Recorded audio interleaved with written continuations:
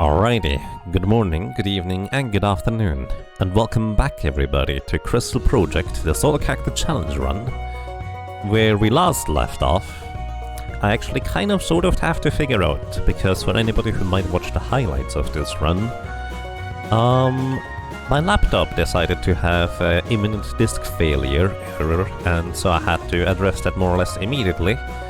And I couldn't really do anything on this game for about 2 or even 3 weeks. I actually don't exactly know how long it's been at this point. But we are finally back. So, again, anybody who might just be watching the highlights after the fact at some point, I might be forgetting some stuff. But, as you might be able to tell from my menu, I've done some grinding before my laptop decided to give up. And I still kind of mostly remember what those were. So, kind of like before, I have grinded out the chop levels for the various spell chop classes. I got the shaman level that I forgot about, so we have shaman now mastered as well. And scholar, we still need a few abilities. I don't actually know how relevant that will be, but maybe I just kinda gathered them because I'm curious what the master armor is for. I have mastered everything in Beatsmith, because again, I don't really know what the armor does, but that's going to be the most interesting part. So also in the Beastmaster tree here, we now have jugular axes, which you need an axe in order, or actually, fists I guess works as well. In order to execute this, you have to effectively attack an enemy, and after 2 turns they are going to be dead. It can be really good against enemies that are not immune to any form of instant death. Most bosses are resistant or immune to it, but there might be some exceptions to that rule. Either way, we also have Weaver, which is the thing that we just got more recently. And Weaver allows us to manipulate speed and time to an extent, let's put it this way. And for example, the preemptive here, turn timer at battle start is -50, allows us to go way faster and earlier, or even casting time reduced by 35% as a passive. Those things as a Weaver are really good in the grand scheme of things. So that's for the abilities, but also if you were observant, I guess you could say. Let me actually switch back my job to be a rogue so we can more easily run away from combat. Just making sure I have the preemptive passive equipped. Not the preemptive. Oh, I have equipped all because I was, I think, testing stuff. Preemptive, and I want to have 6 additional AP at the beginning of battle. So I will be able to... Here, +6 AP at the start of battle, so I will be able to do stuff with it. Mostly just run away. Anything else? I'm actually gonna go ahead and equip sword.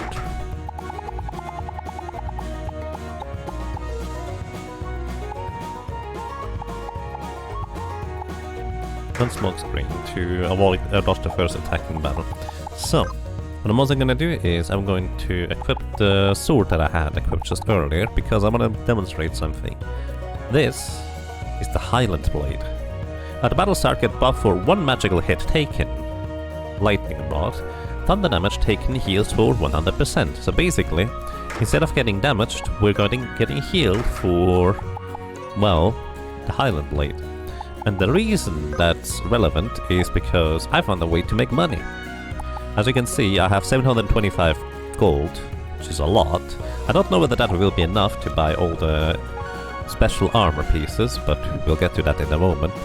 So, to demonstrate real quick what I did is I went to the jungle over here, and in the jungle, as you might be able to tell, oh yeah, we get to that in just a second. Wait. That's the wrong save file. Hang on, excuse me. That is the wrong save file. Which one is it? Would it be this one?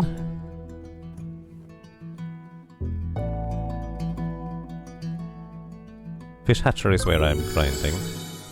I shouldn't have the golden quintar yet, is what I'm trying to say. I did grind it out. There it is. This looks more like it. Yeah, this looks more like it. Alright. Sorry about that. But yeah, the way I did money is actually in a reasonably straightforward way. I checked my casual playthrough file for enemies that are interesting in terms of what you can get in terms of items from them.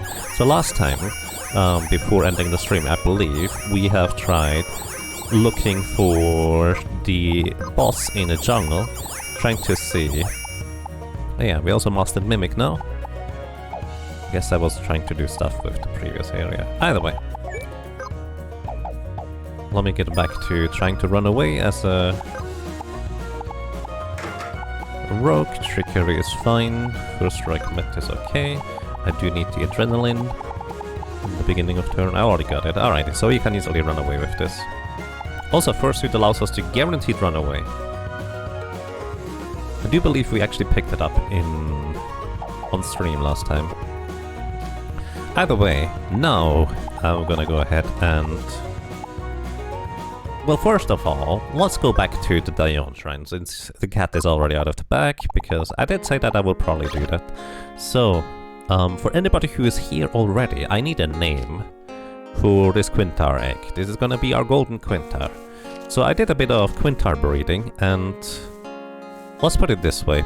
Every single Quintar area I could easily get to without even having the owl. So I could do this entire thing without getting the owl before, which I think was kind of curious, but since we got the owl anyways, that was not all that necessary. Rump. Bobby Corwin? I don't know what Bobby Corwin is. But yeah, honestly, the Quintar breeding, once you've done it once and you know what you're doing, it's not too lengthy. The main catch is really that you need to get money. And I got a bunch of money. We'll get to that in just a second. You personally vote for Fussel. The Chocobo baby in Final Fantasy IX is Bobby Corwin. Oh, I remember.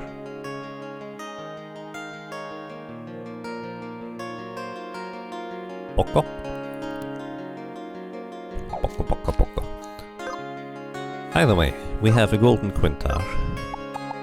And... you know what? I kind of like Boko because we've been playing a bunch of Final Fantasy V recently. Boko's awesome. Boko. Alrighty.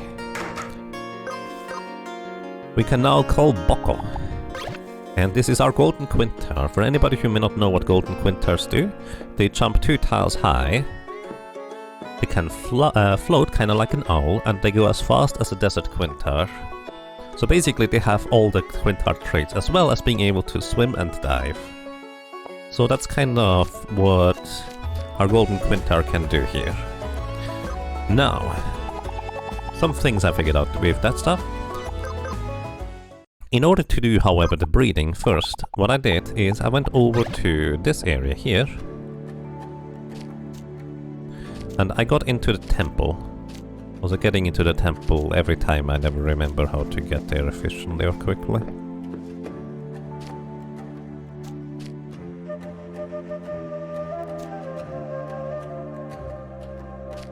Yeah, that's good enough. Oh yeah. Enemies are still too high level. The one thing I haven't figured out right away is level grinding. So... yeah, we might need to look into that. Either way. We've already gotten through this jungle here in order to get the Weaver class last time. So I'm just gonna go ahead and jump straight through here.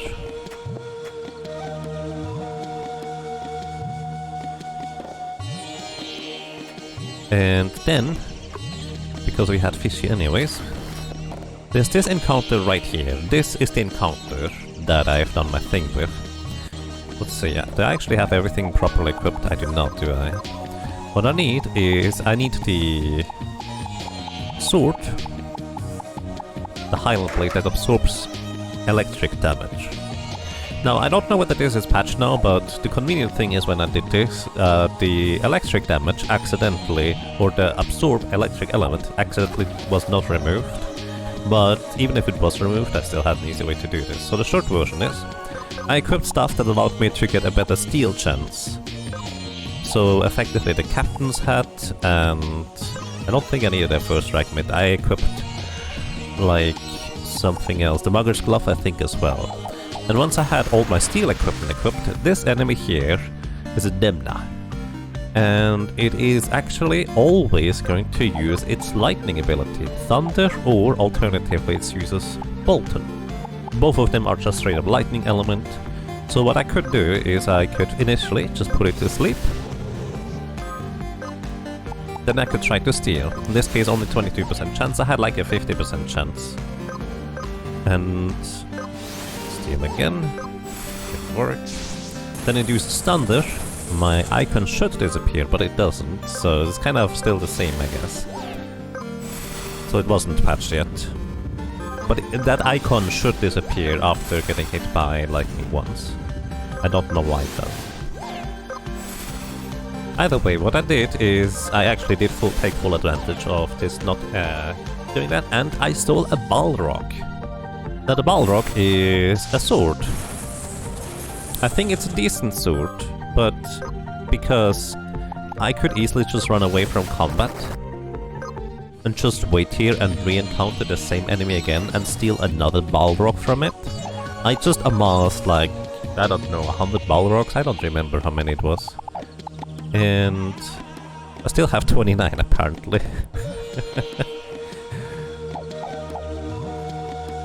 And yeah, that's how I made money in order to be able to do stock overbreeding and also other stuff later. Now, from here on out, I actually don't exactly remember what is remaining and what we still need to do. But what I do remember is I forgot... Whoops, wrong place. I forgot to go ahead and do this thing here. So... I could have gotten this a while ago, because you can just straight up fly here with the owl, or even just grab a bunch of elevator paths in order to get up here. Or even just drop down from the Quinta Reserve, it's actually just straight north from here. All of these things work, and there would be the entrance to the crystal place. After, I think, just 2 or 3 victories, it's really easy to get, and this is where we get the samurai crystal. I still need to go and grab that. Personally, I just cheated a bunch in the tar pits race to get more money. That works. An alternative, what you could do is if you have a Highland Quintar, which can jump 2 tiles high, just go to the last race. You're done in like 10 seconds, because you can just jump 2 tiles high up directly to the entrance. It's actually even faster. That was what I was initially doing for money, and then I got bored and started looking for other options. Alrighty. You did that too? Nice. Now, before I go to the samurai, I actually still have equipment equipped to be able to run away and stuff, actually. Thinking about it. That's not gonna be helpful. Because where we're going... we have to... Well, actually, we're not gonna survive anyways. Am I? Are we? Either way, I did a little bit of scouting. And the scouting I did do is as follows. So what we can do is, if we go straight to the west from here with a golden quintar, we are going to be landing on top of the cube. The cube maze. Well, unfortunately, I don't remember what most of these chests are anymore. I think I scouted them out as well, but forgot about most of them. But yeah, the cube maze is to the west of the desert, this gigantic thing here. And what we can do with it is, there is an entrance right here. Also, stuff. There's an entrance right here, and the way you figure out how to even get through this cube maze, because you go to this wall and you have no idea what to do, is there are 3 hints, and the hints are always the same. Like around here, isn't it? Oh, there it is. The hints are always the same from what I can tell. So I'm just gonna try and get through here. So welcome to this place. I don't think it matters for me to go through here, but the short version is if I encounter anything, I'm dead. Like, I can't defeat these enemies, that's the short version there. I'm gonna wait until this enemy here comes around. I can see it. There it is. Because I don't want to encounter anything. The short version about the inside of a cube is you can't do any physical attacks. You are restricted to do only magic attacks. I'm gonna come back here in just a second, because I will want to get something first down here. Yeah, it's a magic only dungeon. Then here, I don't entirely remember. I think it's green, then blue, then blue again. Jump over the enemy here. We'll get to that chest in a second, and I think it's red. Then the door opens. So again, you get hints basically around the world, and you even get a hint to where the hints are. This enemy here, I will once again die to it if I encounter it, so the goal is to just circumvent these guys here. And I wanna see whether we can actually fight these things somehow. So I just locked this guy behind the thing. Oh, that's the wrong place to go. Judgment! Deal 25% more magical damage. I do wonder what counts as magical damage in this game.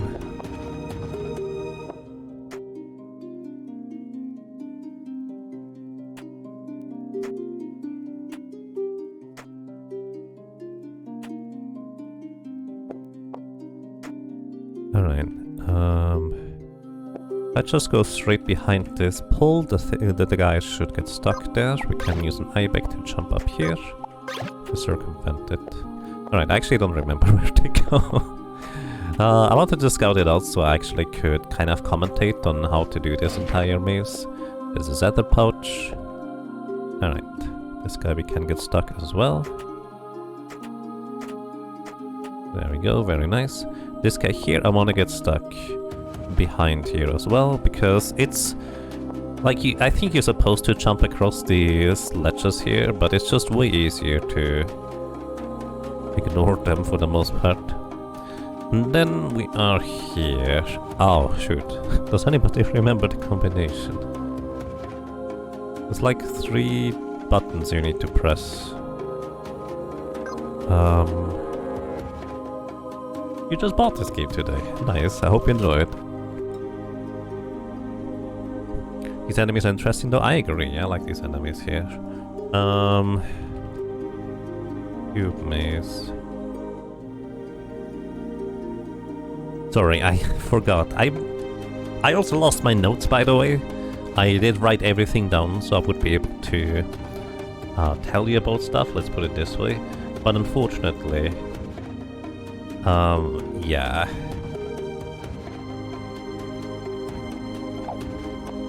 Because I didn't back up everything, apparently. I don't have my notes anymore. I kind of forgot about this.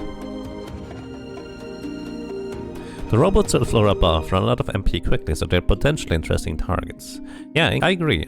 Honestly, my entire strategy for this dungeon here, because I was just fighting stuff when I played through this casually, was to just run everything out of magic. That was my best strategy there.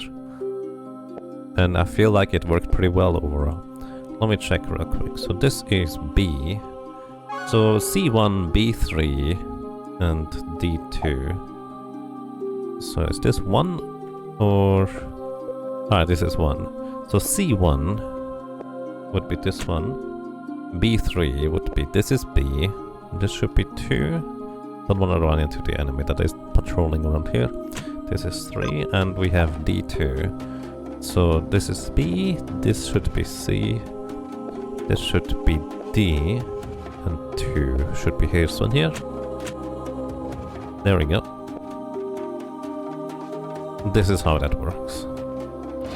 We get the Ancient Labyrinth map. This is very nice. This is the other place where you can drop down.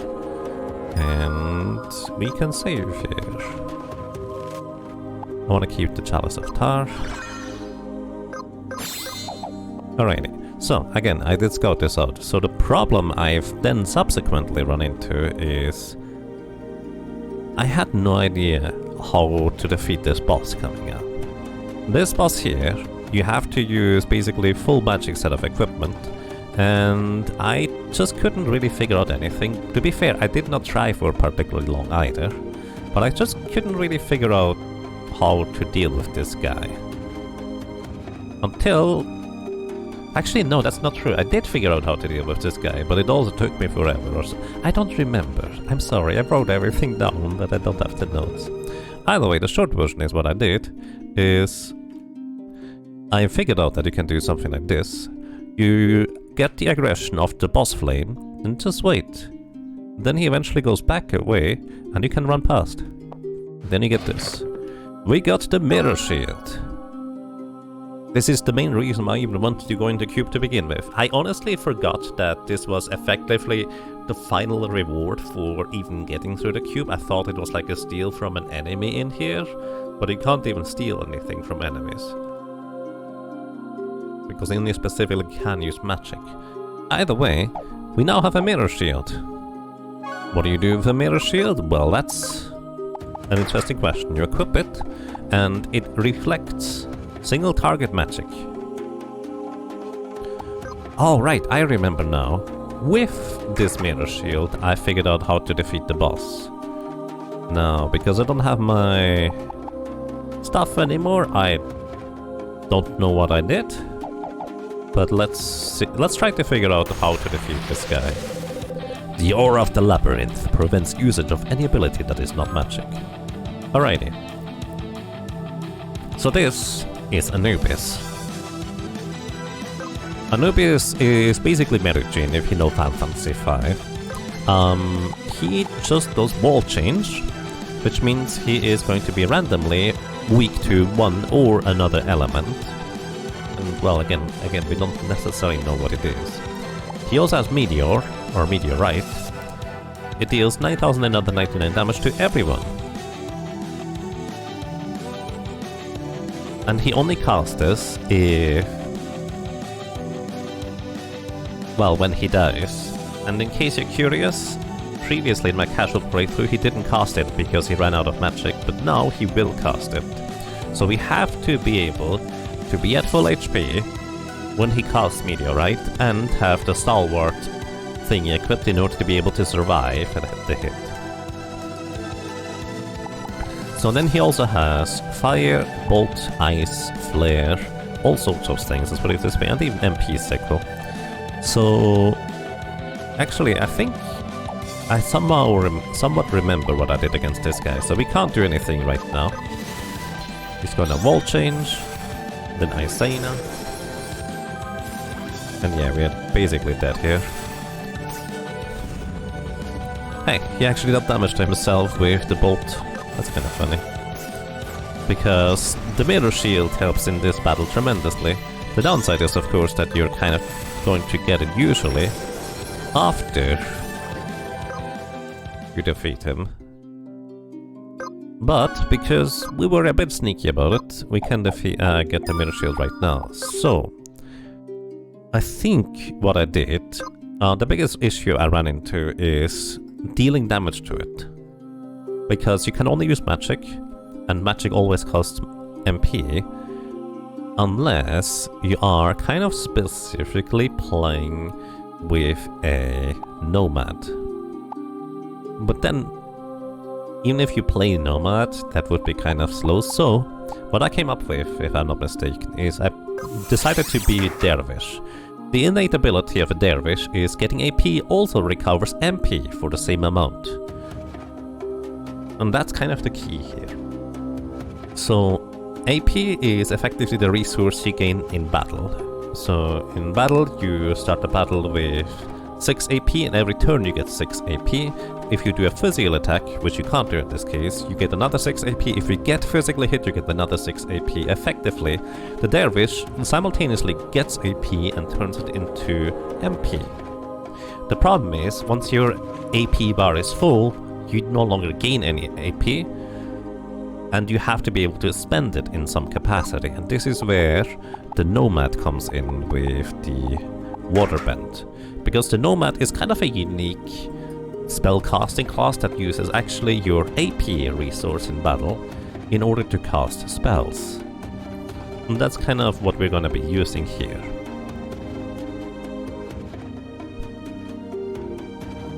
So effectively, we now have infinite sustain. Now we just need to survive. The Dervish unfortunately cannot by default equip any shields, so we effectively have to be able to equip a shield so we can equip the... Oh, we also need Stalwart. We have to be able to equip a shield.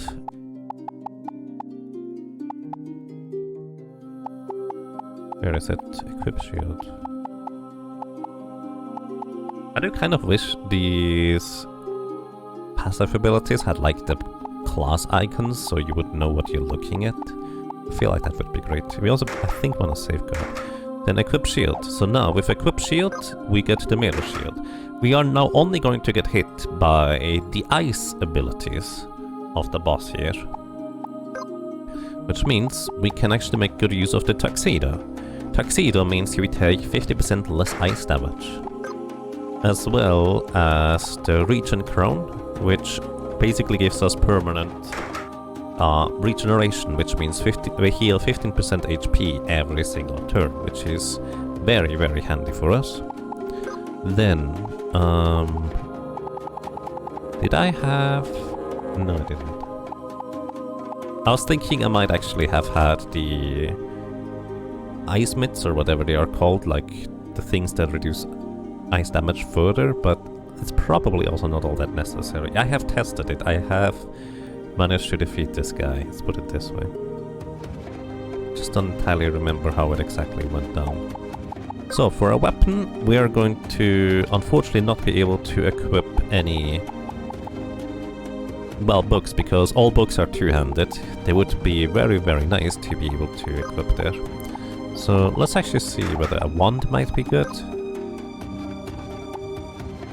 Deal more fire damage. We'd actually... So, the interesting thing about Dervish is Dervish deals earth and wind damage, and a waterbending caster deals water and ice damage. So that one would actually not even help us much. Gain 50% more resistance when at maximum HP. Maybe this one is just fine. This also gives us Mind, which is additional magic attack power, effectively. Alrighty. So we mainly just need to survive the ice attacks from the boss here. So let's see what else we can go for. The Shell Amulet, unfortunately, is only going to help us initially. And our magic resistance is going to run out. So we have to survive at least some attacks without the magic resistance.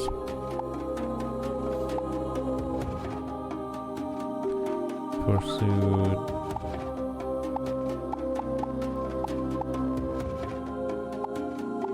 Maybe just go for more maximum MP. Actually, I don't know. Maybe I'm just lacking some useful things here. Not really anything. Like, I haven't really used spellcasters in the solo challenge so far. Let's go for a mana ring and 10 resistances. It's not much, but it's something. Alrighty, and this would be my setup. Let's see how well this might work. Hello, welcome to you, Nosemaster. Hope you're doing well.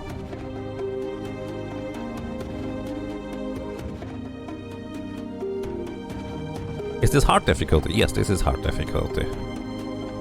Maybe I should put that in the title. But yeah, welcome to you, Glossu. How are you doing today? We are plotting against Anubis, which, by the way, we snuck past Anubis here. Let me real quick demonstrate, since you're here. Oh, I messed up. Didn't mean to do that. We snuck past Anubis briefly here. Sorry about that. In order to get the mirror shield at the back. So you basically just lure him out, wait until he goes back, and then you run past in order to get this. And now I actually still want to defeat everything. Like, even though I'm sneaking past enemies and bosses, I still want to defeat them. And now, welcome to this encounter. It's new content for you, oh boy. Honestly, I like the cube, it's quite fun. Alrighty, let's see.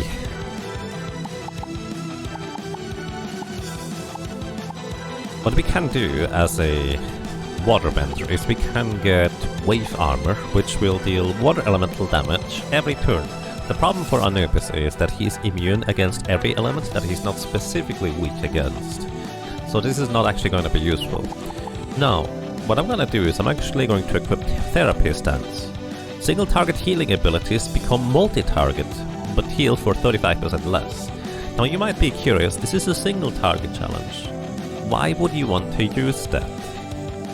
And the reason is actually quite simple.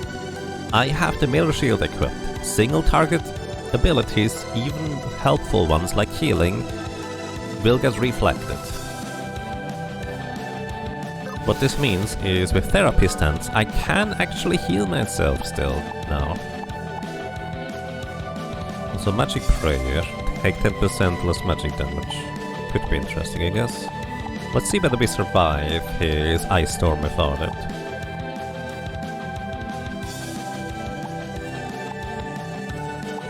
Can I... Yeah, Tornado is actually magic down. He's currently immune to Tornado. And you guys, you just bolt yourself, as usual. They're gonna die to the first ability anyway, so I didn't even technically have to do that. Could just skip their turns. But this is more in line with what I like to do here. Right, let's see. 625. We get the Safeguard. And then we Reflect Bolt. And this is kind of where I need to start healing myself. Because that ice is a lot of damage. And basically my main goal right now is to just survive. And I don't know whether I'm doing a particularly good job at this. I'm gonna use Vigor Drain to get his AP, but also get Vigor so I can heal myself some more later. Ooh, that's ice again. But I still have the... Okay, so we're fine, because we still have the Safety Guard. We're still alive here. And I think he always does the same cycle. He uses Bolt, then Flare, and then he uses the other thing again. And I'm just gonna go back to full HP here. Flare reflected. If we are lucky, he also deals a bit of damage to himself.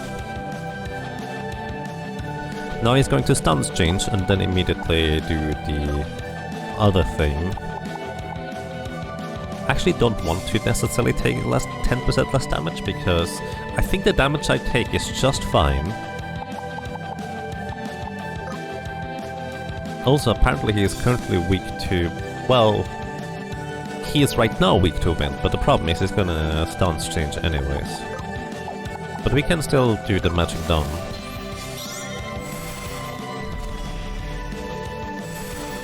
Isena, we should survive it. Ooh, we actually survived it with more HP than I necessarily want to. Again, because now he will potentially get Isena while we're not at full HP. Oh, no, we're fine. He's going to wall change after this, I think. He's also faster than we are, so that does not help.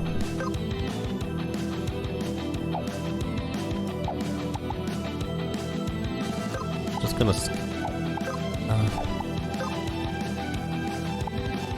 Honestly, Isena is the only danger here.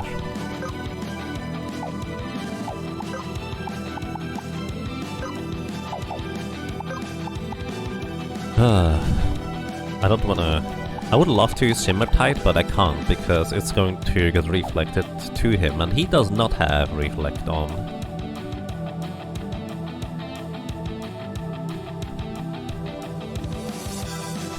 Hey, Cobalt Commander. Hope you're doing well. But yeah, I think the key is for me to mainly just wait until he is out of magic. So I need to be ready to be able to heal anytime he uses Isena again, which he's gonna do right now.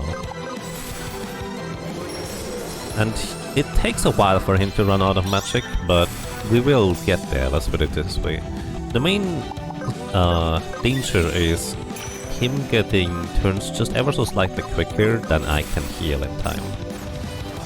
We're back to full HP, so we're fine here. Wall change Isena is going to be next. And I still have my magic resistance active, so we're fine on that end. Hey, he even hit himself. He does not heal himself, so any damage that he takes is effectively permanent. Alright. Going to... Like, I could probably attack. It would be fine. But once he's out of magic, that is when we can start dealing damage. Gonna do Isena again.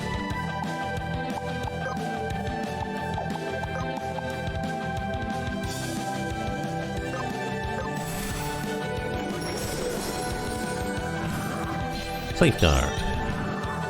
Magic Prayer. Then we heal ourselves again. Oh, and I think he's out of magic, isn't he? Because I think he was going for physical damage. Yep, now he's out of magic. He runs out of magic surprisingly fast if you just let him do his things. Now he's gonna wall change. Can I get a spell in before the wall change? He is currently weak to wind, so yes. This is where we finally can start dealing damage, and effectively at this point we won. Because at some point we will be able to defeat him. What's your weakness, good sir? Nice. At some point we will be able to defeat him.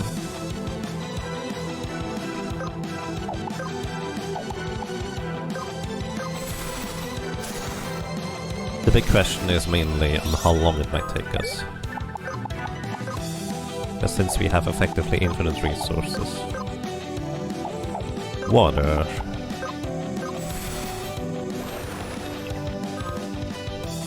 Can I get another water blast in before we go? Can. And yeah, his wall change ability unfortunately does not have any cost associated with it. So this is kind of all we do. Oh, I didn't realize that my cast time was slower.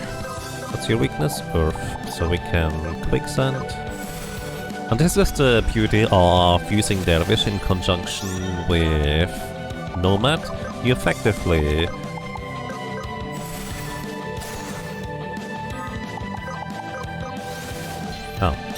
You effectively have infinite resources. It's not the fastest battle, but we eventually get there. We don't actually have any thunder ability, so we can go bigger drain. So our Nomad gets more AP to work with. Also, by the way, one thing I didn't realize, Vigor Drain only costs you casting time, and it absorbs AP from the enemies, which effectively means you get AP for your Dervish. We go Rock Slide, as we can. Wall change again. What's your next wall? Earth again, alright. Rock Slide again. Wall change, we get next. Water, very nice. We can cast Drown. Now we also get AP again, which means we get MP again. I'm not going to be able to get most of my casts in before he goes, so we just recover MP through Vigor Drain. He now has Fire. Unfortunately, can't really do much against Fire. So... Oh! I had Soul Prayer for healing instead of using the Waterbender therapy stance. Oh well, that's fine.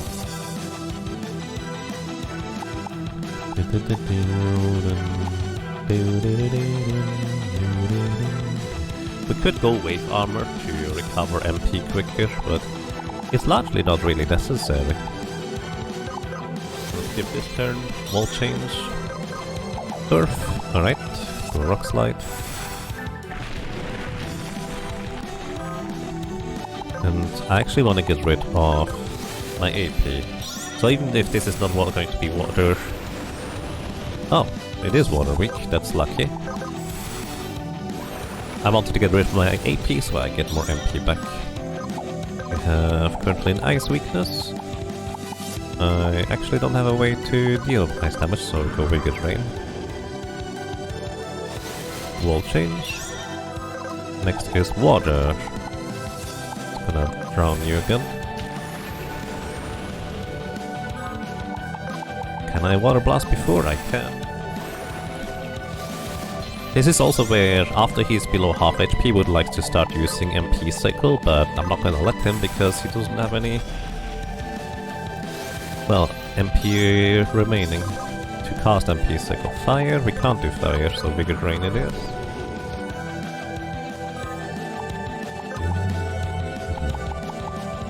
And again, kinda like before, I'm mostly going to just randomly cast... Oh, that's too quick. I'm mostly going to cast randomly just to get my AP out of the door so I get more MP to work with. I think maybe the lower cost MP spells are better anyways because they have a quicker casting time.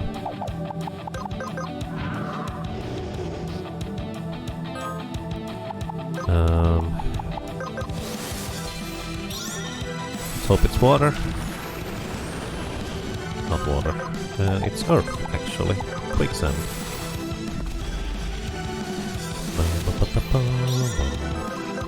Earth again. Alright. Fissure for a change of pace. Wall change. And next up we have wind. Sure.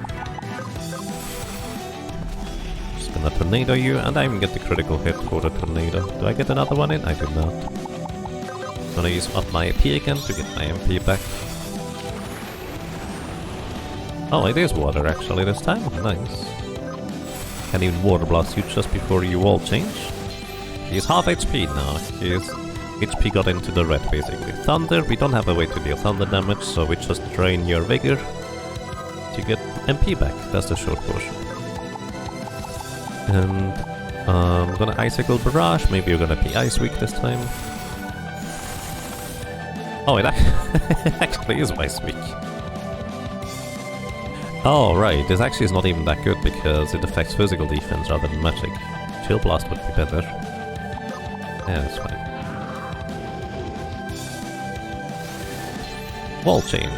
What is it this time? Water again. Alright. Drown. It is going to wall change immediately again. Water again. Alright. Water Blast. Might get a second Water Blast in. I do, just barely. Earth is next. Do we get another one in? We do not. It's gonna Vigor Drain in the meantime. And yes, you cannot do any physical attacks yourself, no matter what. But neither can enemies. Which is kind of the entire gimmick of the cube, so to speak, which is personally how I managed to... Oh, I didn't make to shrapnel armor. That doesn't matter really. Guess it gets rid of some AP. This is how I personally managed to get through literally every encounter in here. I started recognizing I have never invested into any physical damage whatsoever in this game. Excuse me, the other way around. Any magic damage in this game. So I didn't really have any equipment or even experience for that matter how and when to use it. So effectively, what I ended up doing is I did my good old standard thing where I decided I wonder what happens if the enemy runs out of magic, since if my characters run out of magic, they literally can't do anything. And I figured maybe they might have an exception to that, but they didn't. So we were perfectly fine to just deal damage to them while they couldn't do anything anymore once they ran out of magic. And one of the best parts about this, if you put an enemy to sleep with the rogue's sleep ability, actually you can't use the rogue sleep ability, you pretty much have to use Blue Mage, or Skull, excuse me, or you have to use the, what's the word? Shaman's sleep ability in order to put them to sleep.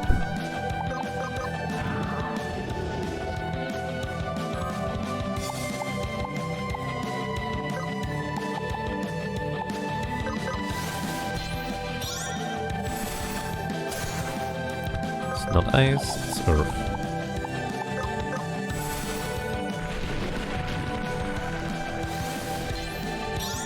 But yeah, you put them to sleep and then just stack all the MP sickles you can, because that doesn't wake them up. It's very awesome, in my opinion. Chill Blast.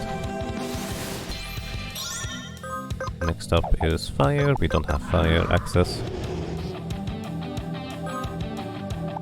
Yeah, sorry, I tend to interrupt myself when needing to input stuff. So if I ever interrupt myself and I forget to resume, feel free to remind me. Oh, this time it was ice. Nice.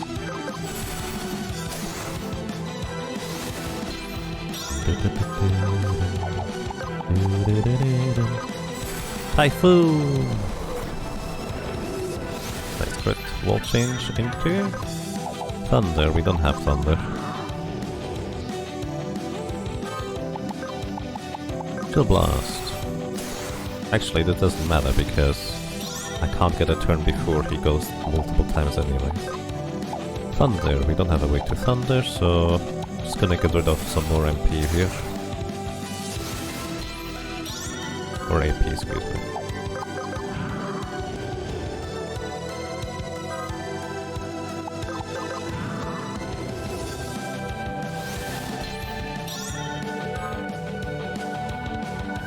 You can use Meteor plus the Scythe this boss guards. The Scythe turns multi-target into single target. Save Meteor. Wait, this boss guards a Scythe? Where's that Scythe? Hang on. Actually, I have no idea where that is. I'm very interested. There's a lot of things I don't know about this game. So, if you have things I could learn, I would be really interested. It's in the chest behind him? Wait, no, there's the mirror shield. Or is there another chest behind him I just didn't know about? I guess that's possible. Thunder, don't have thunder. Oh, it drops from the boss. Oh.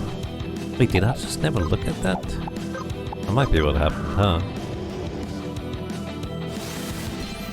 Might be in the lost and found after the fight?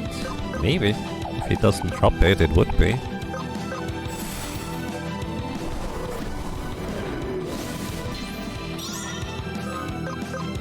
Wind again, sure.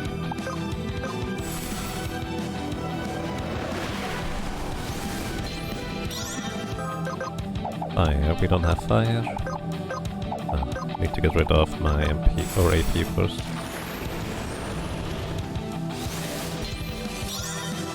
Next is thunder, we don't have thunder, so I'm just gonna drain AP.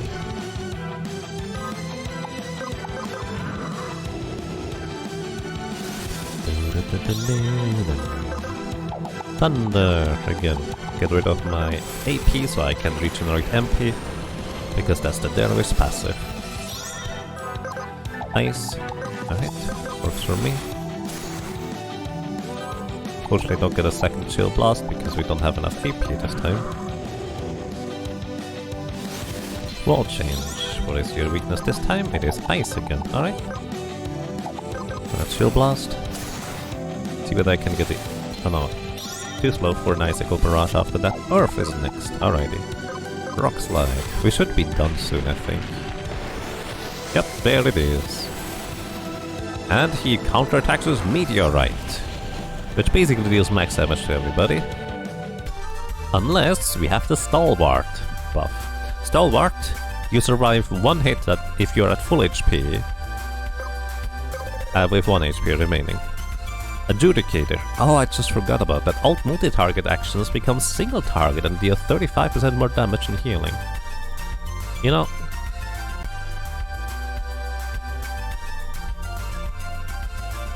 I know I've seen the name, I don't think I've ever really paid attention to this. That seems really fascinating. I never actually considered the part where you can get safe meteors. That seems really good, honestly. Nice. Also, food. That was literally all Nan stews. So, we already got the mirror shield here. We have the adjudicator now. Can you equip Scythe by default? You can.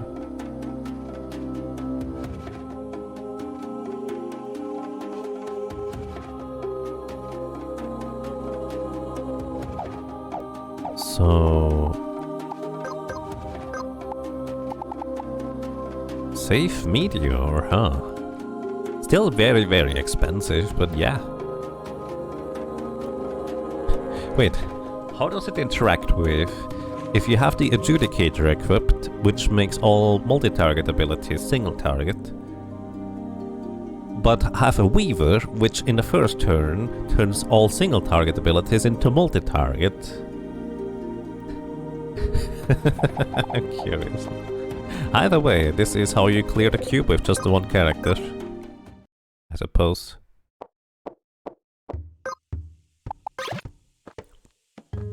So I remember this being an interesting chest. Right. Salmon Bay. Oh yeah, that's right.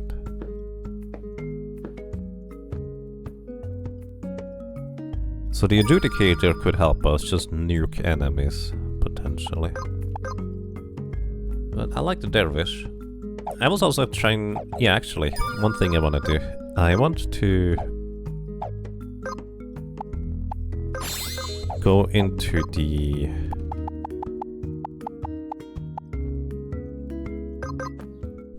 cube again, honestly. So what I want to do is I want to go into the cube and see whether I can do some like grinding in there, because I still need a bunch of levels. I still haven't figured out how to get levels. Meteor is still free and costly, yeah. Also, I see chests along the way, I want to go and grab them. Probably most of them are not even worthwhile, but who knows. Float shoes.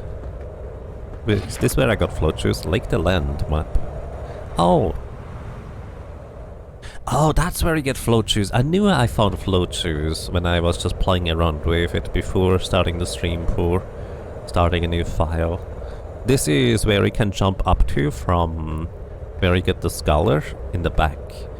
And I just didn't go here. I forgot there was even a chest here. Oh. Alright. Let me actually briefly remove the Nance 2 consumable, because it's gonna bother me that I can't use it because it's still there.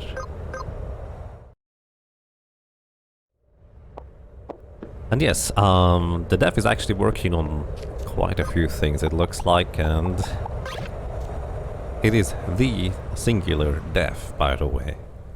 And sounds like a pretty awesome guy. Do summons become single target? Probably.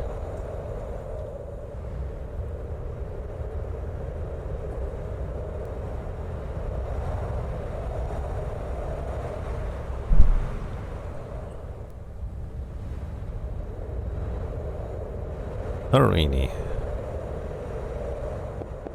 I go back into the cube, and now I'm curious whether I can defeat the enemies. Plus, there are some chests in here that I just skipped out on because I didn't want to accidentally run into enemies, because I distinctly remember when trying to figure out the cube, just kind of test-wise, I did not know how to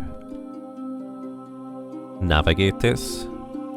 And I was mainly curious whether I could kind of sneak in and get the mirror shield without having to fight anything. Turns out I could. Alrighty, let's see. You linked to Steam community thing? Let me check that real quick.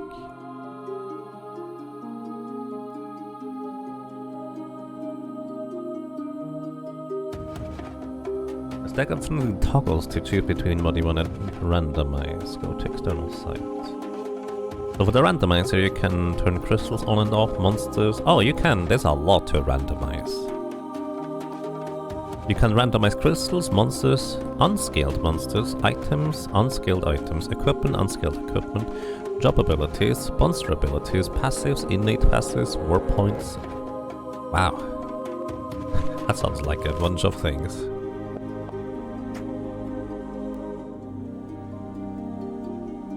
You bet that was very surprised by how a community grew around this game. Maybe, maybe not. Maybe they just hoped that way. Honestly, this is really awesome so far. Alrighty, so... Excuse me. I wanted to go and get... Spooky! I didn't realize you could get through there. I wanted to get some stuff around here. So they use bolt, activate, and fire elemental. Oh, this is multi-target. That's not good for me.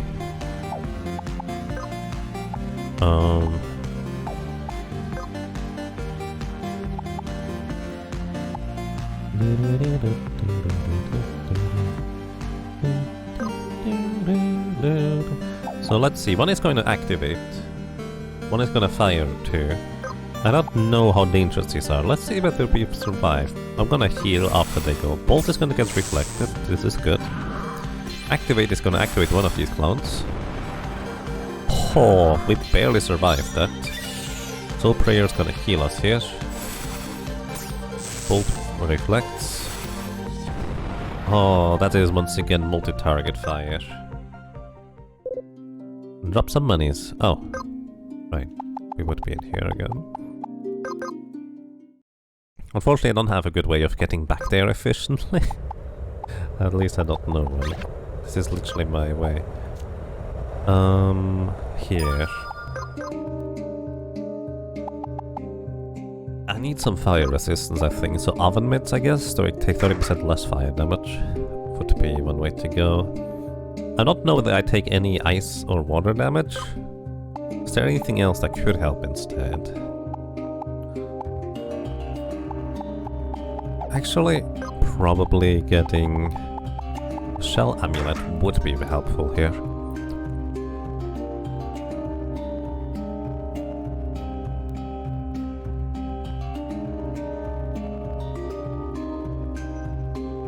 Basically, you're not surviving this.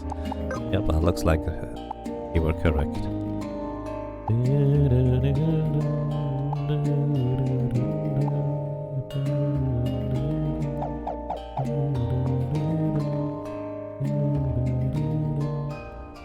The stars, by the way, on the minimap, if you might see them, they mainly indicate where the Quintars are that I can fight without having to have an owl. That was before, like I started marking everything before I knew I could even get to the owl, because we didn't have the ability to get to the Ibex for quite a while. Alrighty, trying again.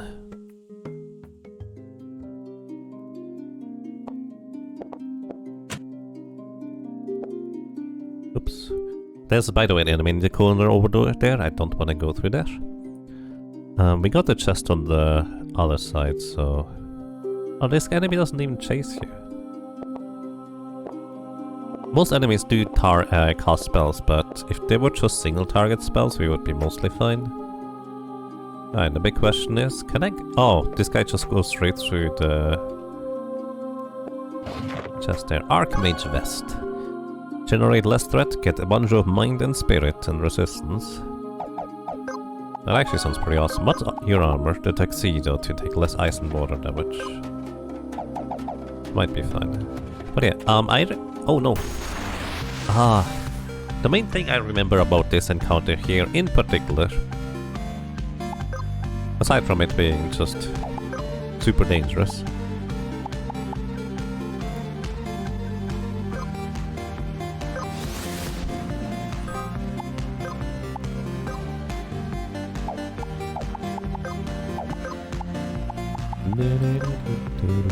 sorry, I keep interrupting myself. The main thing I remember about this encounter in particular is that we can learn... So that would reflect, so we were fine. This is multi-target anyways, this is good.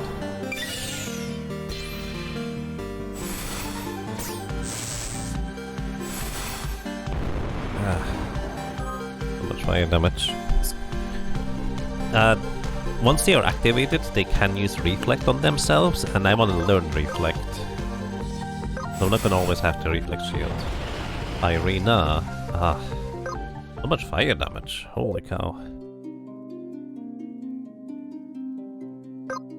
Activated puppets use Reflect. Yeah. I need more fire resistance. Stormcap could also be relevant because that is a less wind and thunder damage. Paladin thing doesn't really help me. Neither do most of the other things, do they? I guess I have more passives I could equip. Could equip sword instead of wand to get one more turn of defensive buffs. Maybe another oven mitt. Can you buy oven mitts? I think you can buy them. Maybe dancing shoes actually would make a lot of sense. So we get haste. We don't need equip wand in this case. What can we get?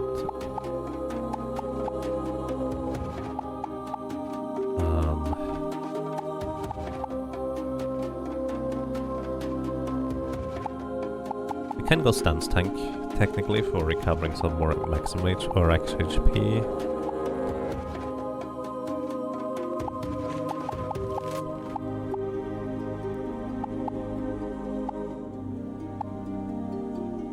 Take less damage while casting. Actually could be useful.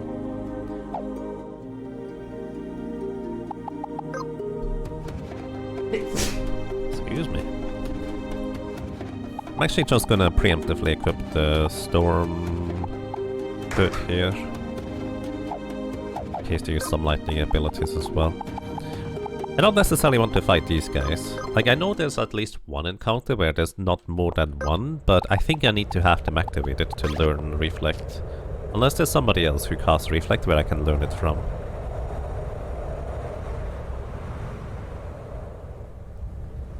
You could put on the sword though, that makes you take less fire damage. Oh, right, there was a sword. That's a good idea.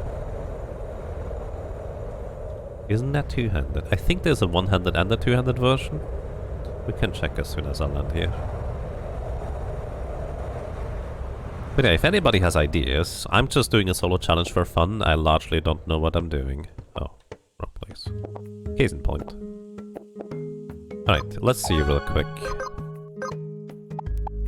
Flame sword, take 30% less fire damage. This is one-handed. Yeah, this could help.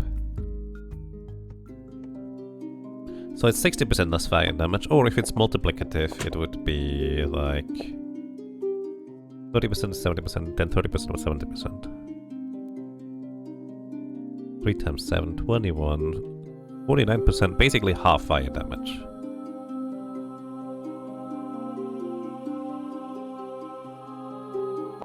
Let's actually go down here. Maybe we encounter the other stuff. So, I don't think it matters anymore which one I jump down because I already opened the door. I'm actually not sure about that. There should be some chests around here somewhere.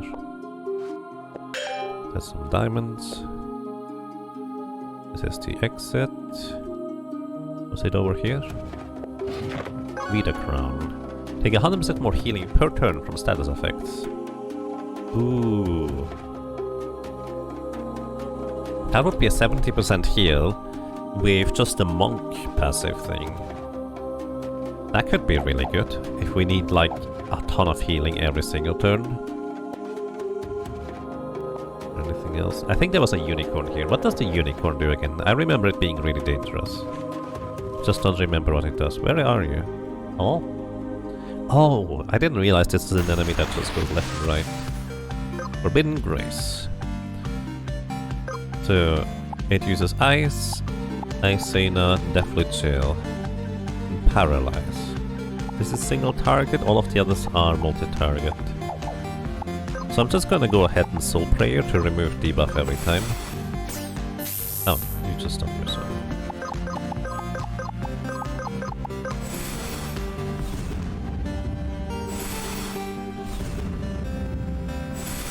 I don't think you ever saw this horsey. This horsey is in a really dark corridor and you can't just miss it by walking past it, is the short version. You just paralyzed yourself. Good job, I guess. Not a tornado yet. Power down. Gonna deathly chill. Again, I can remove this via Soul Prayer. Oh, I'm too slow. That thing is going to probably follow up the Deathly Chill with an Icena, which is multi-target, so it doesn't matter how much HP I have, I will die, because the next instance of ice damage results in an instant kill with the Deathly Chill.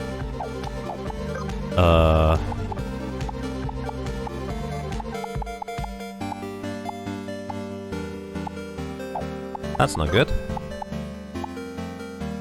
I literally just can't move quick enough. Oh wait, no, I go too fast. That's what the catch is. Or do I? Yeah, Soul Prayer goes too fast. I would need to get the Soul Prayer after he goes.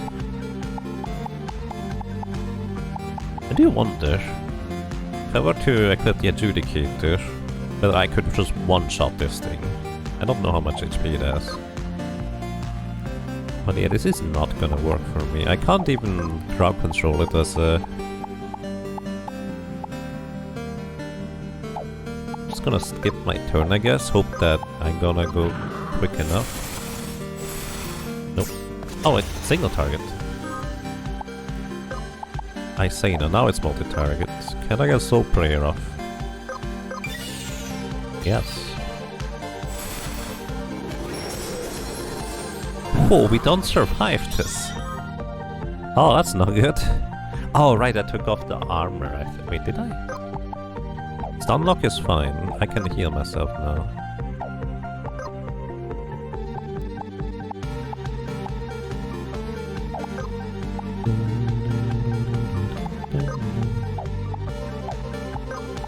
Soul Prayer is actually almost as much healing. I'm just gonna go Wave Armor. It's gonna deal water damage every turn.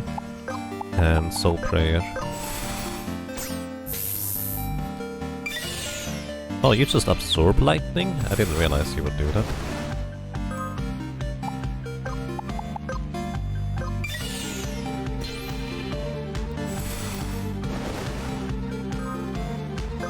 You do definitely chill again. Soul Prayer goes after, that's actually good. The problem is, of course, that Isena... Are you weak to ice?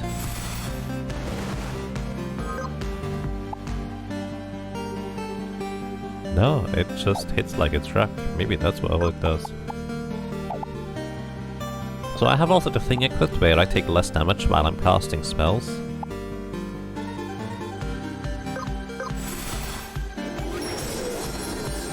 So I actually survive it thanks to that. Unlock yourself again, good job.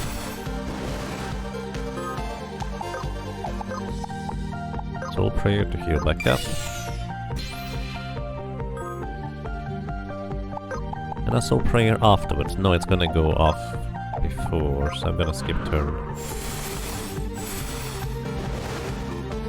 Okay, I was trying to see whether we could get like an easy quick kill in on some of these enemies, but clearly that is not the case. Oh, I barely survived this time. So it is actually damage range, it looks like. Oh wait, no, I have the 10% reduced damage taken from that one ability. How much HP do you have? You're not even in yellow on the red HP yet. Holy moly. Do you ever run out of magic too? That would also help me.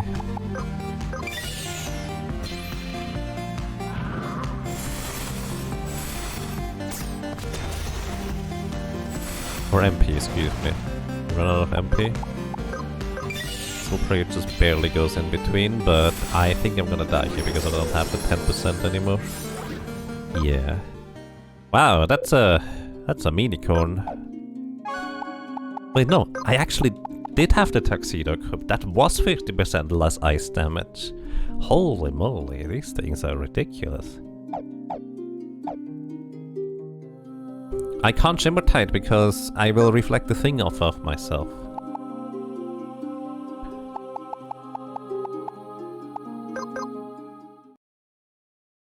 I have the Reflect Shield equipped Valakar, so if I Shimmer Tide, I'm gonna reflect the Shimmer Tide.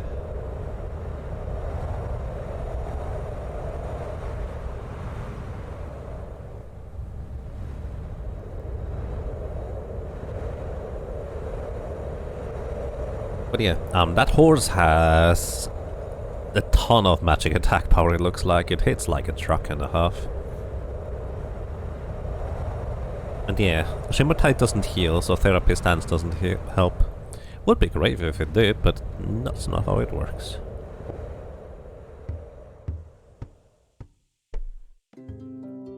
So let me actually run into this first enemy here just to see whether this might be a singular guy, but I think he doesn't get activated without the friend. It is just a singular guy, but he doesn't get activated. He's gonna fire him. Which I suppose is fine. He's gonna go Magic Prayer.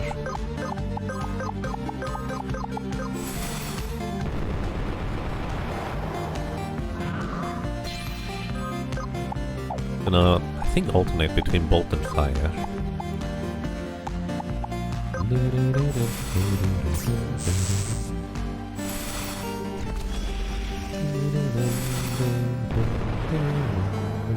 These shoes don't really help me, it looks like. Soul Prayer to heal.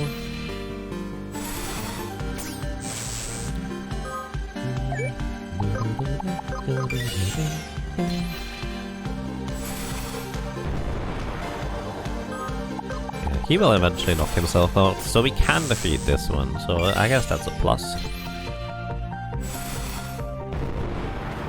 Well, I say that, but he keeps using fire right now. And I'm not actually keeping up with healing at all.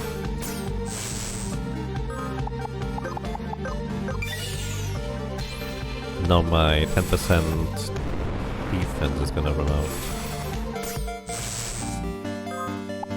Yeah, I'm gonna die here actually to this guy. Oh my goodness. This healing spring actually doesn't heal enough. It is faster than the Soul Prayer. Oh, wait, we can safeguard. You're fine. Actually want a different... I want the Weave Armor, so we actually continuously deal some damage to him. While just Soul Prayering the entire time. Maybe he gets a short circuit because water. Wasn't there memory cursor at some point?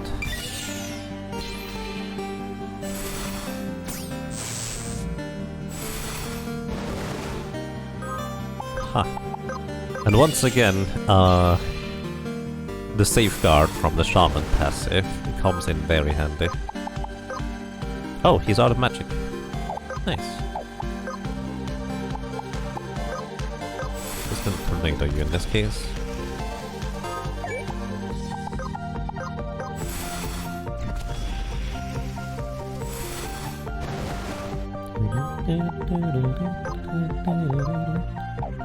Like, I can literally just win by waiting, because Ripple Wave is going to just continuously deal more damage. And I get all my MP back as well.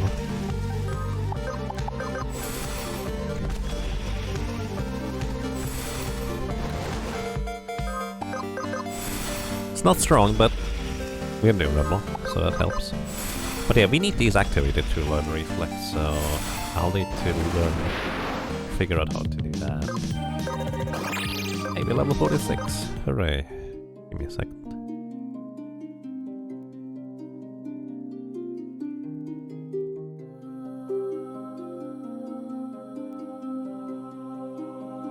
Alrighty, I'm back. Sorry.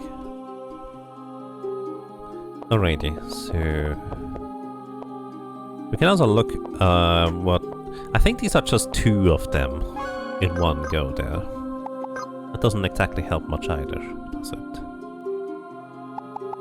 I'm gonna actually equip the Regent Crown, because unless they use multi-target lightning, which is mostly single target anyways, they're not gonna hit us. Alright. Green, green, green. Since we already solved it, it shouldn't matter. Right? Yeah, doesn't matter. Wasn't there another chest down here? Oh, that's the elevator backup. These are the robots. Maybe we can deal with robots? I don't even remember what they do. Stun lock. That's convenient. What else do you do? You have Molt single target, multi-target ice, multi-target earth. Ooh. Okay, if we had the float shoes equipped, we would be mostly fine. I'm gonna Magic Prayer to get the 10% resistance to magic.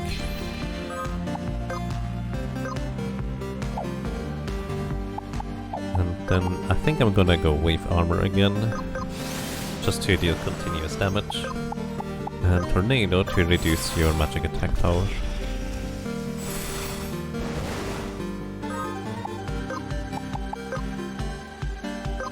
It's gonna landslide, but I'm casting a spell, so I should only take half damage. Okay, even if I take double damage, we would have survived this one.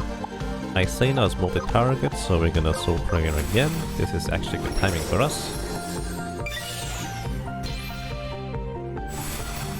We also would have survived that one, but actually we wouldn't survive both Landslide and Isena without casting like at the same time. Magic Prayer again. And a Bolt, that's fine. You need it to reduce your magic attack power. It's actually only one turn, so it doesn't really do that much for us. Oh, do you randomly? Oh, you're out of magic. Wow, they do run out of magic super quick. Wow. Okay, that was way faster than I anticipated it would be. Rock Slide. You don't take much damage from this either. You haven't... Am I just that weak? I think I'm just that weak. Yeah, I just don't deal much damage, huh?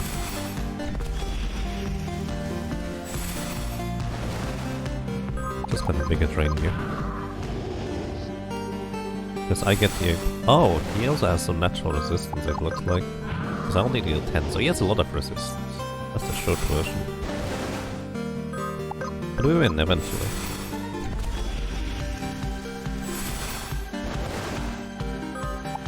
You were thinking... Maybe Entrench plus Turtle Shell for cap resistance, but Chemist plus Aegis would leave you with no options for doing damage in there. Actually, there's an entirely different problem. You can't use anything that isn't specifically magic. And Entrench is an ability and not magic. I actually tried that before already. You can't use Entrench in here. We can get the Turtle Shield now that we have all the money in the world. So that is in fact a good idea either way. But yeah, we just need to learn Reflect. We actually don't necessarily care about defeating the other guys. But wasn't there somebody else who also used Reflect? I thought there was like something or someone later that also used Reflect. I might be mistaken on that end.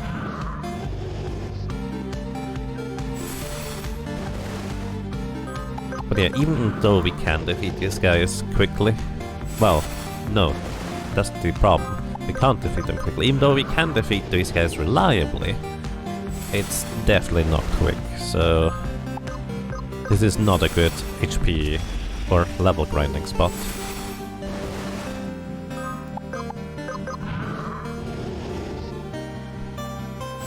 You can tell who and where if you want. Sure, I would love to know. This is a full spoiler playthrough, because I'm mostly just trying to figure out where to go, what I can even do, and generally speaking, if you have any interesting things that I might want to get, I would be happy to learn.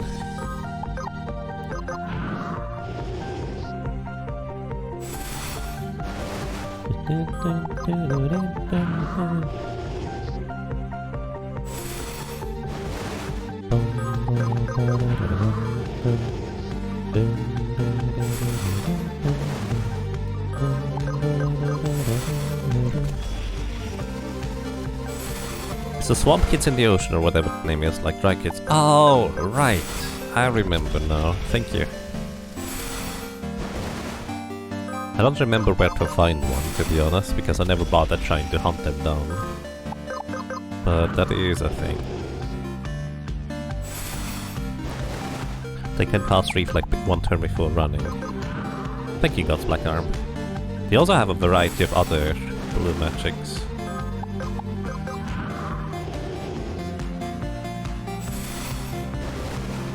Those guys, you never found a good spot to farm those because you were done farming AP by the time you found one. That makes sense too.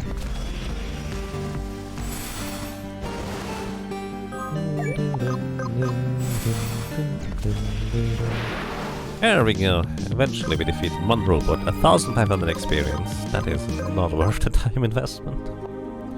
But hey, I think that's everything in here. The one thing we didn't get is that like one diamond deposit.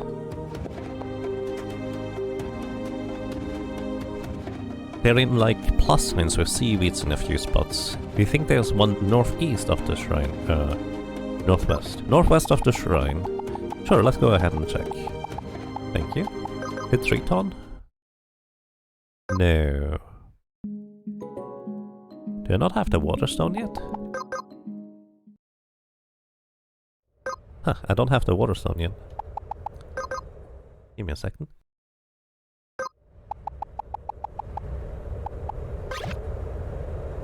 Oh, one thing I actually forgot. I don't remember what it was, but I remember there being an interesting item just like southeast of here in that heart-shaped lake. Oh, also there's the ogre over there. Is it over here? Ah, there it is. The heart-shaped lake here has an item. The Chartreuse. 80 luck as a rapier. There are lucky dice like build I could go for. I've never actually given it much thought, to be honest. It would be highly unreliable, but it could be fun.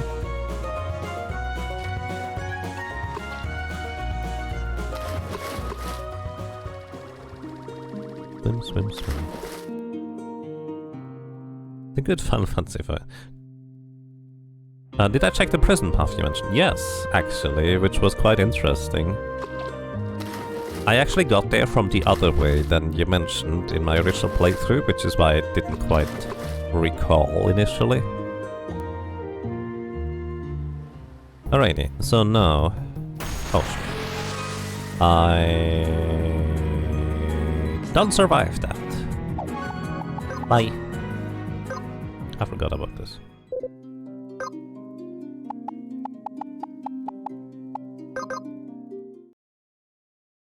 Was it the place I was looking for? The thing is, you still need the Ibeck, I think, in order to get through there. So it didn't help with what I was trying to accomplish, but it was actually leading to where I was going.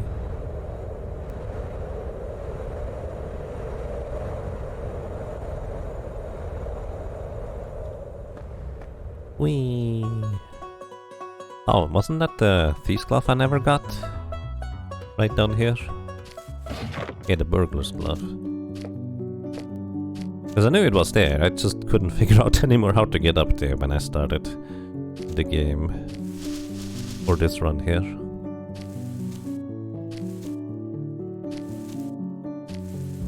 Maybe I shouldn't have dropped down this far.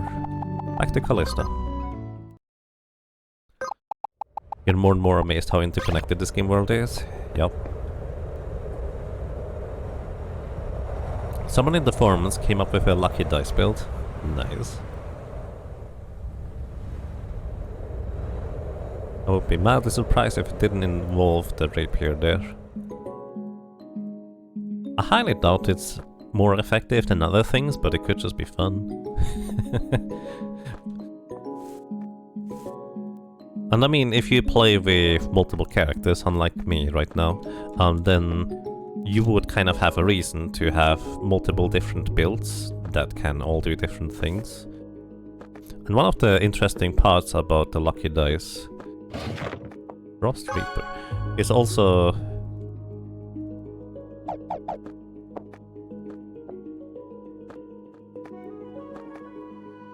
Sorry, I keep trying to think and play at the same time. One of the interesting things about lucky dice is also that it doesn't seem to consider resistance whatsoever, like it just works or doesn't. Actually quite interesting. Let's go back to running away from enemies. I'm actually kind of curious how Mimic works with its interactions. We can equip literally everything, but in this case I'm gonna equip Trickery to run away. Passives, I want to have Adrenaline in this case to run away. Don't need open mid right now. Where is... Yeah, the first suit should allow me to just run away from basically everything. Get more... speed and stuff.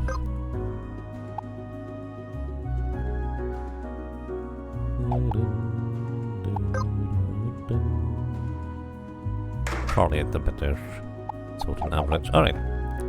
Let's see, what was in here again? The door is locked. But we can just go around the door. Oh, that's where we get to the standard entrance to this area. Wow. Have I ever gone up there? This is where we got to... or into the upper regions of this area the first time. There might be some interesting chests along the way, so I'm just gonna take this path for now.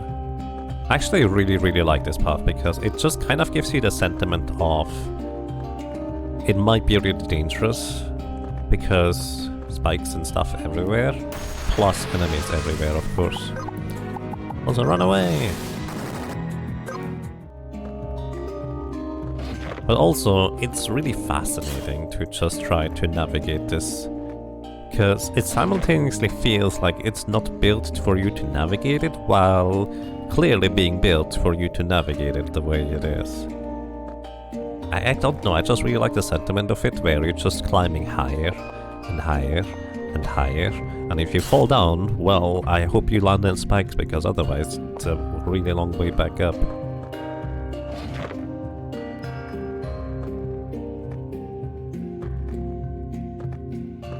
The music is amazing on top of it.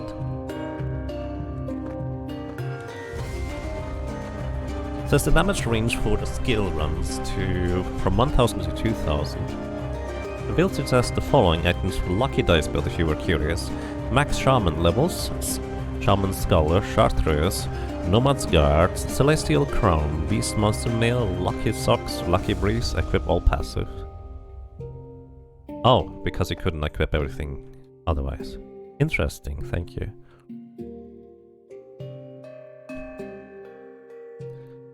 Only Crystal Project has the... Oh, here is the intended entrance for this area. I mean, that's kind of the interesting part.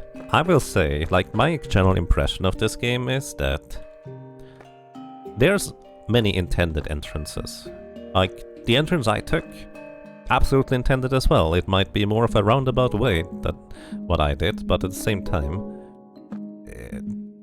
you can do it, so let's do it, I suppose.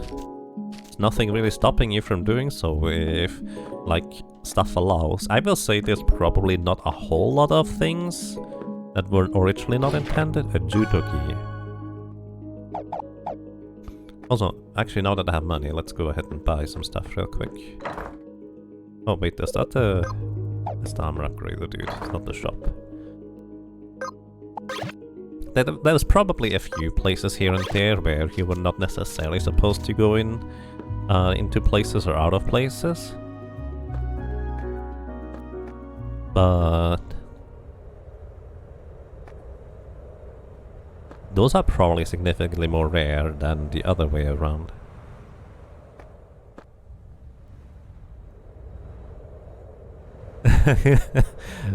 Oh, it sounds bad without context of this game where you want to land in the spikes.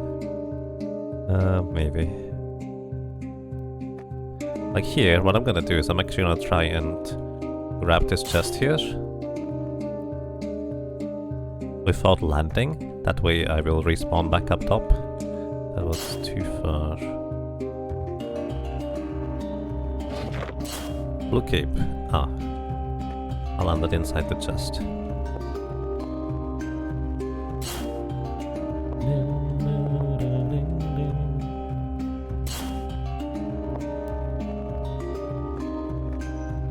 Alright, then we are at the high bridge up here. This is where I took my original entrance into this area. What was I even doing? Oh yeah, I was going to the shrine in the water. Oh, I get sidetracked while getting sidetracked. Alrighty, bye, good music. Until next time. Yes, there will be a next time.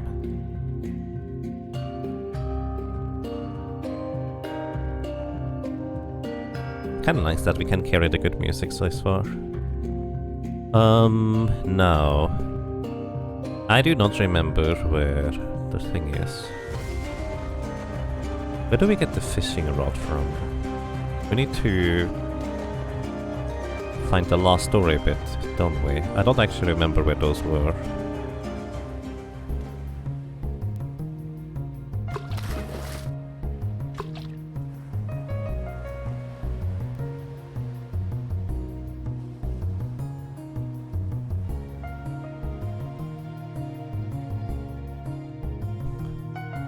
It wasn't intended to reach tall heights from the Boomer Society, but the death left it in when people found it.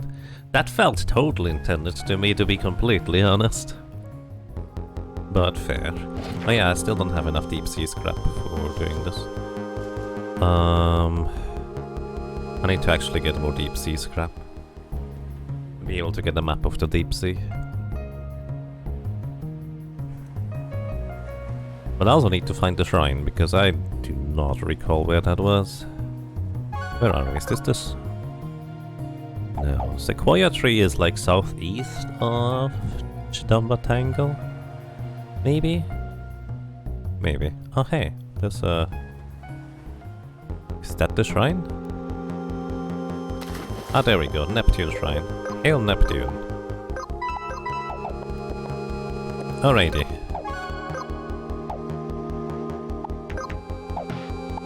Items, tools, Neptune. Very nice. Okay, so you said northeast? Of here are the swamp kids, I think. This is the red area, this is corruption. But I don't know if there's any enemies to represent it. I call it corruption, but I don't technically know whether it is. Oh, no, this is not a swamp kid. What are you? Did you just run away? Spider. Yeah, I probably don't survive these, huh? Run away. Oh, it was northwest, you see. Your mistake. Fair enough. Thank you. Oh, let's go back to the shrine. Which is here, northwest. See whether we find anything interesting. That is back to the Chidamba Tangle, isn't it? Might be just near the Chidamba Tangle for all I know. How many deep sea scraps do I have? 9. I think I need one more. Let's just briefly try to find one. We just need to look for a chest somewhere.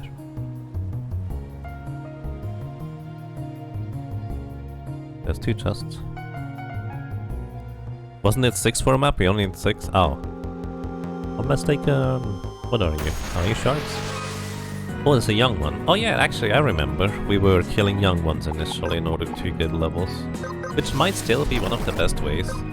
Keep in mind, we can do Jugular. We can do like Weaver plus Beastmaster. And go cast Quick, Jugular, and then status down, or maybe just defend. These might be an option to grind. Everybody telling me that it's just 6. Okay, thank you. I appreciate the insight. I just assumed it would be 10, I guess. Hi. Wait. I also have the skeleton key. Did I already get the items here? Oh, we get the luxury pass version too. But I have a skeleton key, whatever. Lucky socks. Oh, that's right.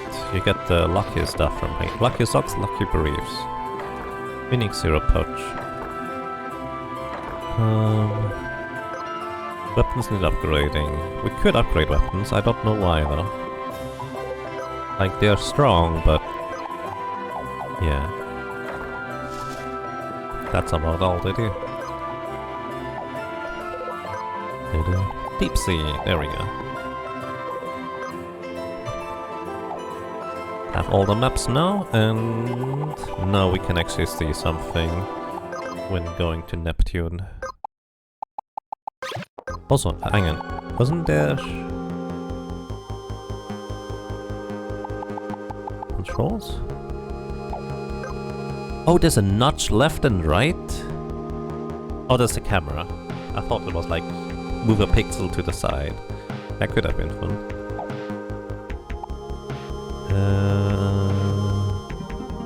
More options. Memory. Ah, I see, because I installed it on the new installation.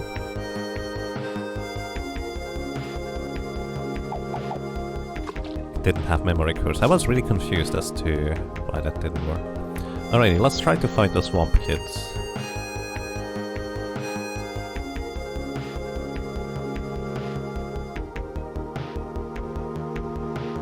Yes, I actually briefly explained what I did in order to get a bunch of money. The short version is, over here in the Tridamba temple, in like the second floor below, where there's the fish maze, where you need to use like those temporary fish, there's an encounter with an enemy that has a high chance of having a Balrog item for steal. So what I did is I equipped, like we have 29 Balrogs still for sale. So I basically turned into a thief, used equip sword in order to equip the Highland Blade, which gives you lightning absorb, and that enemy only ever uses lightning attacks, nothing else, just lightning. So I basically got into encounter with him, tried to steal, run away. And that's all I did the entire time. And that is actually a lot of money really quickly overall. Can recommend trying that out. Alrighty, swamp kids? They're really nice. I think these are the swamp kids. Now the question is, how do we efficiently encounter these guys? I think that guy just reacted to me. Maybe not. Maybe we want one of them to get stuck under there? Because they run away.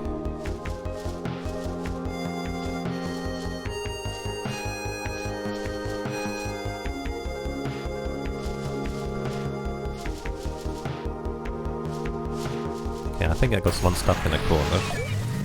Lucky dice. Gonna put you to sleep initially, so we can knock you out and knock you out.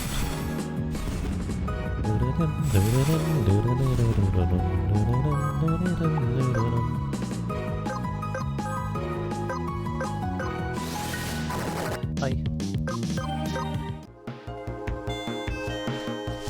Oh, I think I need to run away.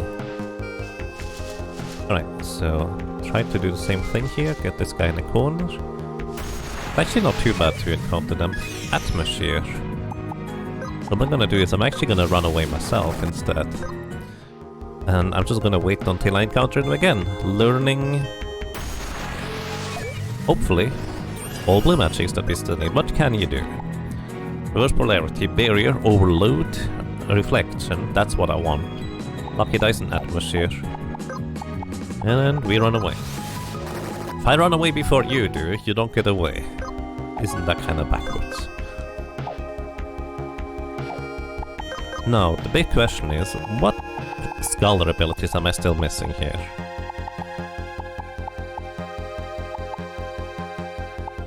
We have adrenaline, we have reverse polarity, lucky dice, atmosphere, overload. I think we got everything from this guy aside from reflection, do we? Barrier.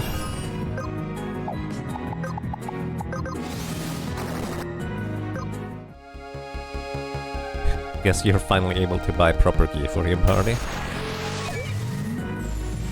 Overload.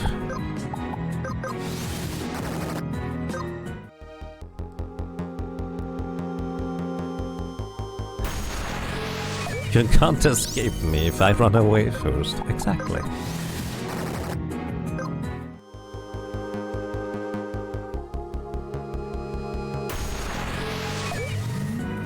Reflection, there we go, learned reflection. In case you're wondering, I grinded out the Scholar passive, so I don't have to worry about equipping anything. Alright, thank you buddy. I'm gonna let you go now.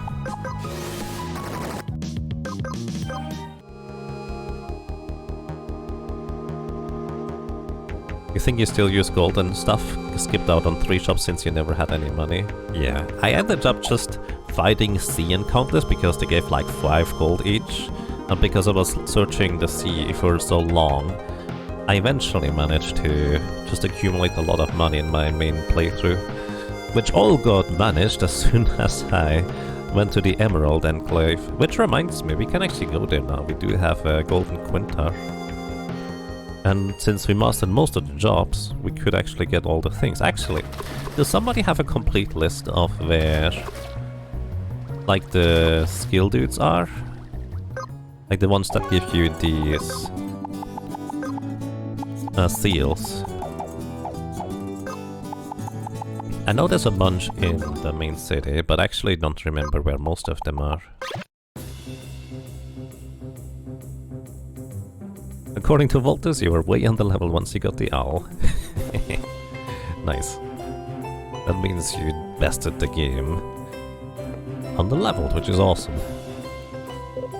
And again, I was actually just mostly fighting everything because that's when since I played Hardmode, the game told me that, well, if you play this, you probably have to grind a bit. So I kind of took it as I'm just gonna fight more or less everything along the way. And for me, I never really experienced any particular difficulty spike, because I just guess I happened to be leveling up consistently enough with where I was going. Like, sure, there were places where I wasn't supposed to go in a sense, or enemies were just way too high level in comparison, until later.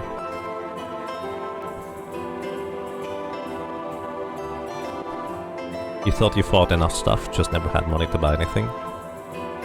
Did I murder all dummies? Not on this one. Do you get anything for that? I did murder all dummies on my casual play. Alright, we got the monk seal here.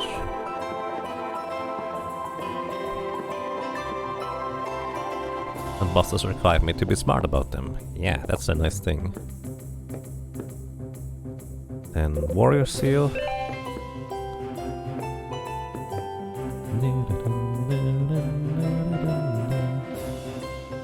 Not where I need to go. Oh yeah, by the way, now I think about it, I'm pretty sure I wrote down all of the seal locations that I found again, but, well, that's all in the document that I don't have anymore because it's on the old hard drive. There's the mage seal.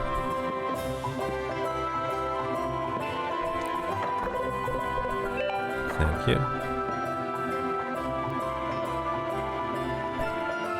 Project Class Master location. Sweet, thank you. Appreciate that. Warrior, Monk, Rogue. Alright, Rogue. No one required. Above Weary Warriors Lodge in capital Sequoia. Weary Warriors Lodge, so that must be an inn, right?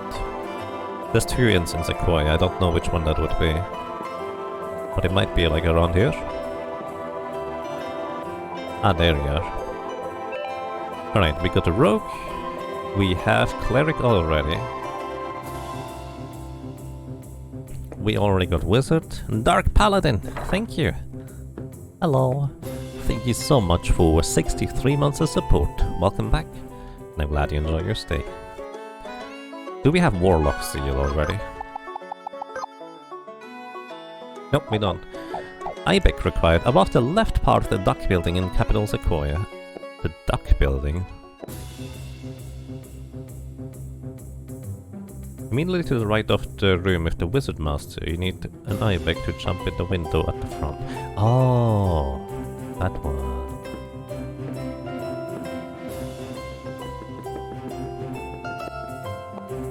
So... oh, a golden quinta does the trick too. Owl would work as well, I suppose. There you go. I forgot about you.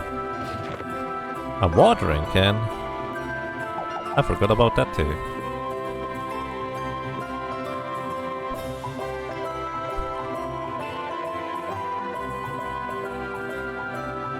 Do I try to 100% this challenge?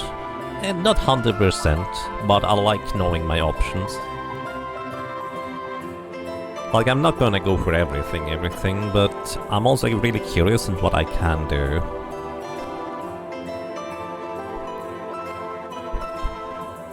You can have all summons before killing them. Oh! You can also do that with the Master Crystal. Interesting. Fencer. Ibex required. West of the land, the cliffs near Grand Basement.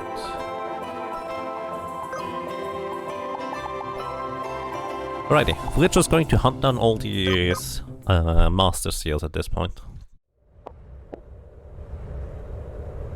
The first suit is actually really good. It's actually an accessory, curious enough, and attempting to escape battle always succeeds, which is pretty amazing. It also gives you 10 speed as well as turn timer at the battle start. Basically, you start the battle quicker than the enemies.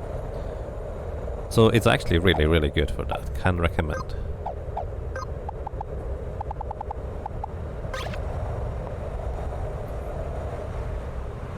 So, let's see.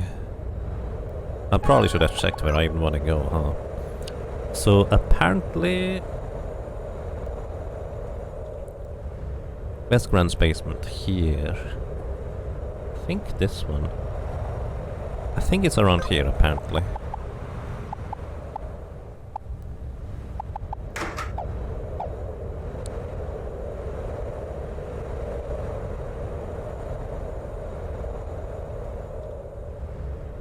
And yeah, I actually used the 100% flee part of it. Hi. Thank you. We got the Master Fencer. I used the 100% flee part of it in order to be able to steal items from an enemy that is worth a lot of money. The Balrog sword to be specific. This one. And then run away. Then encounter it again, steal, run away, steal, run away, steal, run away. And that's a ton of money. Shaman. Shaman is... You know, actually, it makes a lot of sense. This is the Shaman here. It makes a lot of sense where actually the class thingies are, because they're always near where the crystals were. I never actually caught on to this until now.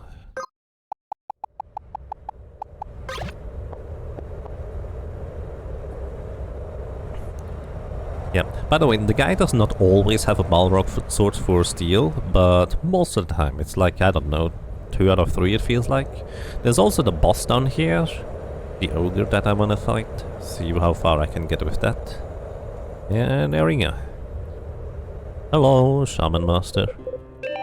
Thank you. Then, Scholar.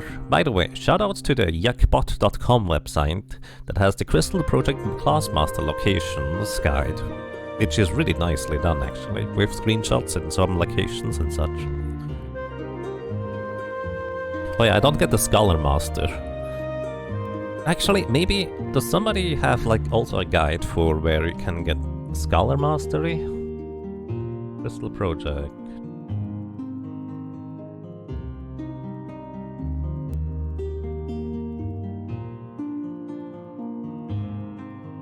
Learn all the scholars. Oh no, I need the skills. Sorry, not the NPC in this case. I want to learn where the remainder of the skills are that I don't have yet. Because I got everything else. I need 4 more abilities. I think one of them is a healing thing.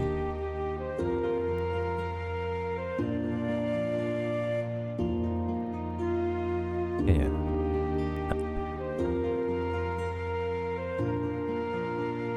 Infuse? Yeah, that sounds about right. Infuse is what I need here. I need something here, here, and here. I could check with my other thing what I still need. All Scholar Skills Guide, nice. Thank you, Glossy. Steam AH Guide, excellent. On is Adrenaline, 2 is Reverse Polarity. Oh,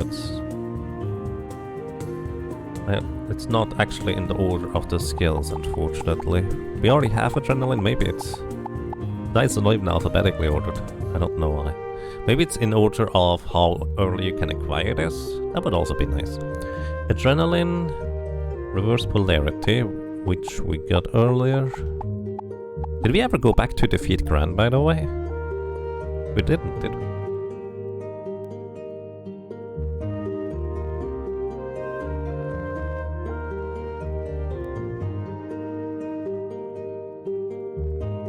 Summoner skills? Ah, it's fine, Hoppy, thank you. I appreciate it. Can also check the bestiary, true. just figured this would be quicker. Alright, reverse polarity we already got. The next is barrier in Yamagawa, which we got. We got sunbath, which we do have. There is MP sickle, which I've already used. Right. Yeah, we have MP sickle. 6 is regenerate, which we do have. 7 is infusion at the seaside cliffs from a jellyfish called, well, jellyfish. I like that description. It's always fun to me. Alright, the jellyfish we find down there.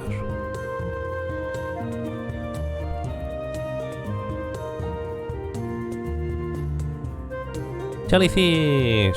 Hi! Alrighty, so... Oh, observe could actually be very handy. What do you even have for steel, guys? Tinctures. Poison sting. Poison sting. Attack. I need you guys to... Oh, I need to probably hit you at least once. Oh, shoot.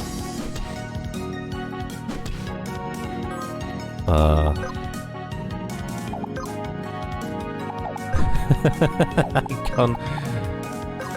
Hang on, I need a weaker weapon. I didn't think about that part. Poniard? Try Poniard. Do actually the enemies stay defeated? I think they do. That's still too much damage.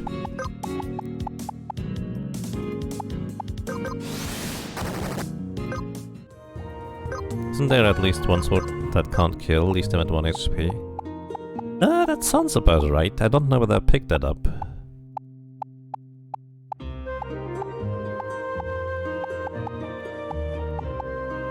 Any effigy one is fine. It's not supposed to deal damage.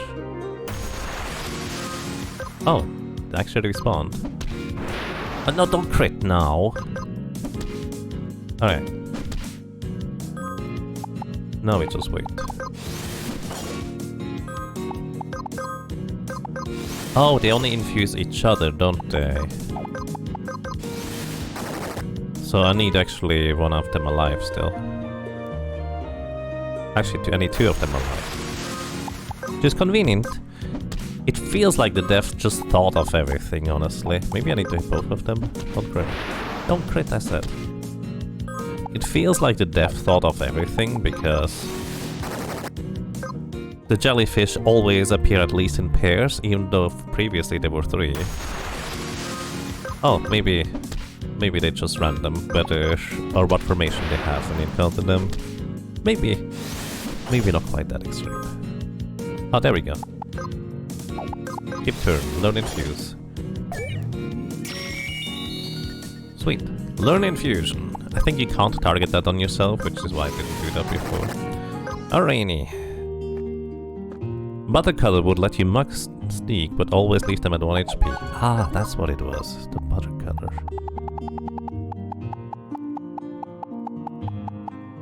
Yeah, that would have been it. Thank you. There's so many things I don't remember about this game. Because there's so much, but also it's a lot of interesting stuff too. Atmosphere we already have. Let's see what else do we need.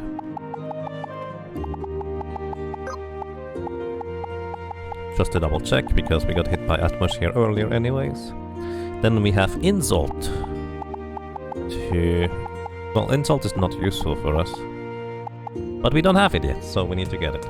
In Capital Sequoia, inside the labyrinth from Improper Imp. It's a coward, so you will have to chase it.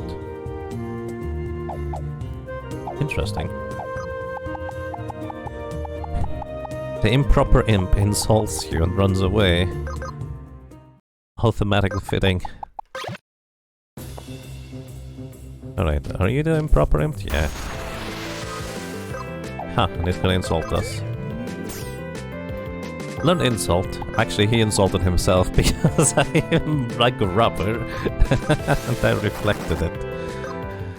Ah, that was wonderful.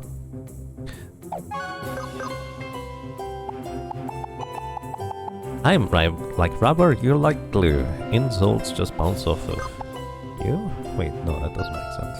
Alrighty. Roost. We do have Roost. Next up we have Arrow, which we should have. There it is. Then Whirlwind. Next up, Lucky Dice.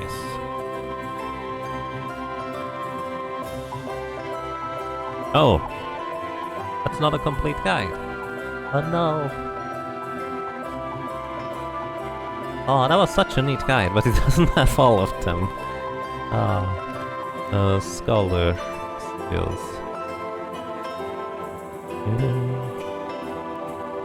You feel this guy's incomplete? Yeah.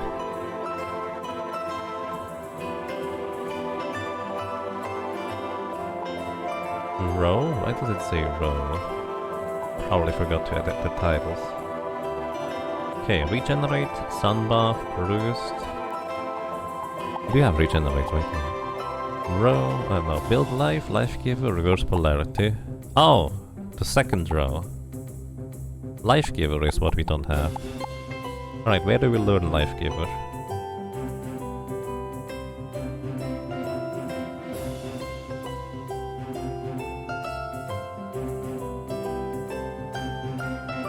We'll start by the skeletons in Callisto. Right. Good call. So I actually need to defeat the skeleton too.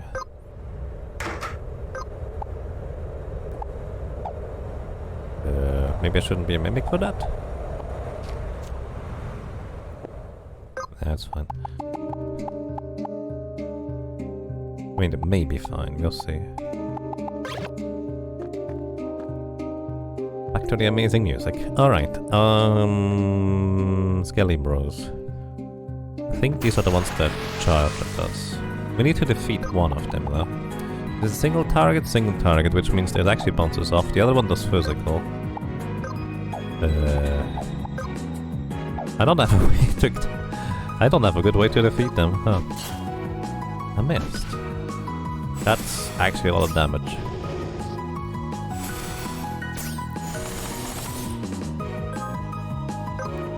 Atmosphere.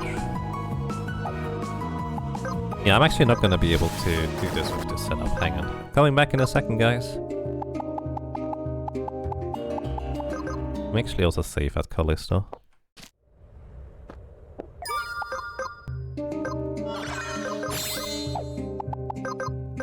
Alright, we need something that actually can deal with enemies. Hunter is pretty good at it. What was our current setup for just nuking everything? Do we have a good bow? Hang on. I don't think we have a good bow right now. So Hunter is not even going to be that good, unfortunately. I've not for... Oh yeah, Assassin was really strong. What did we use for Assassin? Legend Spike, sounds about right.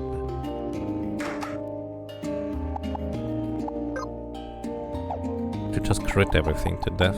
I don't want Trickery in this case either, do I? And...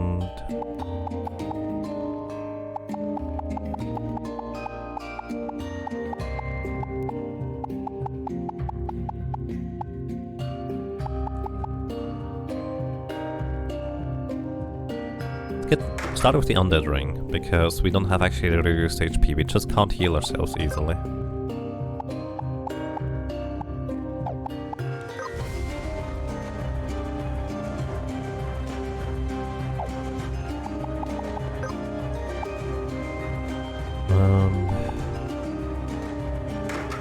What kind of passives do we go for?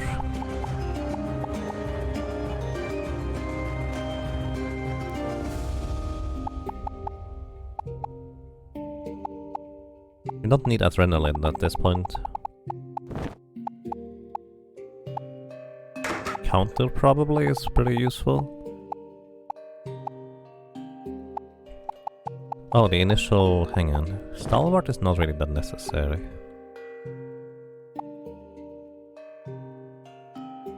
Whip Shield could help. Perfect Vision is probably nice, because chance to miss is terrible. Focus Shield is not gonna be that useful anymore.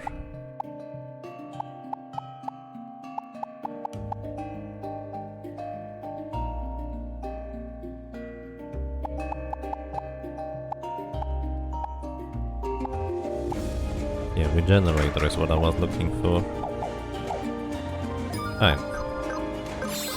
Let's see whether this works. Maybe I want Assassin Secondary instead.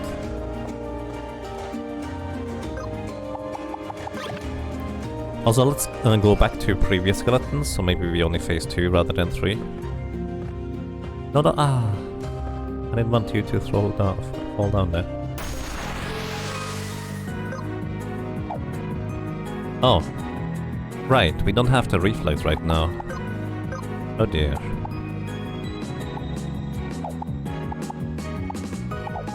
I'm gonna die.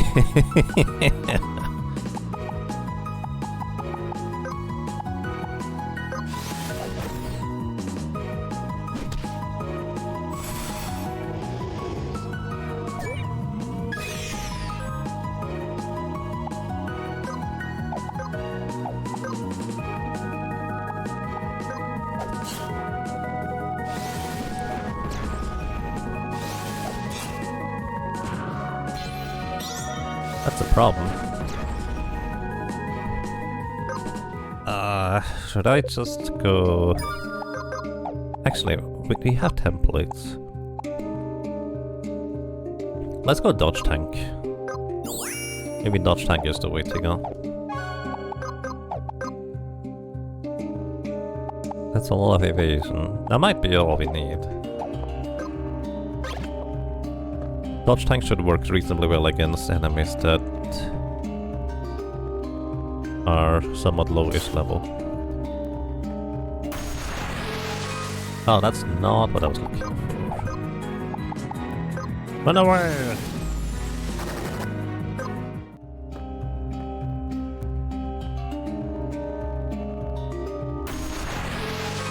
That's also not what I was looking for. Run away!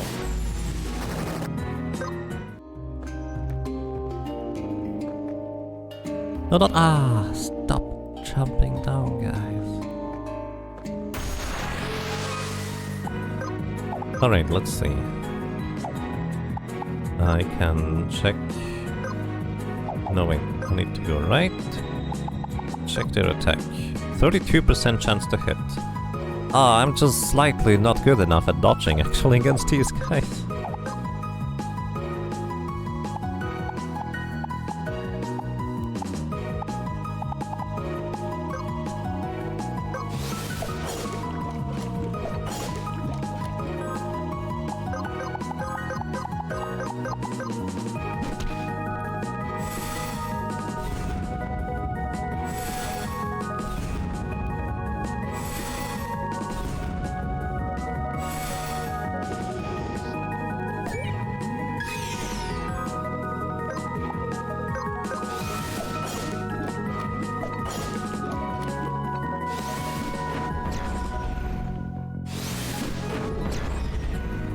Nice dodges so far, getting lucky. It just almost them.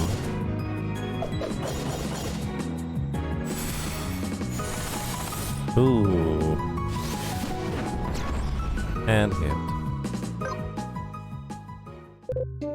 Ooh, I didn't realize they could cast spells. Let's try to go for lower encounter. Honey.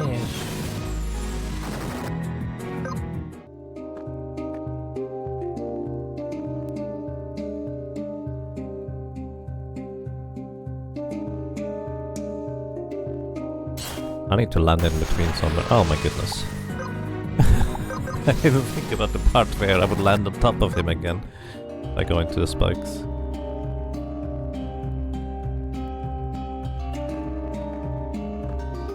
Right, let's try to go even further back, because I remember there being skeletons even further back. Like this guy maybe? Ah, there we go, this looks more promising now. Swallowtail, just hit both of them so we take aggro, so I don't have to worry about this being not a solo challenge because the mages accidentally took a hit. Oh. Are we gonna Icicle Barrage again? Gonna be waste away first, isn't it? Yes. I'm going to avoid 2 magical hits. Aw, he hit me. Unlucky. I just need ever so slightly more evasion though. But that is literally as much evasion as I can get. What other templates do we have? Entrench Alchemist, Burst Assassin, Run and Steal. Oh yeah, that was my Run and Steal thing. Why did I use Beatsmith for that? Well, because Beatsmith is really fast, that's why.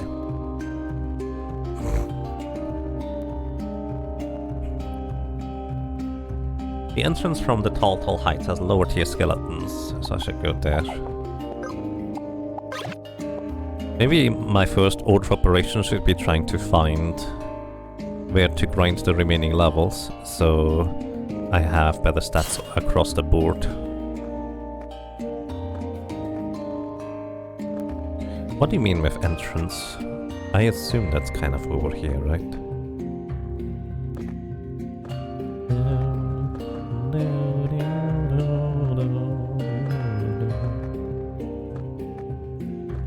It's kind of fascinating that skeletons are the ones that have Life Giver. I guess I don't have enough scrolls anymore. I did not mean to land here. Oh.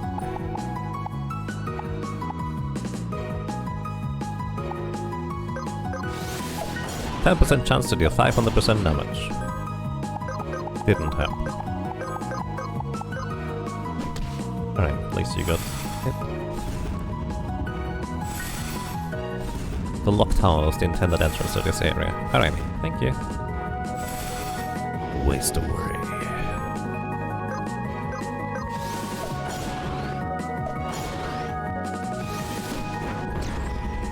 No, he hit again.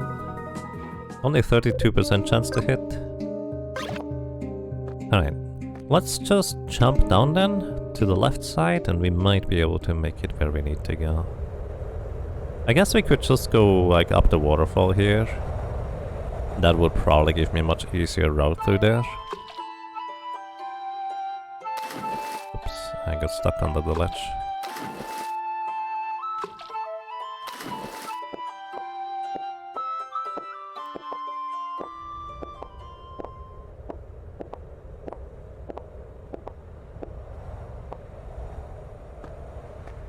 There's a chest here. River Cat's ego? The heck is that? Oh, there's another. Oh, that's the Weaver. No, wait, Nomad. I forgot that was my original plan to get to them to begin with. Aye, I need the Nomad seal too. Thank you. Alrighty, let's go to the main entrance, shall we? This is the main entrance, isn't it? Let's see. Yeah, there we go. What's your chance to hit, buddy? 0. Excellent.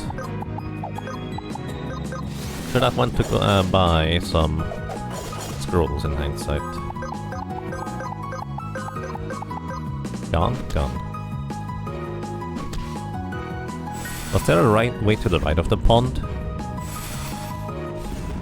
Maybe? That's the name of the fish cathedral thing connected to your waterfall. Ah, I see. Thank you.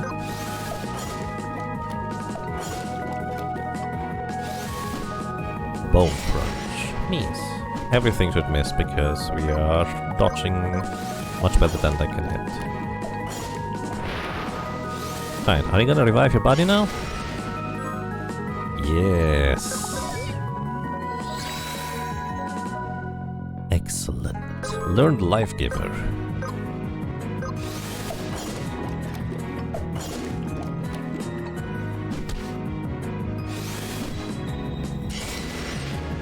I mean, it's not even going to be useful in our playthrough here because solo character and all. But it's still a pretty fascinating ability. I love that there's so many ways and like variations on how you can revive allies and characters. I think that's just great. Alrighty, we have learned Life Giver. We need one more, I think. Yes. In row 4, the third ability. We need to learn... Explode? Oh, it's Explode.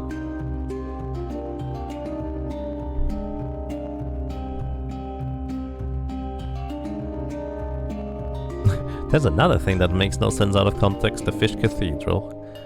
Good evening, Chairless, and welcome. I hope you're doing well.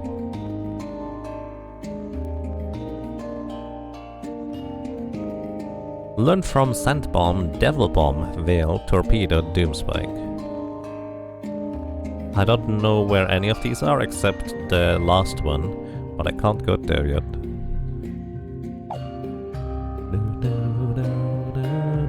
Either way, if I want to learn that, I either need really high fire resistance, or... alternatively... let's go for...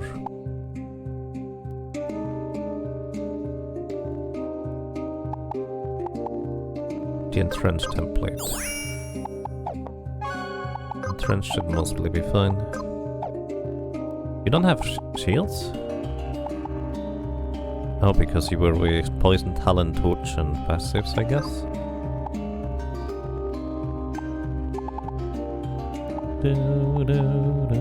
I need to be able to equip shield, which is 3 passive points. Smoke screen, I guess... can do that. Where's my equip shield? There we go. Equip shield, get the mirror shield.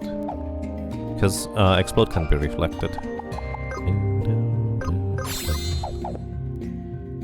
Torpedoes from Cthulhu? Right. Oh, that's right. I mean... he should be easy, right? Especially with a mirror shield. I used Blackout in my casual playthrough during... oh yeah. I know I've said that a bunch of times before, especially to people who have watched the entire playthrough so far, but I still love the fact that I just decided to go exploring while during the race with the fishy, without having like my own fish mount yet. And one of the things I did is I found the Cthulhu Boss, and my expectation was that I'm just gonna get absolutely murdered by it. And it turns out I was kind of wrong, and I was actually able to defeat it without too much trouble.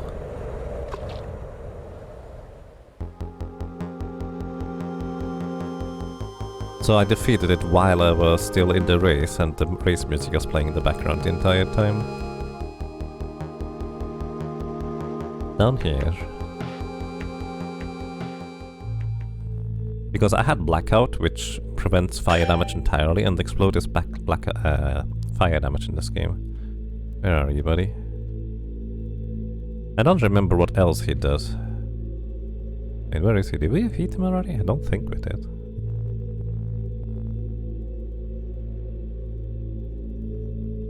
Oh, there we go. Welcome to the old one. It's gonna cast or summon Torpedo. Honestly, don't remember what else he does. So he has Wither, which is single target, so it's going to reflect, and Dark Overture, which would be multi-target, but if I'm not mistaken, he only does that in phase 2. Right? Because I'm lacking in HP.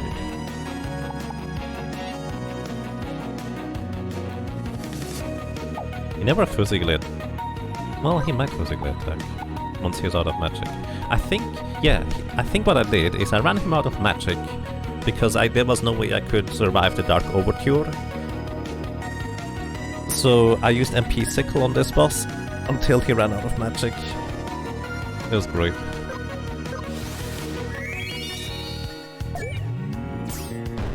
Oh, explode yourself. And we learned Explode. Aquamarine Master. Why did I get an achievement for Aquamarine Master? Wither. Bonk. The downside is I don't have a blood spell right now. This is gonna summon another torpedo.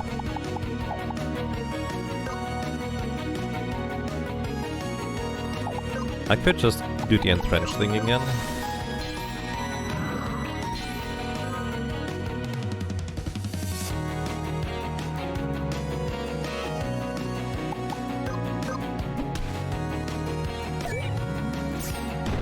Oh.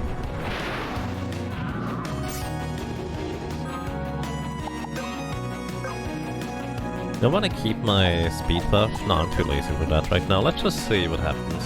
We already got what we came here for, but I'm sure we can knock him out in time. It's kind of funny how he's counted by a single item, basically. But I'm pretty sure I'm not gonna survive the Dark Overture. So I think a Scholar with MP Sickle to run him out of magic first and some way to recover MP would basically be the way to go.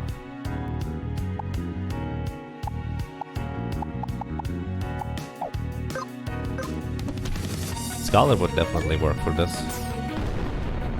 Or I could just wait until he runs out of MP by casting Wither over and over. And that does cost 18 MP as well. Like, I can literally just sit here. And I could also kind of entrench myself up the entire time too, to get like the other stuff.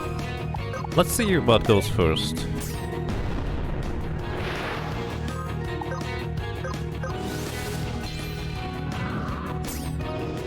His MP or my patience?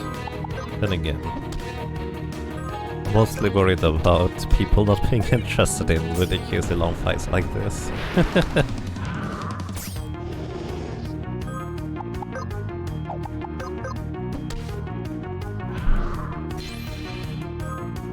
Wither actually doesn't deal any damage.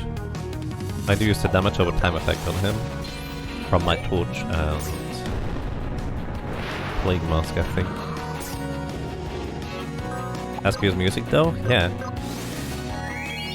This is the first time I might be hearing this music in conjunction with the boss here.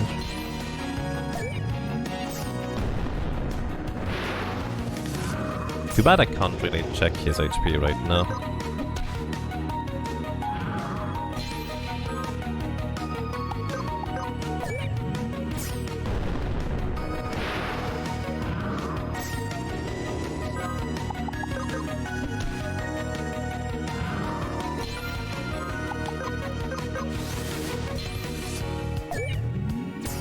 Basically, I'm just entrenching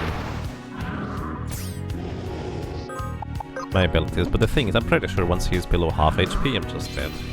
Because I'm not gonna survive more than one Dark Overture, unless he happens to already run out of magic before that. Like, I could just wait.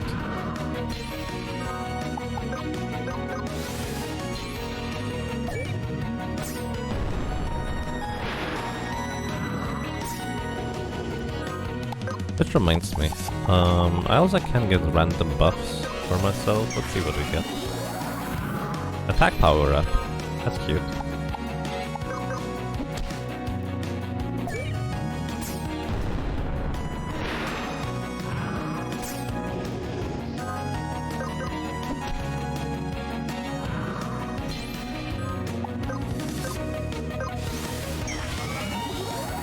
And we get haste. Haste is pretty good. But Berserker, whatever the frenzy is called, is better. Nice. Wonder what will happen if you run the torpedoes out of magic, that they can do anything.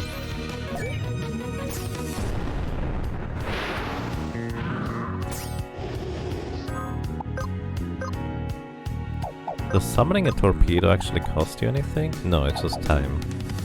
You could technically silence him or interrupt the spellcast because it appears to be a spellcast. This one is the debuff thingy? Is it? No, this is where I get more AP, I think. That's called Frenzy, so Frenzy is not what I was thinking of. Basically there's a buff that is even more insane than Haste, where you get your turns insanely quickly.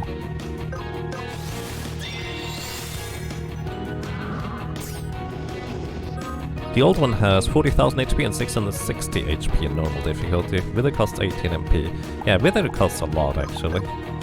It probably actually is not gonna take that long to run in Mode of Magic. With just Wither alone. Slowest part about it is he's just going to summon a torpedo every other turn.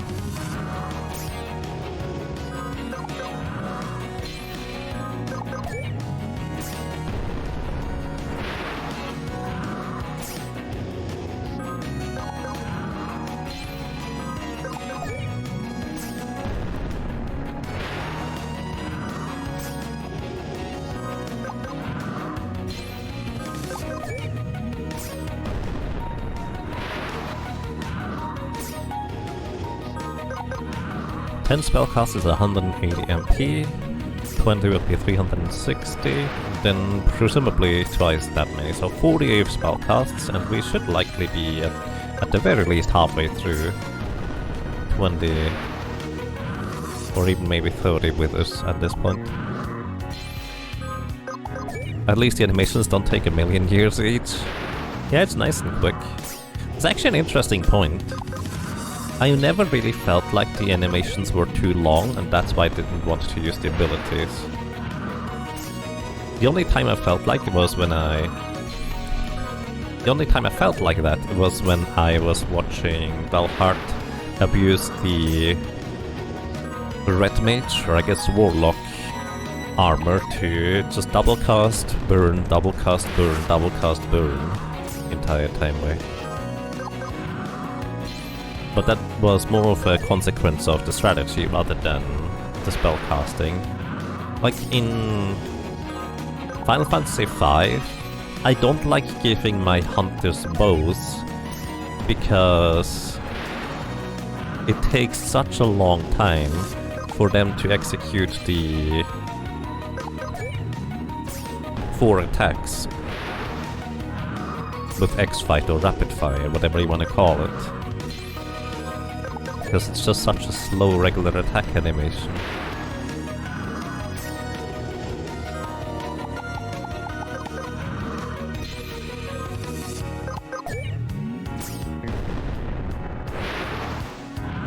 Compared to what all reflecting would look like in some Final Fantasies, where when you hit reflect it plays the animation twice.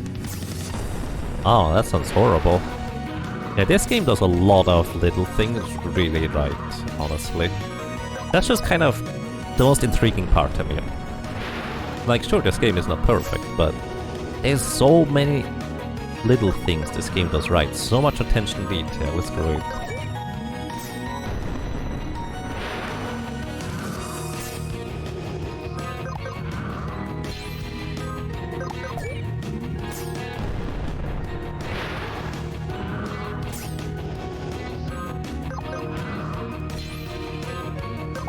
Oh, he's physically attacking now, so he's out of magic. Which does mean I need to start worrying about the turns. Random debuff. Ooh, wait, what is this one? Take 100% more damage from status effects? That's perfect. 1,400 and some change. That's amazing.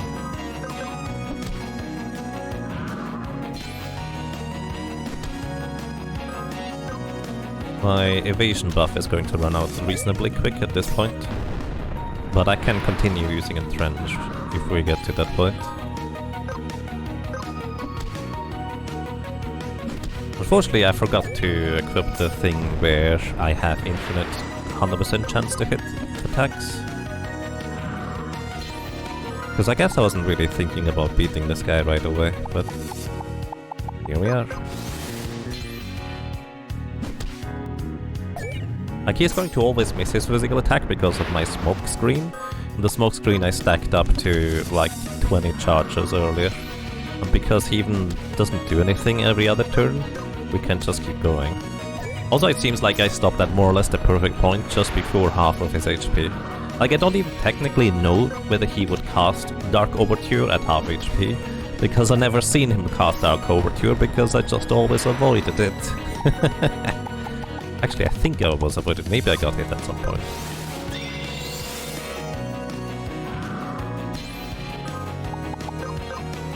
Either way, we should be easily quick enough to entrench every other turn to defeat him if necessary.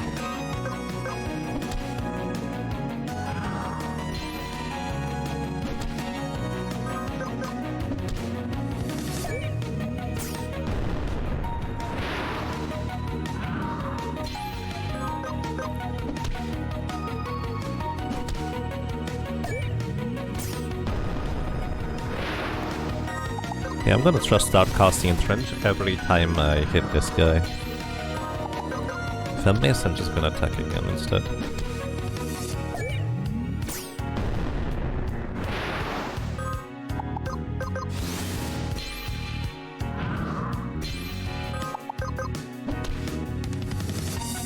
Alright, 25%. His HP bar is now deep red. We're probably fine to just keep attacking.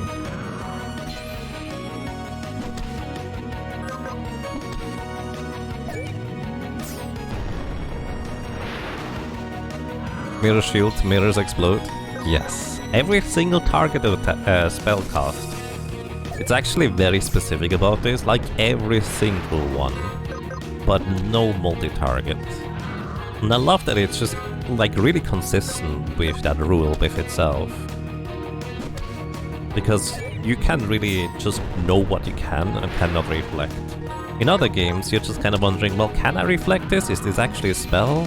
In this game, you know 100% of the time because of the symbols that determine whether something is a spell cast, or whether something is an ability or a physical attack. Like, you can't just straight up predict everything or calculate with everything. There is not a whole lot of information hidden, which is basically what I really appreciate about this game, or one of the most things I appreciate the most about this game. Like, it even tells you how various things are calculated in the library. It's great. Yeah, reflex status is great. The downside is when you keep trying to buff your own character and you reflect off those things. Done that like 20 times in my casual playthrough. Because I did not want to unequip the mirror shield since it could always be useful on my tank. But I kept accidentally healing and buffing the enemies.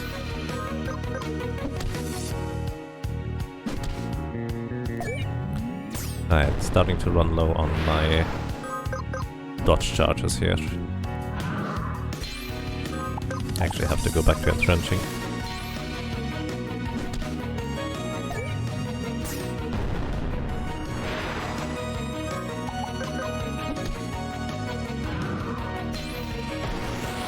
There we go.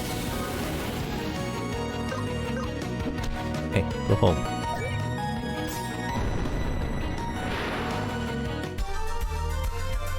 Nice.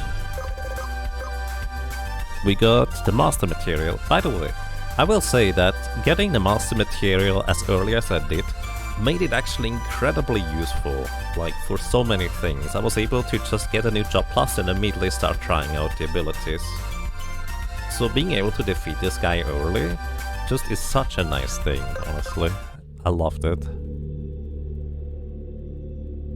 What's the golden shield buff icon? That is Stalwart. Stalwart basically means if I get hit for any damaging attack that deals or brings me from 100% HP to 0, I will survive with 1 HP. Alright, and with this we can go and get back to the previous project. To the Scholar. I actually don't know what the Scholar rope does because I didn't bother mastering a Scholar on anybody in my casual playthrough. I'm not a completionist. I just like playing the games, and if I have fun playing the game for longer, I will do so. It's really that simple. Oh yeah, it's over here. That's fine. Close enough.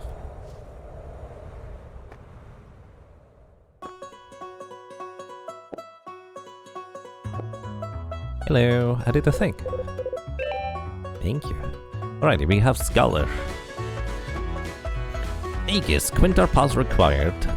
On the cliffs south of the rolling Quintar fields. On the cliffs south of the rolling Quintar fields. So that would be this wing, actually. Should be able to get there easily with the Ganymede. That song is such a banger. That one too, yes. I agree. One of the more, I guess,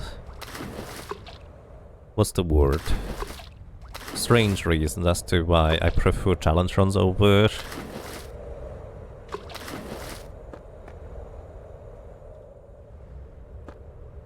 speedruns is, in speedruns you can't just sit and listen to music, you just have to keep going. Challenge runs? Yeah, take your time with that stuff. Oh. This will probably be... Wait, this is Aegis? Shouldn't this be Ninja?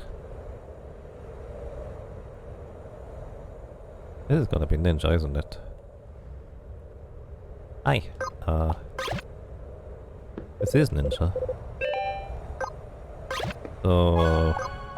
south of Rolling Quintar Fields would be... Oh! I see. I didn't go far left enough. Works for me. Makes that easy. Hello? There you are. Okay, we got Aegis Seal.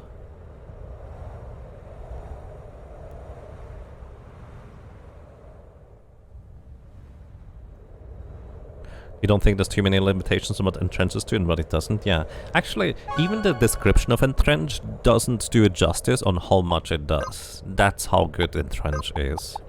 Like, if something has a little dot under the buff bar, even if it says it reflects 1 hit, and the Entrench says it extends the duration by 2, you actually get 2 more hits for the thing. Right, Hunter. Hunter, an overpass area to the northwest of the rolling Quintar fields. So this would be around here, I guess. I do have a save point at the Chalice of Tar. That reminds me, we can also just get the Mimic over here. Uh-oh. Smoke Bomb, 20%. What are you doing? Blinding Dart, that's multi-target. What else do you do? Fury Swipes, I will die to this guy.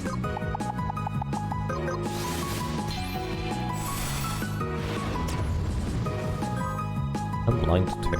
Alright. Smoke Bomb, bye. Uh-oh.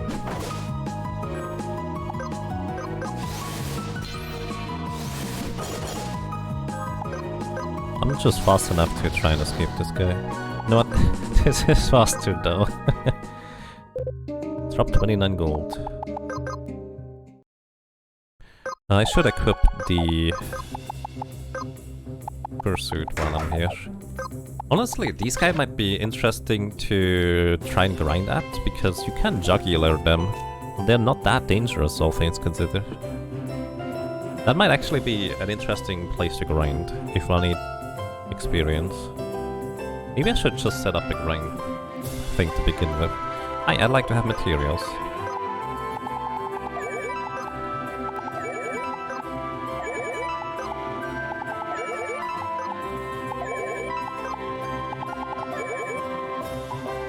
Entrench made blind longer, it's just not positive, not just positive effects. Yes, it makes everything longer. That is indeed accurate. Alright, that's kind of what I wanted to go for. Let's see whether we can fly. By the way, I love that it has these... what's the word? Options? Like these helper options, assist options in this game. Because difficulty scaling does not have to be binary. It doesn't have to be just strictly more or less difficult. It can also just kind of make it, you don't like this part of the game? Well, shame, but at the same time, here's an option to remove it. There's the Master Hunter.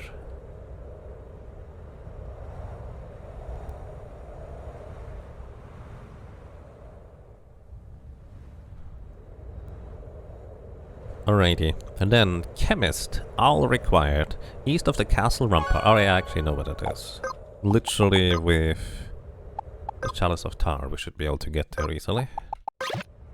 But also, let me actually make a template. Create a new template. This one is the Explore.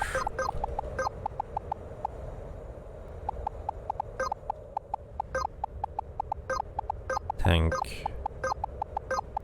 Chemist. I wish you could use the keyboard for this. That would be one thing I would appreciate. Explore Tank Chemist. Let me go ahead and change this up actually. So what I would want to do here is... do I want to be Aegis for that? Or maybe Beastmaster directly? Basically what I want to do is I want to get Jugular from the Beastmaster, which allows me to put a death debuff on an enemy. So let's go Aegis main, Beastmaster second, Wild Art it's called. We do have to use an axe for this. So we need to equip axe.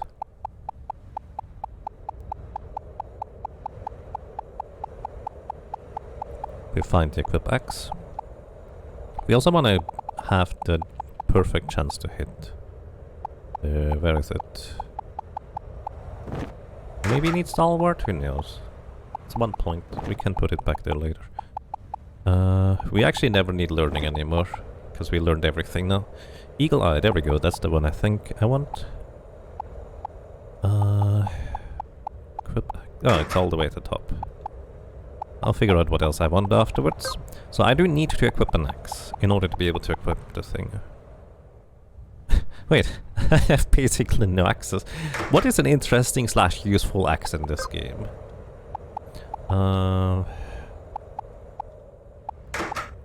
Just also don't really have the best equipment overall. Plate of Tiger. I should get the Plate of Whale, but I forget where we get the other stuff. The low HP one. I see. We don't need a fursuit for this. We do want to be fast. So probably first strike mitts. Speaking of being fast, maybe also get preemptive. So being faster and fast.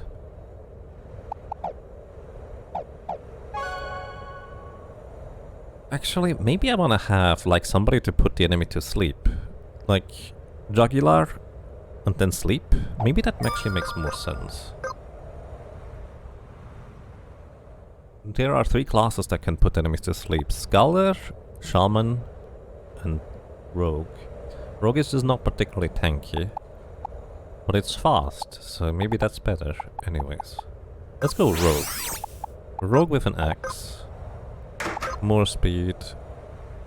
More speed. You don't get speed with agility. That's actually kind of curious. Maybe Assassin makes more sense because we get 2 weapons and one of them we can invest into speed. But then I can't put to sleep. I specifically pick Rogue to sleep, Yaga. Alrighty, let's see whether this one works for what I'm looking for. Alright, here. So, I'm really fast. I want Jugular. He's guaranteed to hit. And he always casts his ability at the beginning, Blinding Dark. Which does not actually cost him... Well, actually no, it does cost him 1 charge. And he is going to guaranteed miss his first attack. Because I have to dodge. And there we go. We win. That's 1,300 experience, and that's a lot of experience. Alright, I think we have found our grinding spot, maybe. I think this is gonna be a good grinding spot once we get around to that part. I like it. Any objections? I'm gonna use this for running away. Because I think those are also always single target enemies. Or always one enemy. Oh shoot. I need to be higher up for that. Remember to set the save preset. Fair. Wait, before I do this, equip the speedy things again.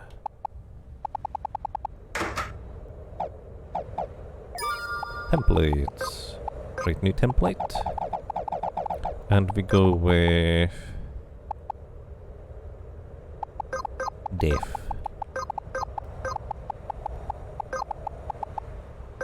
Rouge. We write Rouge this time. I don't know why. I kind of weirdly like Rouge instead of Rogue.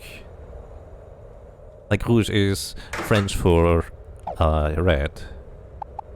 And I know people tend to just accidentally write it that way, but I don't know, I like it. I think it's... I like the word. I like the word Rouge. Okay.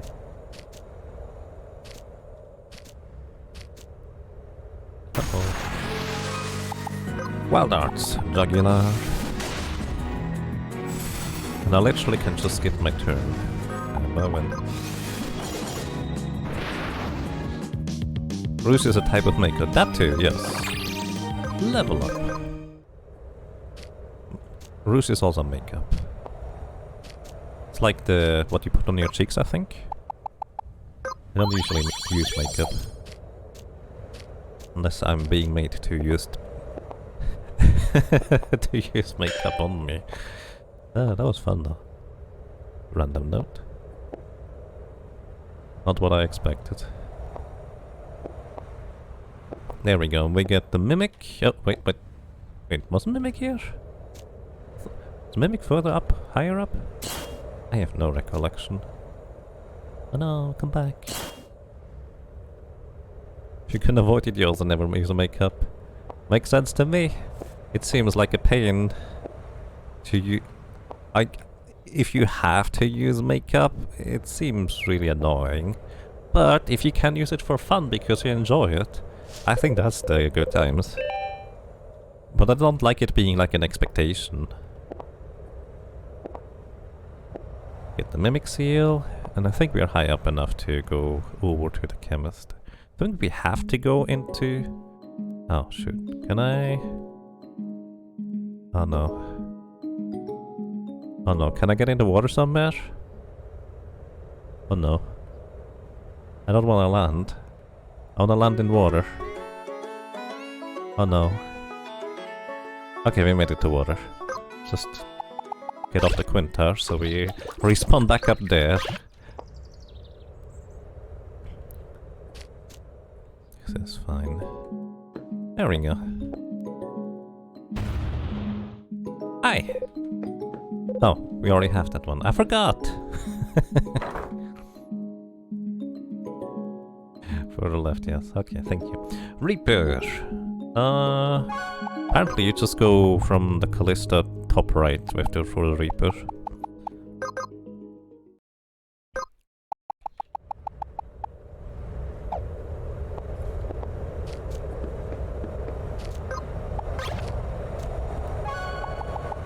Alrighty, where's Reaper?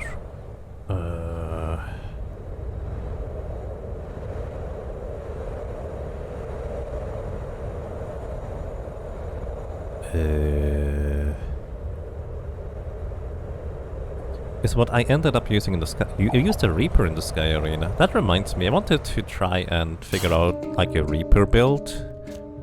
What was your Reaper build for the Sky Arena? Because I haven't really... Like, I feel like that might be another viable path for a variety of boss fights. Oh! You're in the spikes. Thank you.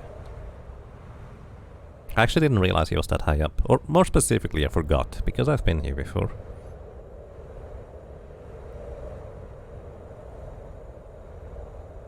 Let's see. Ninja. Do we have the ninja already? We already have the ninja, we just got that earlier. Nomad, we got that one too, by chance. Dervish. Ibex required. Oh, I actually know where Dervish is. Well, I kinda know where there is. It's like right next to the cube, isn't it? Which we can get to from here. Ribbon was pretty necessary. Hemo ring, and mostly everything to regain life from damage. Nice. Reaper if lifesteal encounter. Makes a lot of sense. Reaper plus slime coat makes you take almost no damage because slime coat's percentage AP doesn't affect the healing you get from doing damage. Yes, that's actually kind of been what I'm thinking of. One of the main reasons why I wanted to get the slime coat. I still haven't used it yet though. So I know it's like somewhere around here, isn't it? I just don't remember where. But it's like on the beach.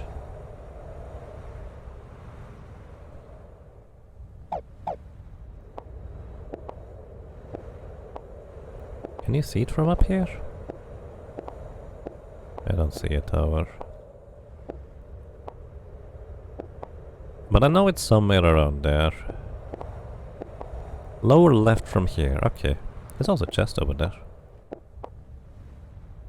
The potion pouches are actually useful because I'm using chemist frequently.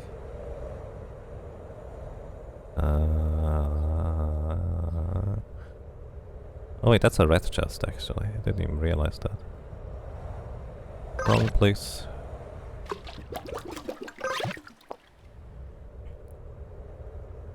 I think, yeah, it's further south, isn't it? But before that, I wanna go and grab the chest. Wait, chest is inside? Hello? How do you get inside? Down here? Silver. Blank pages. Begin battle ready to act immediately. That's amazing. I'm fast enough at this point that it largely doesn't matter. But that's what was one of my favorite items to find. I forgot where it was. There it is. Could have landed on top, but that's okay.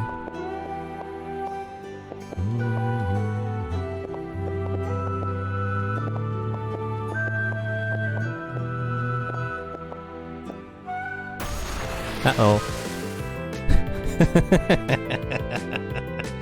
Ah, the centaur. I just think his name is funny. Adrenaline. Executioner. Bye.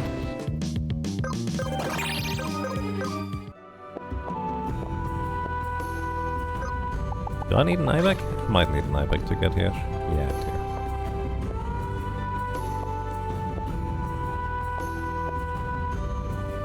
Hello! Hi! Thank you. Okay, next one. Next is Beatsmith. Ibex required above the Cleric Master. Above armor 4, all in second. Same place you got the class. Oh, I see. Same place you got the class is the Beat Master. I guess I could have guessed as much.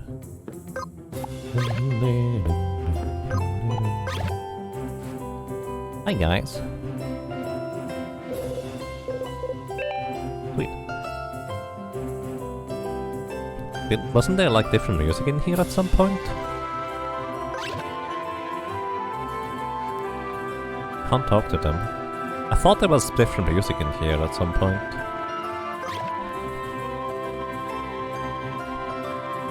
I like this song a lot, very jaunty. Nice. Alright, Assassin. From the shoulder market waypoint, head west up the stairs and then immediately south between the two buildings.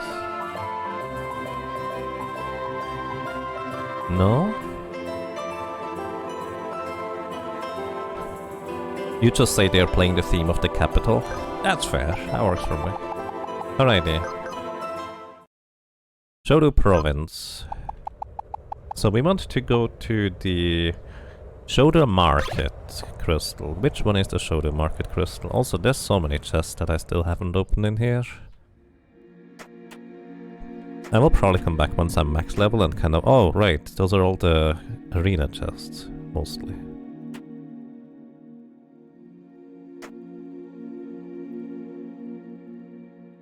You never found that crystal?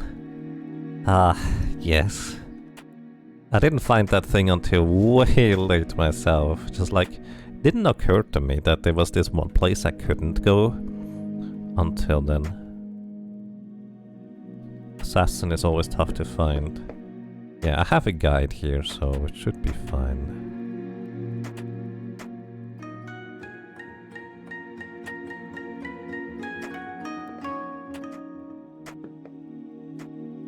Alrighty, let's see.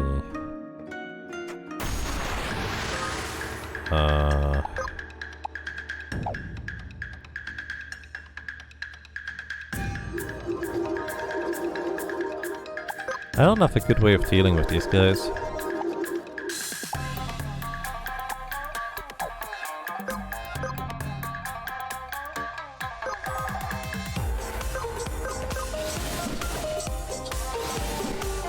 Oh wait, I had a turn there. I could have run away. I don't have a turn anymore. Oh, I somehow still have a turn. 100% chance to run away. And these guys just whee off the ledge. Speedsmith was literally the last job you got, completely missed it. I see. I think it was the second to last one for me. Summoner was the last one. I just basically beat everything and I forgot there was a nice area I didn't explore yet. But I knew the summoner existed because I saw the summoner things all over the place. Alright, where's the crystal for the Sodu province? Maybe if you just try... I wish he put it on the map in the guide. Let's see.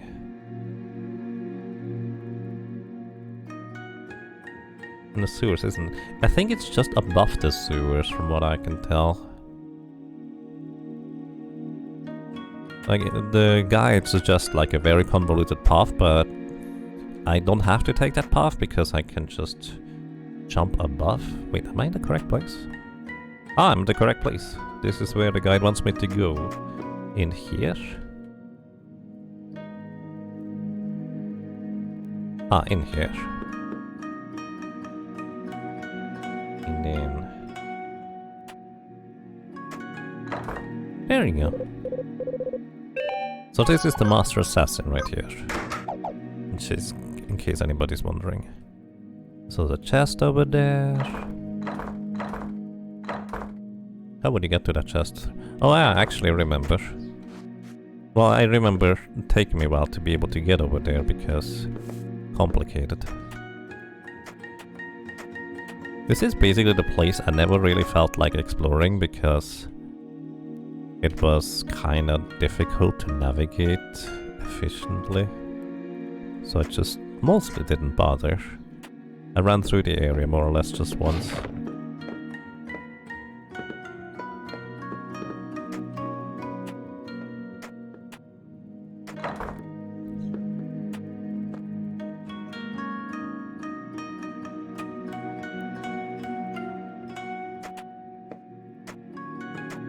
This one? Ah, that was the stairs. The suitor hat. Right. Alrighty, next up, we need a Valkyrie. From Borea Volcano. Oh, west of Borea Volcano. Do we still have a save point there? No. No, we don't. Can we get there from Callisto? Callisto!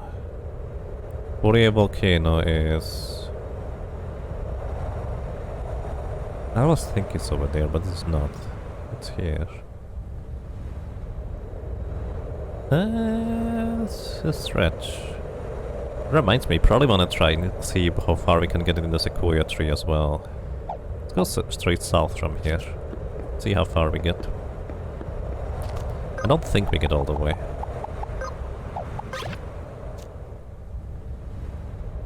Can't just leap from Mercury. Oh yeah, we have a Ibex now, huh? That would be easy. Ish.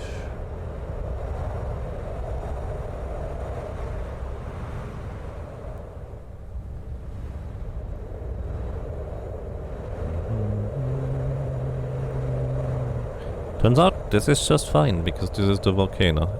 We actually got way further than I thought we would. Nice. There's somewhere to the west of here. Ah, the square thing over there that I hasn't explored yet. I haven't been up here yet. Valkyrie! Sweet. Now, Summoner! Oh, I don't have Summoner Master yet. Beastmaster, all required. From the crystal where you unlock Beastmaster class, fly to the west with the owl and you will easily find the tower to master. Okay, so we can also get there from Callisto. Pretty sure at least.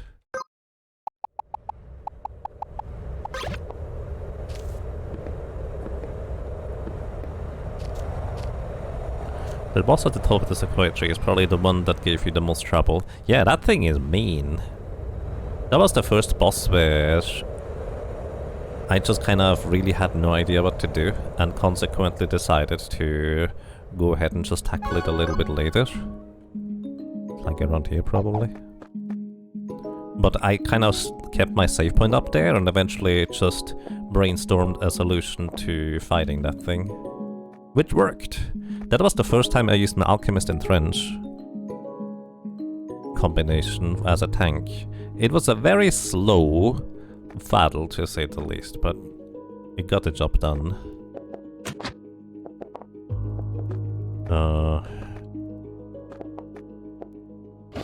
Can get up here.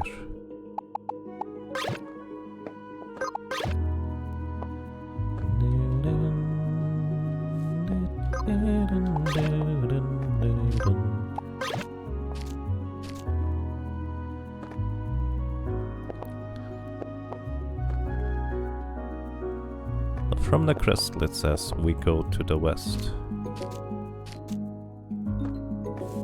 And we will easily find it. This is to the west of the crystal. So I assume it's just up top here. I don't think I can jump that. Not even with an ibeck. Maybe from over here?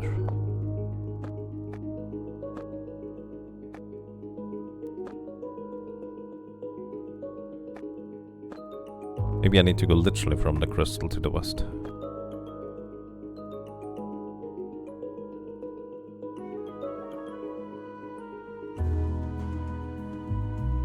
You approach most of the fights in the same. Burst it in 3 to 4 turns with a quick and summons before they nerfed the quick. Did they nerf quick? Oh yeah, actually it did have a bit of a nerf. That's right. It's still really crazy good though.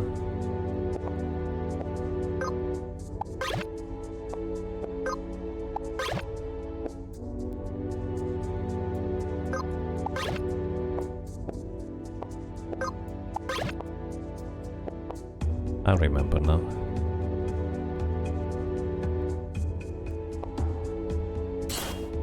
That's actually not how I got up there earlier, was it?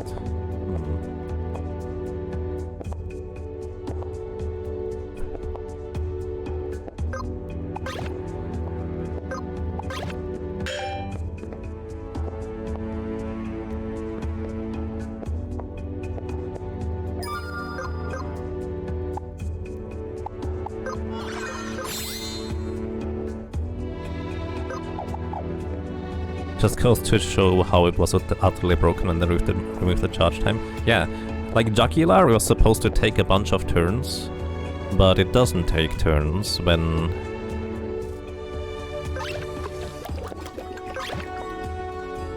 Oh yeah, I still haven't beaten that boss yet. He used to explode or area of effect fire though, doesn't he? We can probably beat him with Blackout.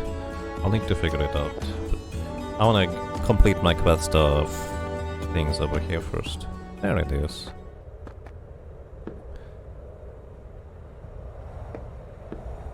But yeah, basically Jugular was supposed to take turns, like multiple turns for the Beastmaster, but with Quick you can just instant Jugular, and then even a status drop, and the enemy is going to die after their first turn. That's what I used for. Basically, at some point I just stopped caring about the enemy flames being red, because as long as they were not immune to instant death, which the Sequoia Tree enemies are, it was easy enough to do. Weaver! On the west of the Europa Shrine. Where was that again? Here. It's not really an easy... Well, actually, we could jump from the sequoia tree. But that's fine. Oh, Europa. Seems like the same kind of cheese as Vanished Tomb threats. I mean, largely, yeah. But it was technically an intended interaction. The unintended part was, the unexpected part was how it can be combined with Quick, where you just get a first turn, the enemy is going to die after the first turn, which, to be fair, still mostly works. It's just not quite as crazy overpowered anymore. Why am I going up here anyways? I guess my instinct is just always go up. You go up, you can always jump down. I think it's supposed to be over here somewhere.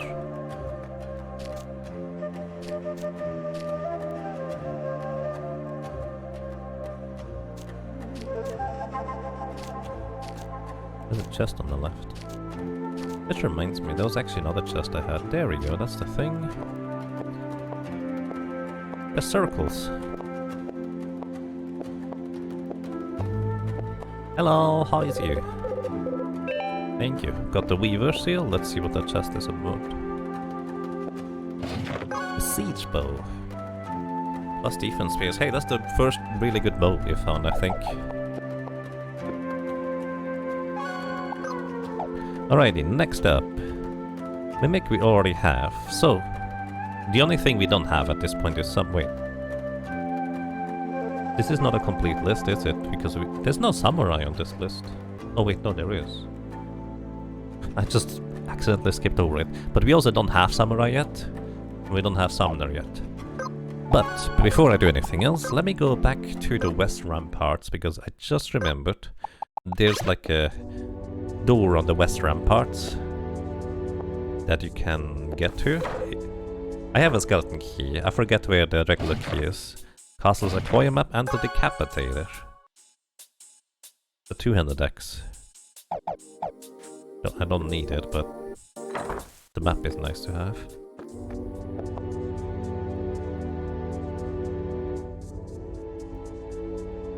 Alrighty, and with this... Samurais need a crystal anyways. Sounds about right.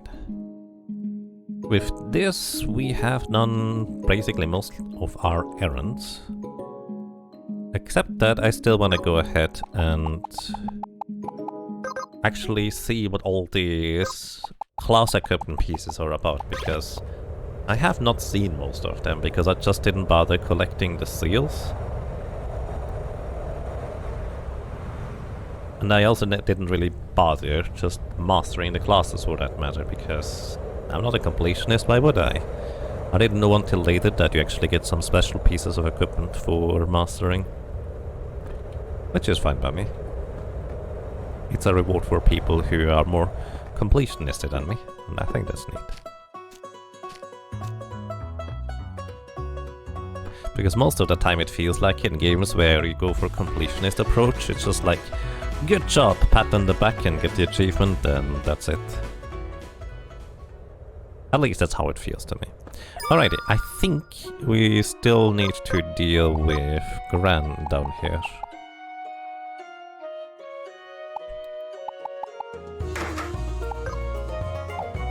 I'm actually gonna equip a sword in this case. Crab claw. And we dodge anyways.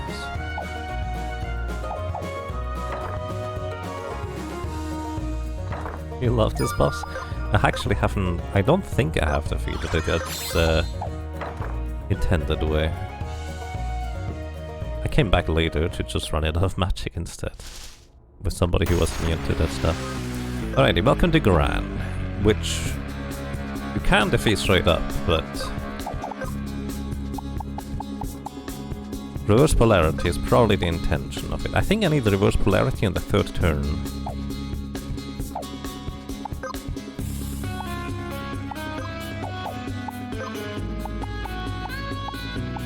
Can I do anything interesting here?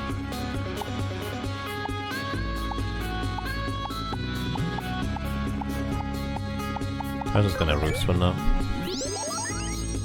Doesn't do anything for me. Alright, skip turn.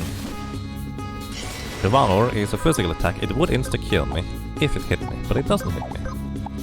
So reverse polarity has a long casting time, but I guess not that long. Right. I think on the third turn, Gran is going to always cast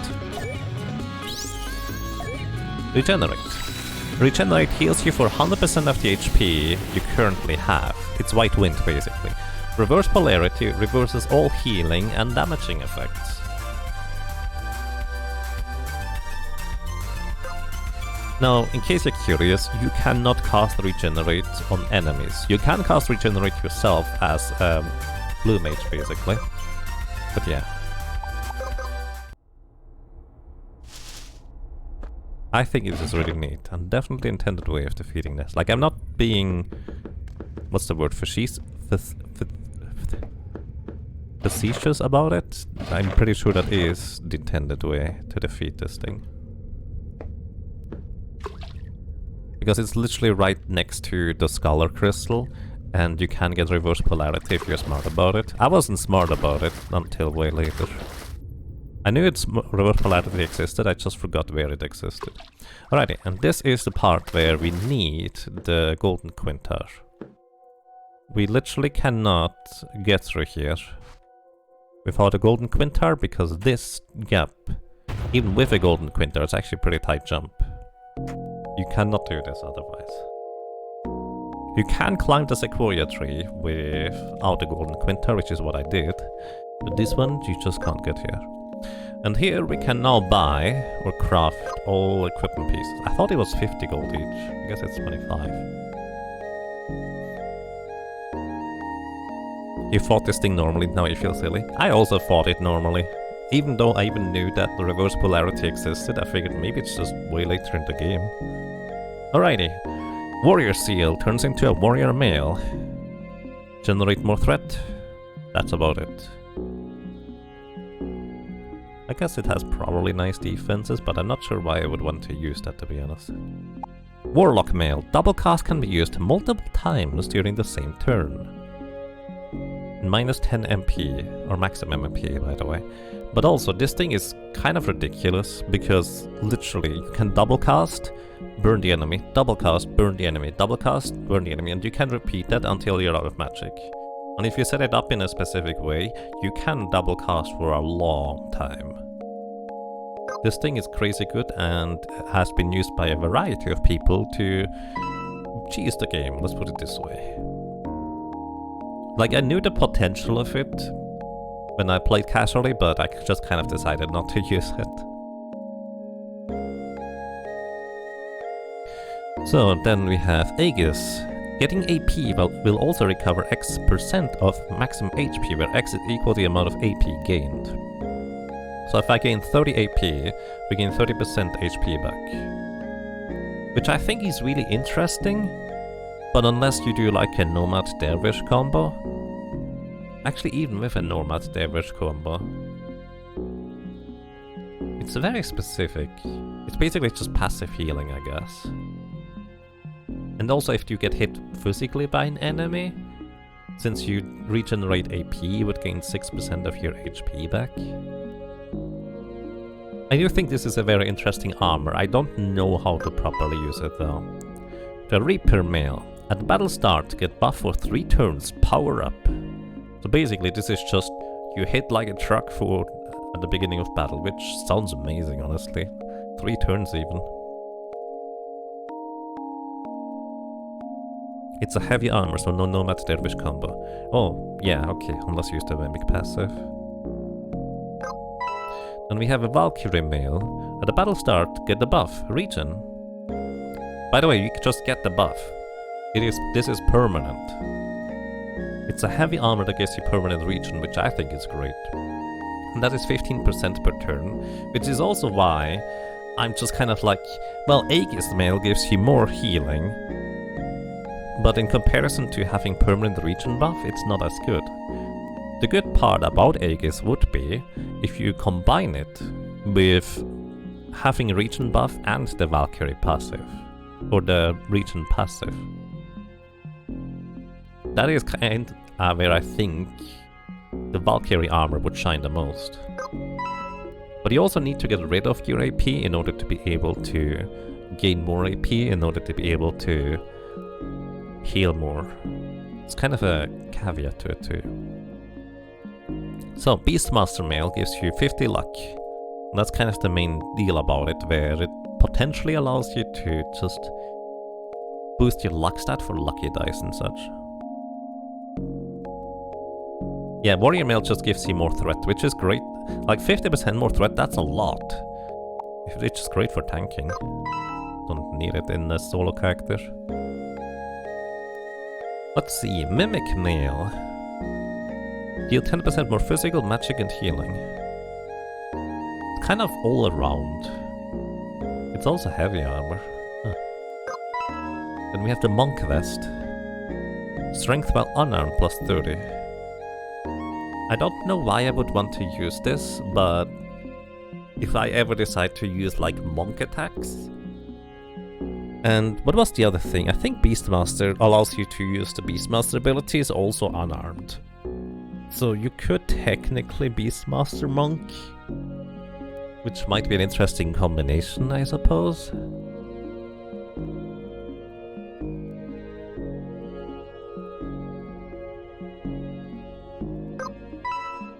Then we have a Rogue Vest. Plus 20 speed.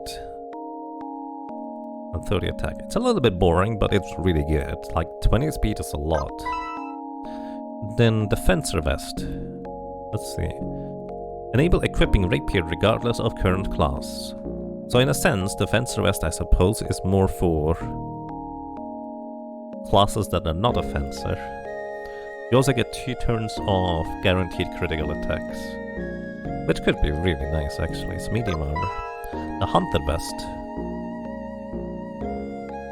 30 accuracy is actually quite a bit, and generate less threat is actually pretty much the main deal about this armor. I don't really care about this, so I'm gonna skip about this one too for now. It's not 2 turns rather than 2 attacks. I think it should be 2 attacks. Did I say turns? I don't remember. Fencer Vest seems made for an assassin. It would definitely help for one-shotting stuff. Alrighty, Ninja Armor. When critically damaged, get buff for 1 turn or physical hit evaded. Disappear. Always evade physical attacks. So you can actually get your smoke buff back. So instead of blinding the enemy, you dodge the next attack. Which this might be also plus 20 evasion. This might be specifically useful for a solo challenge actually.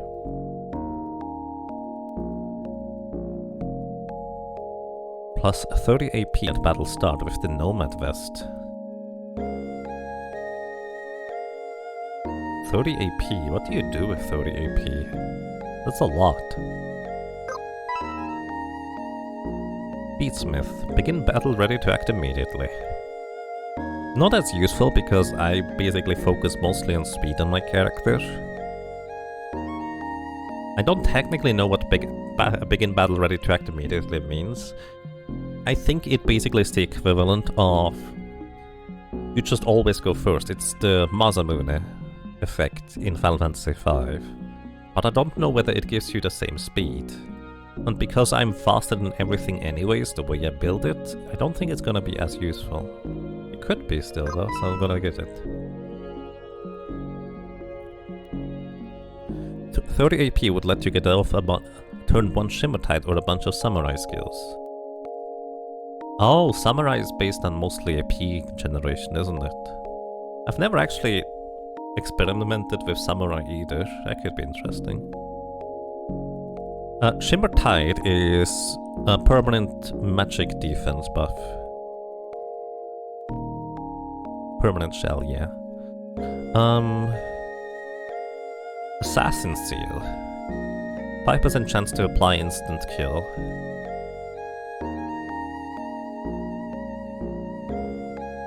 I mean, I have it more reliable with Jugular.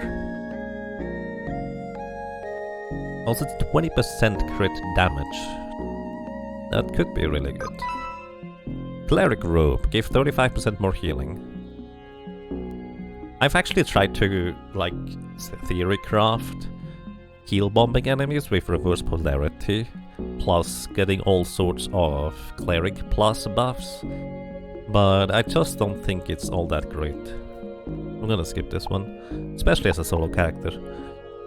Alrighty, and Wizard, it's kinda straightforward, just get a bunch of magic power with Mind, as well as 3 turns of 35% more magic damage. It's pretty good. Also, the Shaman Robe. Now this one is actually one of the more intriguing ones to me. You get 25% spell lifesteal, which is basically doubling up on the Shaman's passive. But you don't have to be a Shaman to use this. That's a really good one if you need to heal, but you also want to deal magic damage. 60 Mind and Intelligence too, yeah. Scholar. Enable equipping heavy helmet regardless of... Wait, heavy helmet, medium headgear. So you can't just equip any headgear? Why? I mean, that's useful if you want to get the spell lifesteal equipment, I guess. But then you would get the shaman thing instead. Heal tank on self might be a good strat. If you stack heal up and use the nomad stance and nomad attack every turn stance, you might be able to survive something other classes might not be able to.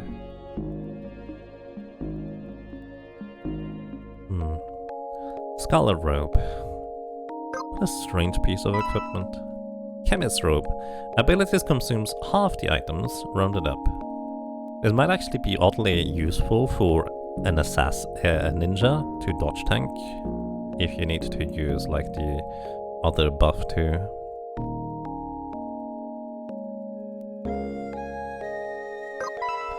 Dervish Robe. Plus 6 AP when casting magic. See, this is kind of where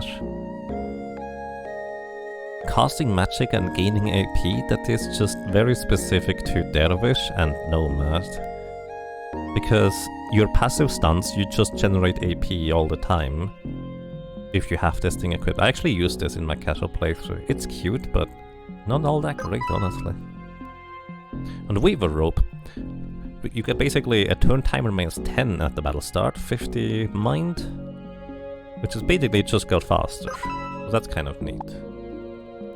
Because I guess I have the money to just buy all of them. I was mostly worried that I wouldn't have the money, so I didn't buy all of them. But yeah, good stuff. Carpet.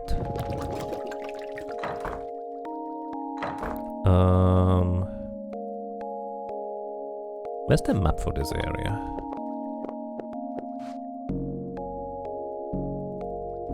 I thought it was in here.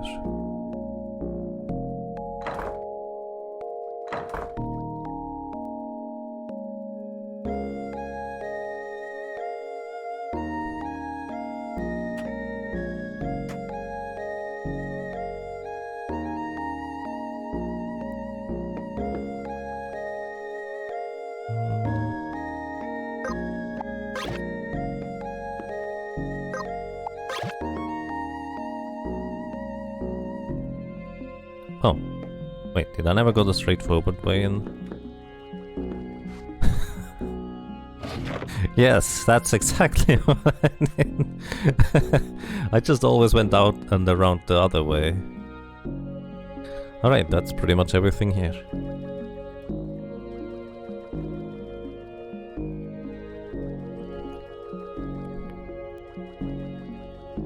With that chest and that axe, you could start with 60 AP and all samurai skills require katana though. Could you be a ninja with samurai skills and those equipment pieces? Have a katana in your offhand or something? Are katanas two-handed? I never use katanas.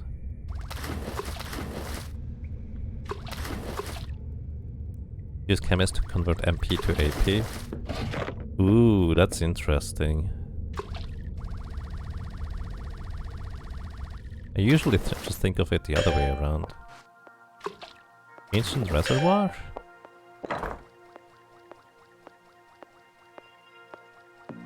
Wait, you can get into the pyramid without having the pyramid key?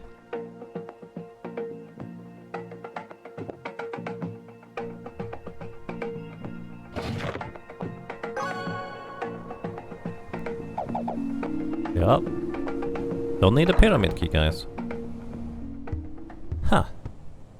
I did remember something like that. But I thought it was in the Jidamba Tangle for some reason. Not the pyramid.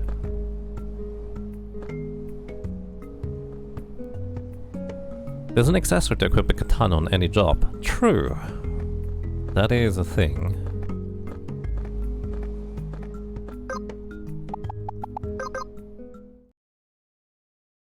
Only need summon for most of the things in the game, indeed. Alright, it's time to do the Skyer. Well, actually, should we just do the grind at this point? We might just want to do the grind at this point. Like the level grind, because we're still level 47.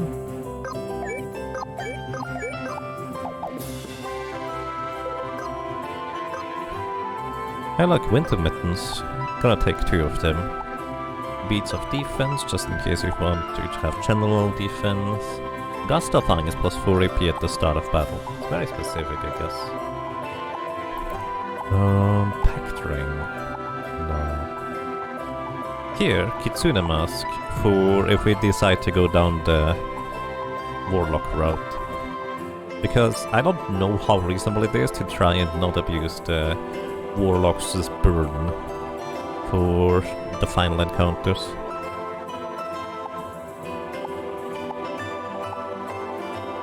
Just gonna get this one. I wonder how much 16 strength actually results to. Kip Katana. I want to have more maximum MP.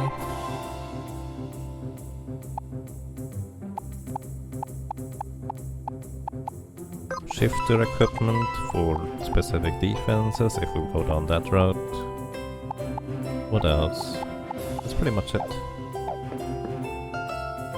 Ogre Boss. Right. We can go for Ogre Boss. What strategy do we use for an Ogre Boss? Let's see.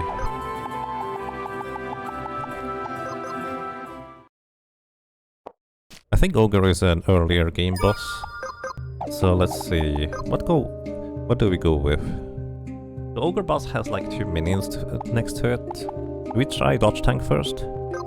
Evasion might work? Yeah, let's try Evasion. Let's see whether we can optimize this by now. We do have the Ninja Vest for Evasion. Oh, this actually gives us less Evasion than the Rex Vest. Huh.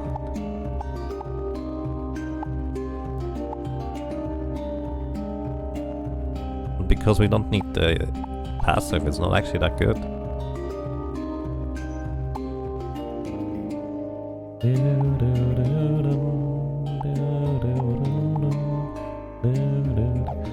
Ah, I guess we don't need it. That's as much agility as we can get right now anyways. Well, I could technically slightly order my level ups because I got a few level ups since. Alright, let's see. I think it was this playthrough where I learned that you could in fact get up to the Ogre Boss platform very early on. Yeah. Oh, it's still orange. I didn't check my passives. Oh. Let's see. Meat is trying to bite. 34% chance to hit. Ooh, the troll has 0%. We are almost at the dodge threshold we need, actually. If we can knock out the meat before it can do anything or too much to us, we would be in good shape here.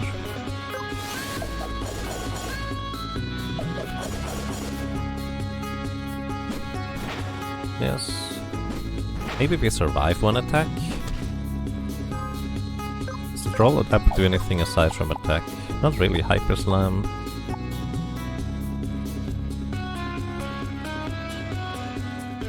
Consume. Oh, he consumes the meat. Berserk. Interesting.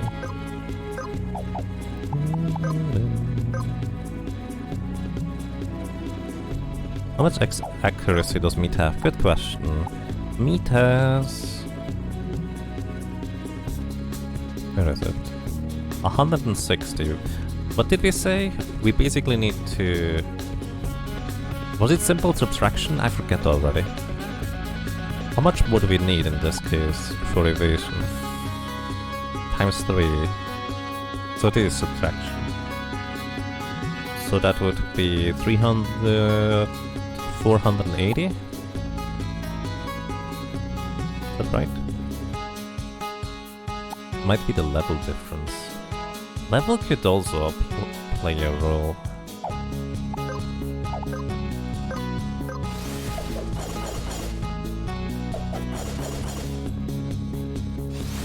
Meat is almost dead. Okay, Bloodsuck. We do survive at least one hit. It's accuracy divided by evasion. Ah, right. Let's briefly go and see whether I can redistribute for more agility. For levels. What's my evasion? Right now, my evasion is...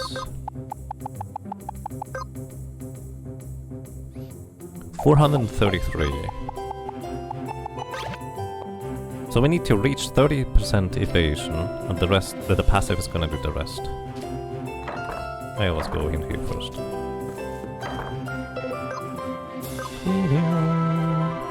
Do female characters have more evasion?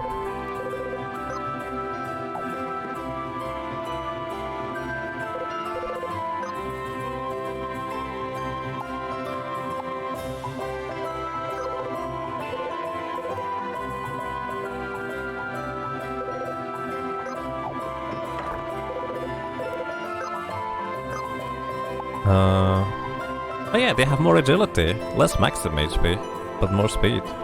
Sure. Sounds good to me. You even got an achievement for that, apparently.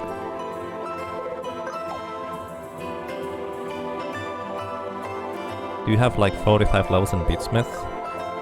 Beatsmith would be speed. I need agility, I think, for evasion. I have 45 levels in Hunter. 1 in Rogue. Because I need agility, right? For evasion. 1 in Dervish.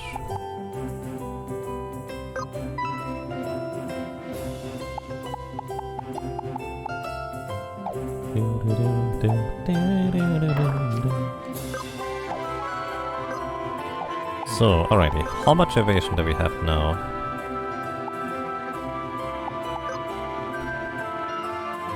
462, so it's actually a good chunk more. I don't think it's enough, is it? 462 divided by 160 is... Wait, is that right?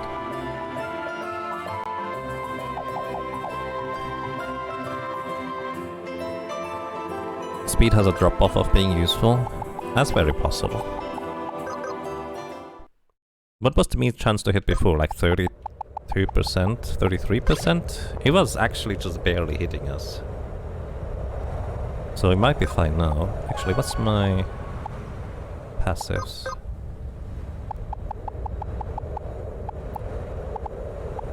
I need equip repair. Blood spiller, perfect dodge, attack focus. We don't need attack focus actually, if I use the fencer abilities. Why am I using fencer abilities? I guess I could use other stuff instead.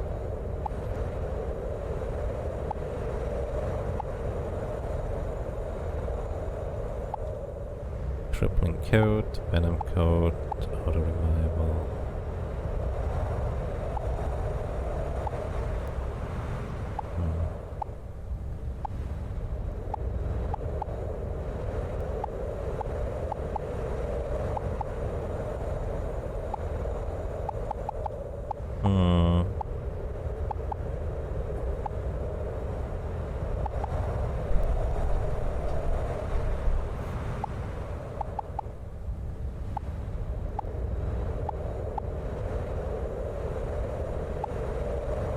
guess Stalwart is a fine ability. I guess focus, attack focus is actually fine. Crippling coat is good casually. Yeah, it's really good overall. The catch, of course, is that it's not guaranteed to land. Let's see. 31%.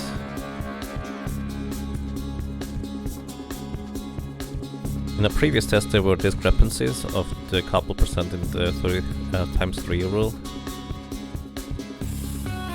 Barely, yeah. Just a little bit more. Alright. We're gonna go ahead and use the Death Rogue to level a little bit, I suggest now. Now is basically as good as any other time, I would think. So let's try to find a good route to encounter these thingies here. So Jugular.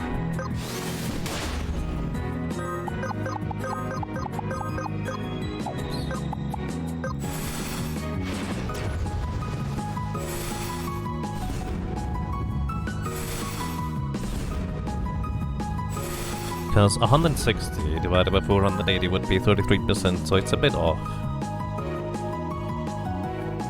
Might be an accessory change. Maybe.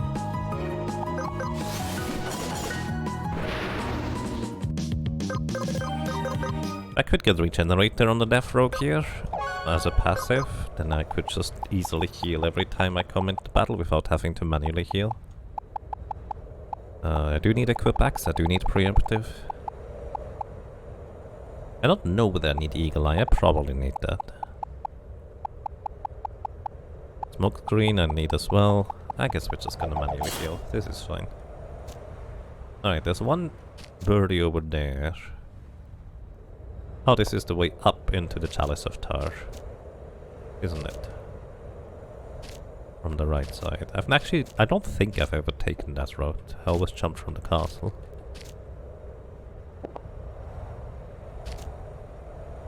I don't see another birdie around here. Maybe we could just respawn them. That's absolutely an option. By going far enough away, changing area, you do respawn enemies.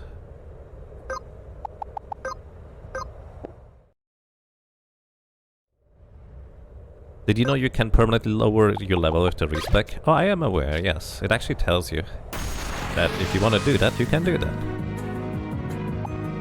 I guess I could reduce the level of the other guys. If that's what you're getting at, which is fair.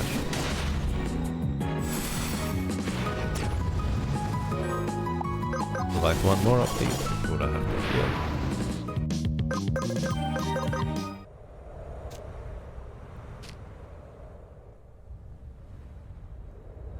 Can you sky a home point deck again? It will be 100% faster.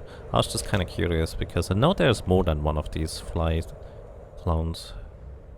I was just curious whether there might be like a clever way to encounter like 2 or 3 of them at a time. But maybe... There's no save point up there, is there? There's a crystal, but I don't think you can save.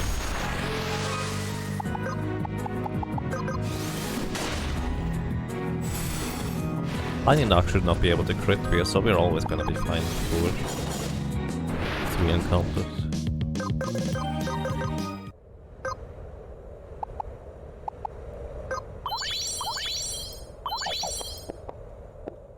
One potion per encounter.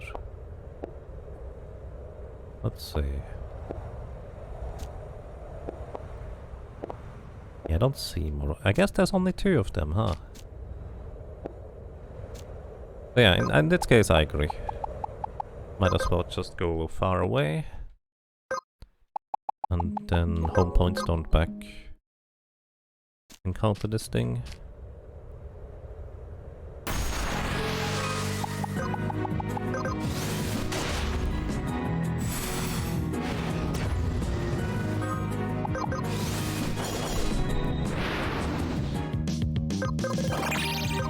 Level 48.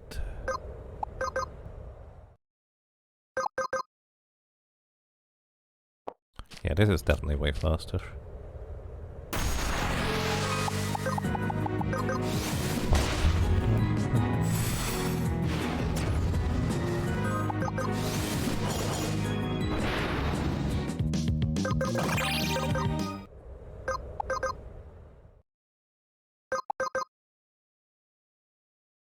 You do not know how much my luck starts affecting evasion.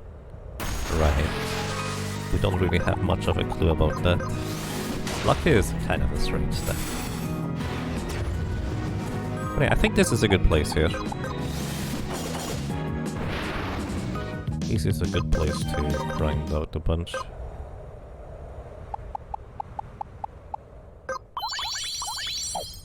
So since we're gonna be here for a while, what I'm gonna do, I'm going to actually disable all consumables and tools.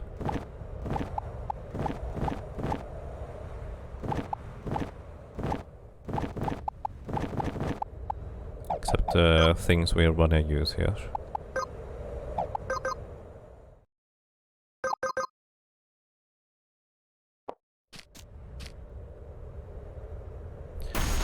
Alrighty, welcome to the grind.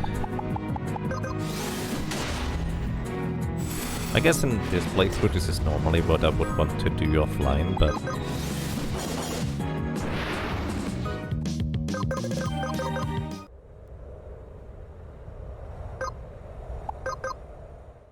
I mean, I haven't been streaming for too long yet.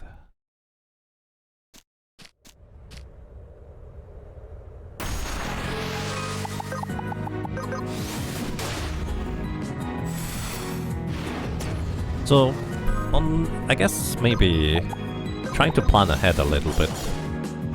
What are things that we can still do at this point, once we're done with this grind?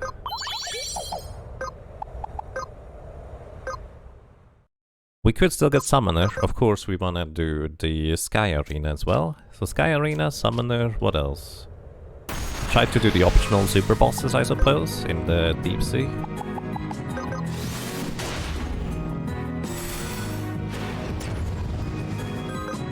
Can I bomb? No, you can't bomb yourself.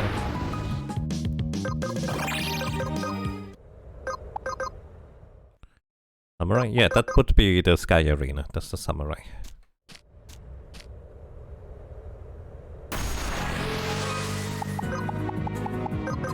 And then probably see whether we can defeat all the summon bosses.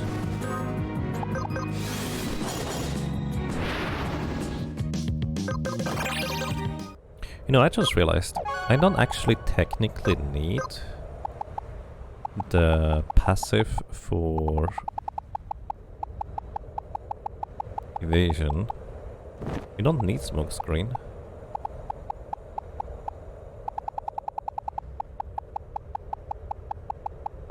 I'm gonna put regenerator on.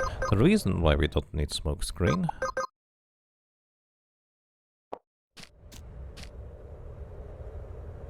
because we can just put him to sleep.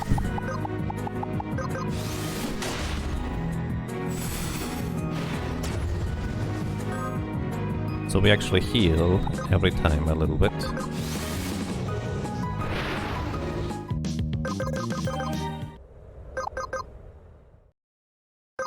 So the undersea bosses, let's see, what do we have? The shark is down there. We already defeated Cthulhu, which is kind of more or less on the side, I suppose you could say. What else?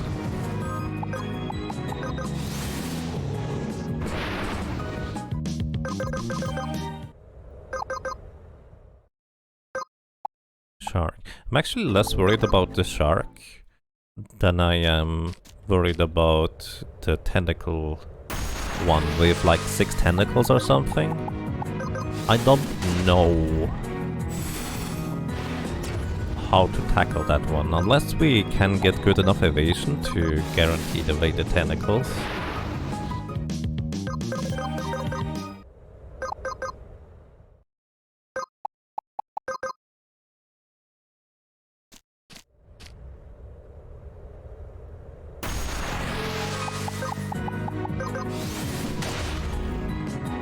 Squid of debuffs. I actually don't remember anything about that one, so I'll need to see what it does. Are we going to 60? Yeah. 60 is the plan right here. Because at this point we're also going to go for the bosses that are, generally speaking, kind of ridiculously strong. So I figured we might as well just get the remainder.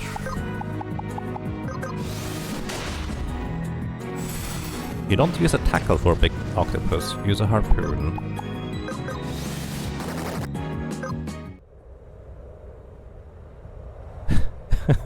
It's just like, because I wanted to tackle them?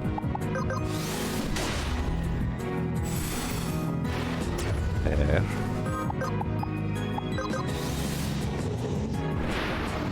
And the flush in the tunnel. I actually also don't remember what that one did. Like, there's a surprising number of, let's say, late game bosses that I happened to more or less one-shot with my party.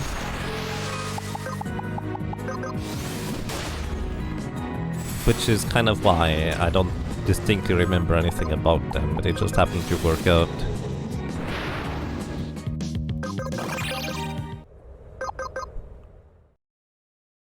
Killer bee?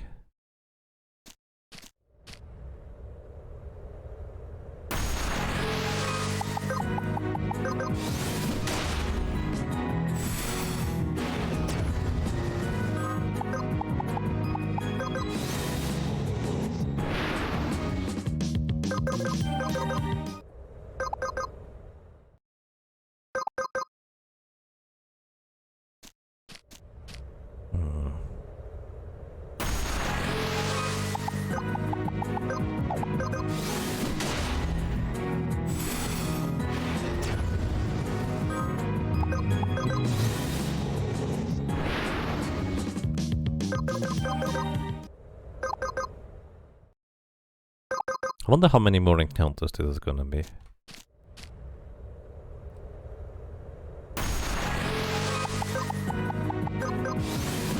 If we could somehow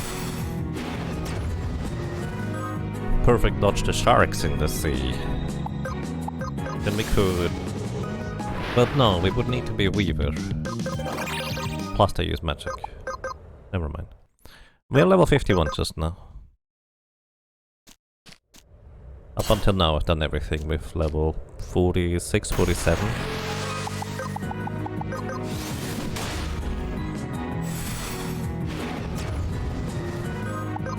I never actually level grinded, I just happened to reach level 60 at some point.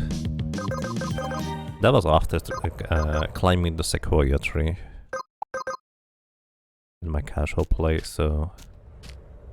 At some point I kinda lost track of what level I was probably supposed to be, and just happened to reach level 60. Which, by the way, I think there's also an assist mode now to go higher than level 60 if you wanna go for more. Which is also quite nice.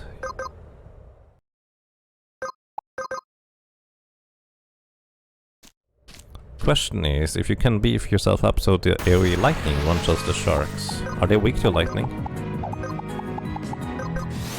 Because I know the speedrun uses like 4 wizards in order to kill the sharks to level up quickly. That's the one thing I remember.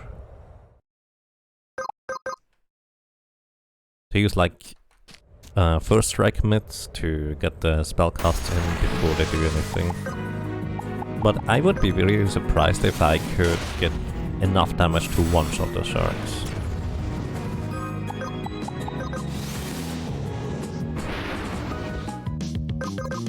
I feel like it's more likely that you find the setup with the assassin to one-shot like a higher level enemy.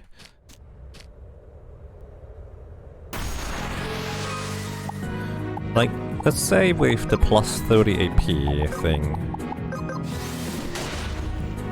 Is there like an assassin strike ability? Or maybe like a secondary ability where you could use with the assassin to just deal insanely high damage with one strike and get the execute damage with a guaranteed critical hit.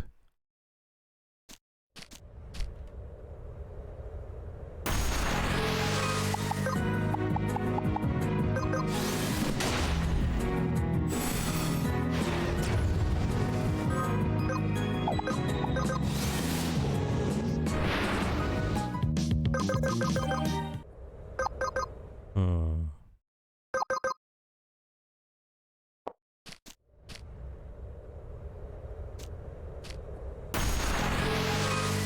Wonder if I jump over there, whether it's gonna be faster.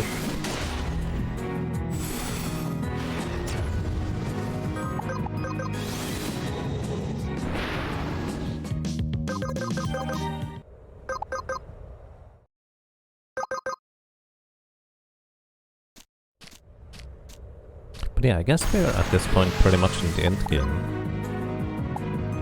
I could go back to defeat some enemies and bosses that we skipped as well, like the one where we got the Dervish crystal. Was it Dervish? I think it was Shaman actually. But I'm not sure how interesting that would be.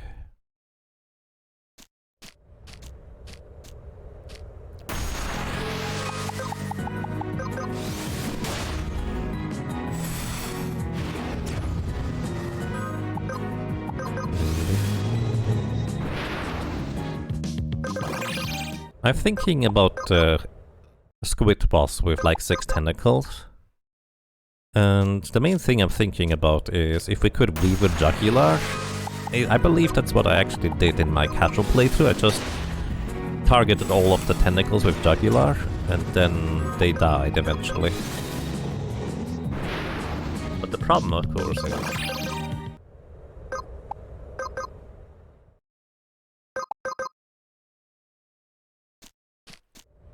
how do I survive the subsequent 2 turns until they die to the jugular?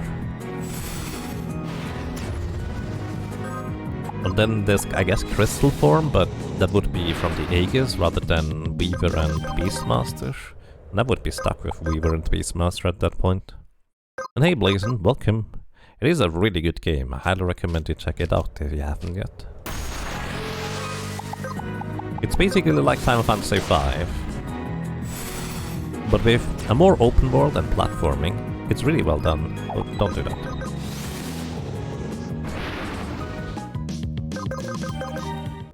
I'm just grinding out the last few levels here, because Solo Cactus Challenge, it looks like it's challenging even with the levels, so might as well just get these at this point.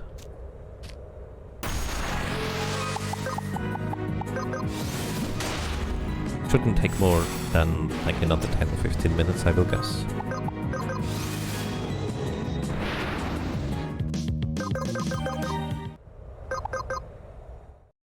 You would think the enemy here should eventually learn, but I guess they don't.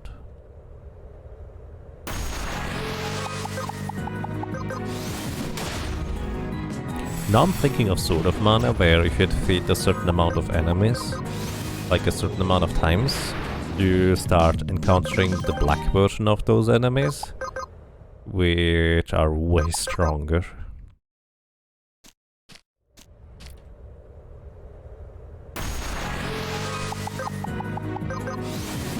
Then again, I don't think I would defeat this guy 100 times to level up. Maybe I do?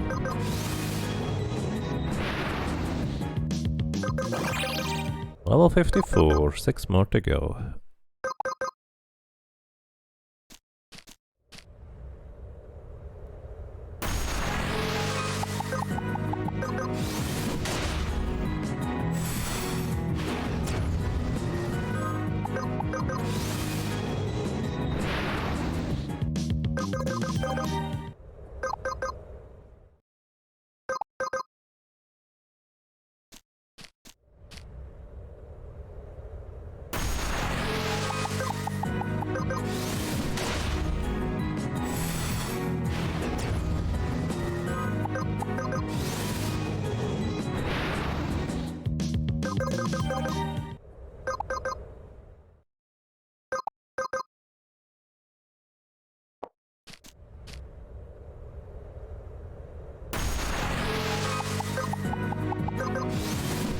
Oh yeah, we wanna also climb the Sequoia tree.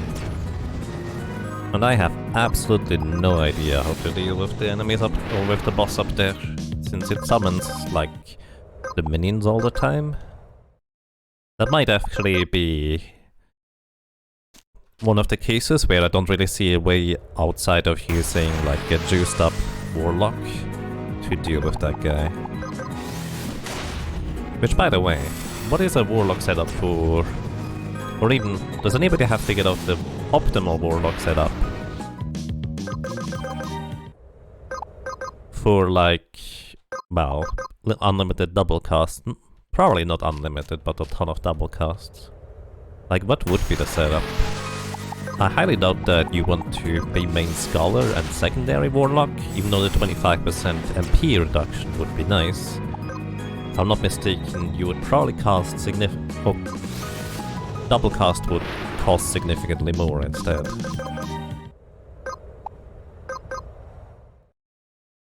Warlock innate is required.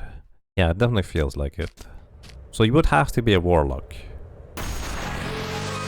What do you pair it with? There's the Rod that deals 50% more fire damage. So we would almost certainly use that one. I guess you hope that the enemy is susceptible to fire, which... Aren't the enemies in the tree, like, immune to fire for some reason?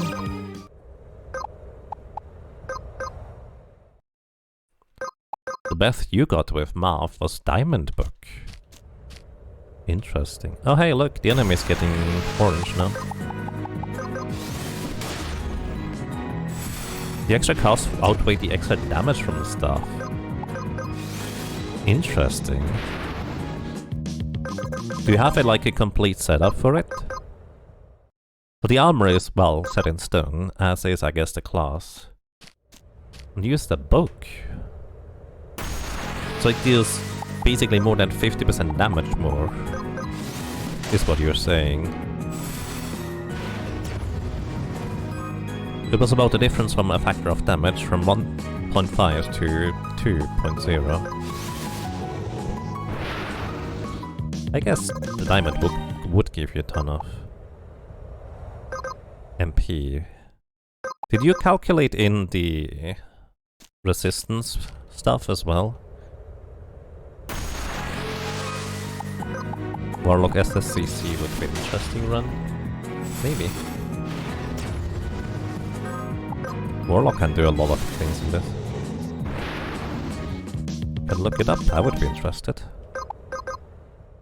Because maybe depending on enemy and boss, defense piercing or resistance piercing might be very relevant.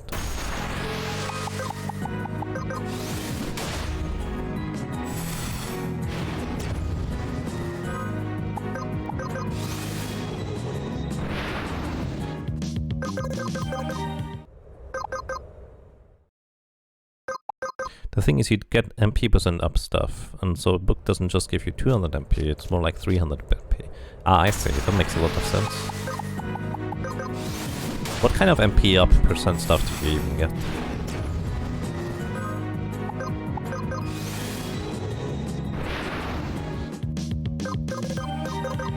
Also, for a solo character, would it be worthwhile to... Wait, no, the oily buff only lasts for a certain amount of attacks rather than a turn, does it? So oily doesn't help, really. So maybe you just want to go...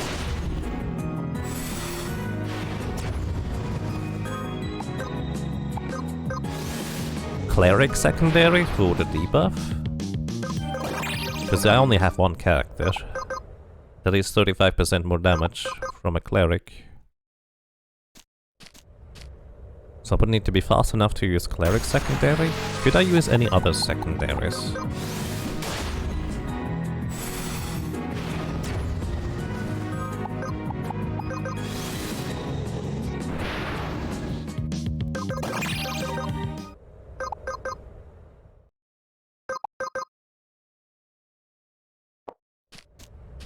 Could I use any other secondaries?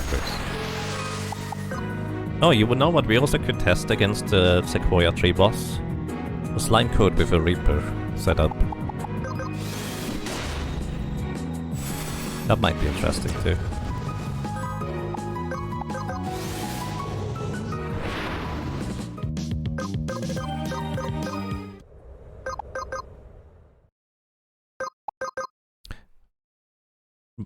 Where does one get the ribbon, by the way? Does anybody remember? Is that in the castle? At this point we probably could also make our way to the castle.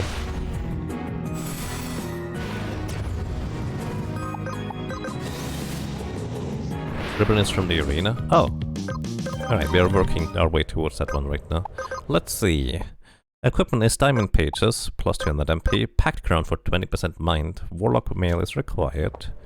Stone of Jodan, max MP plus 10%. Kitsune mask, max MP plus 20%. Can you not like Web 2 Kitsune masks?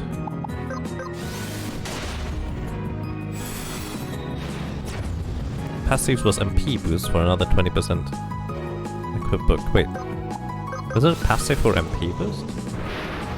You can only wear one Kitsune mask. Oh, good to know.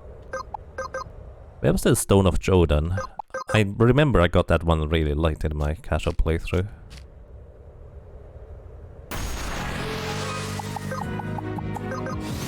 Yeah, I just missed the item description then.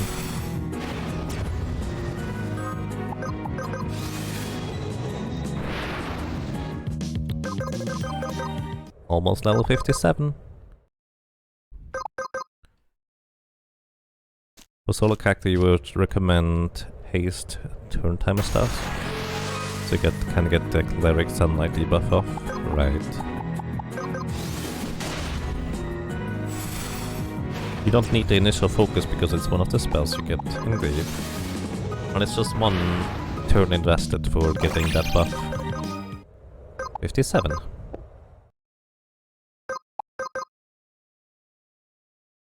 Stone of Jodan always makes you groan.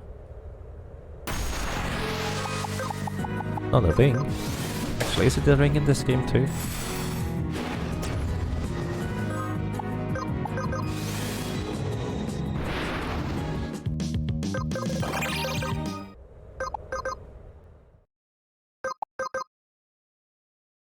Also, I think I'm going to go with an assassinate in the arena strategy. Or maybe we could go with the Death Rogue arena. That could be funny. I don't know, or... Yeah, I have no idea whether you can actually just jugular on enemies in the arena. You remember farming Stones of Jordan in Diablo 2? I've never been dedicated enough to farm much in Diablo 2. Like, I got highest level character was like a druid at level 92. And I basically used the broken... Well, at the time, before hell actually got more difficult. Whatever patch that was. I was a druid, basically werewolf with Buriza, like the arbalest. That worked pretty well in conjunction, but after the change I was just not cutting it for the damage anymore.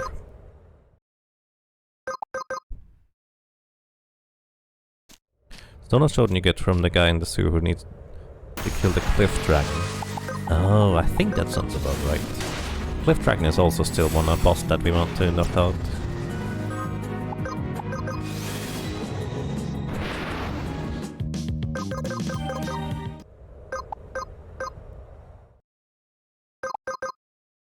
We tried farming Unix and sets several times. Can be fun waste of time, killing Helmephisto over and over and over again until you can do it with... What's his name from the Act 5? Nilatak? Nilatak.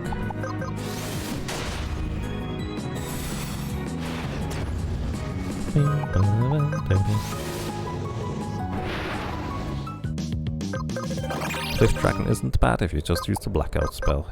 Yep. That's basically the original reason why I got most of the cleric abilities.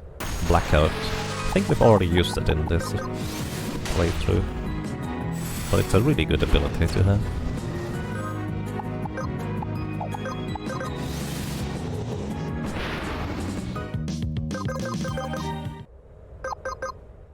Yeah, I remember just a random guy just kind of told me, hey, come over here. So he told me to come into Act 1, because I was just running around as a druid having fun just in online games. And he told me to come over to some other place, and he gave me the Buriza. And I was really confused what I was supposed to do with an arbalest as a druid. Until he told me, equip a bolt, transform into a werewolf, and then you get to see. Then I did that, and that was just like a 400% damage upgrade compared to whatever else I was using at the time. It was amazing.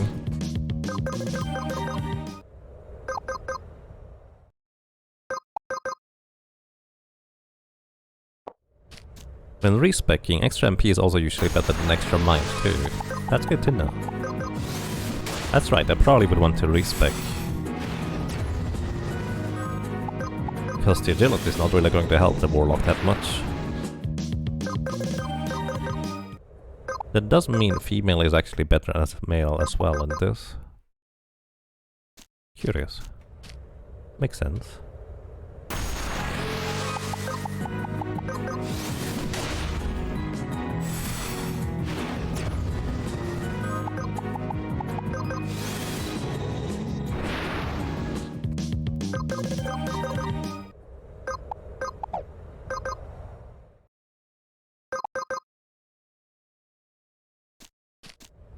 Didn't Cliff Dragon also have like an instant death attack?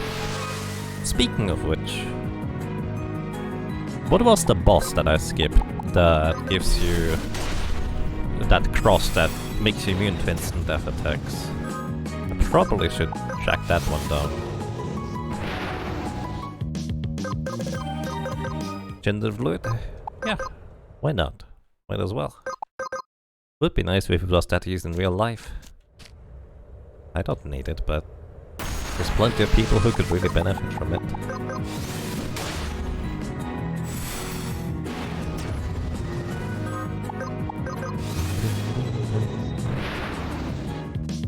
Just grinding experience? Yep, one more level. We're almost there.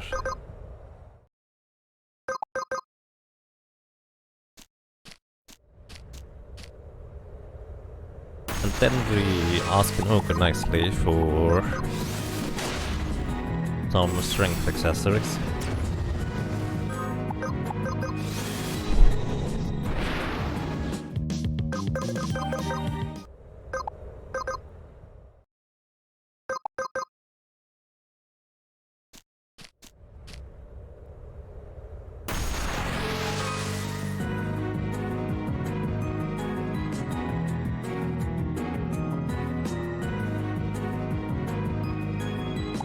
Interesting.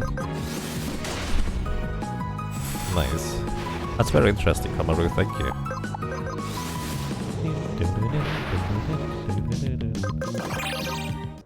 Almost there, almost there, almost there.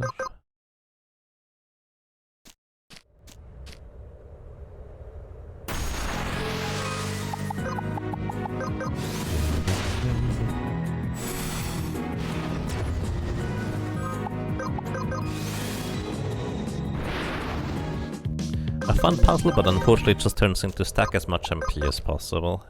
That makes a lot of sense. I guess it never really reaches the threshold of where enemy defense is high enough that you would want to consider defense piercing stats.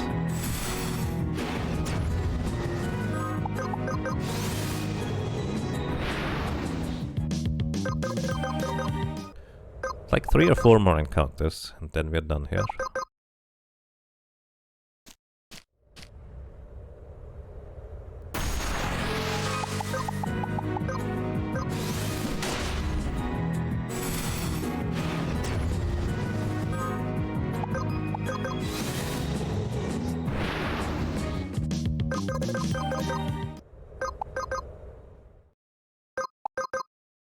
How much gold did we get in the meantime?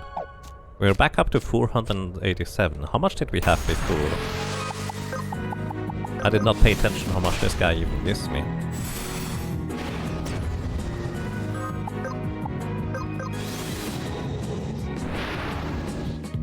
We got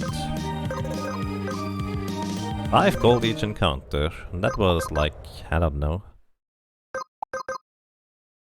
40, 60 encounters, something along those lines. I guess this is another way to make a bunch of money reasonably quick, but I'm pretty sure the Balrog sword is faster. Alright, we're there, we have arrived.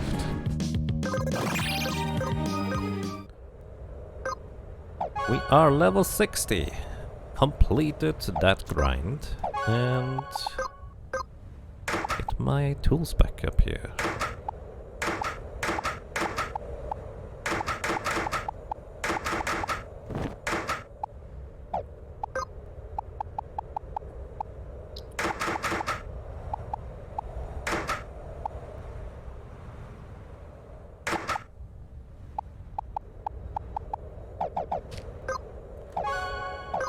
Alrighty, I do wonder how much more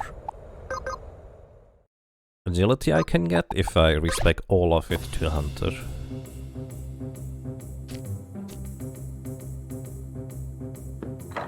Always the wrong building. That was 13 levels as a rogue. And if we invest all 13 levels into Hunter, we get just 8 more agility. Might as well max it out at this point.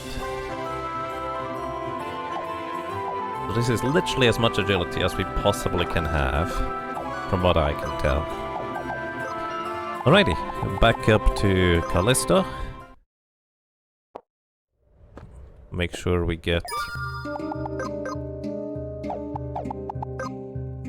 the dodge tank layout here. So, can we change this up a little bit maybe, with the passives and such?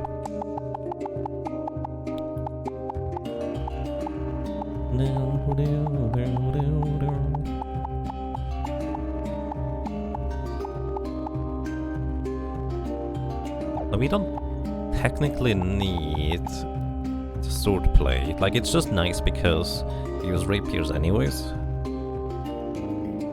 Welcome back, Lassu. Perfect timing indeed. If you have any suggestions for like the sub-command we could change up for our dodge tank, I'm interested. I need to go to the bathroom real quick and I'm gonna probably get another coffee. So yeah, gonna be right back.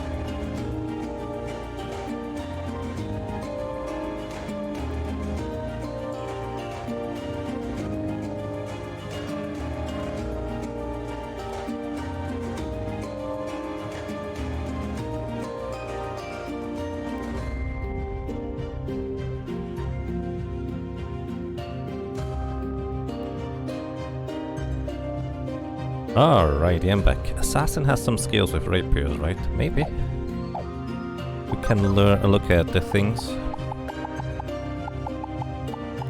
Like, Fencer is just overall a fine choice. Like, it's just decent damage, you can even heal yourself with Snowfang, it's pretty good. Let's see, Assassin. Rapier, yeah, Bloody Slice, main focus.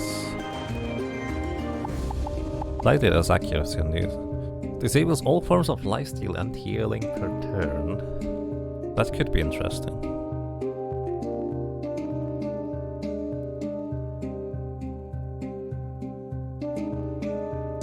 There's no MP There's no steel MP, no. You can convert damage, or you can deal damage and that converts into MP acquired, but that's about it. You also would get harm magic and harm power for whatever that's worth.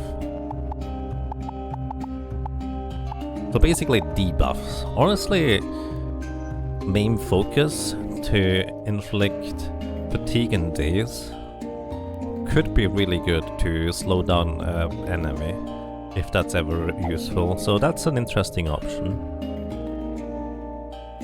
You're thinking about there is get AP when casting spells and get MP when you get AP. But you can't get those abilities until you double cast and infinite double cast all at once. Yeah.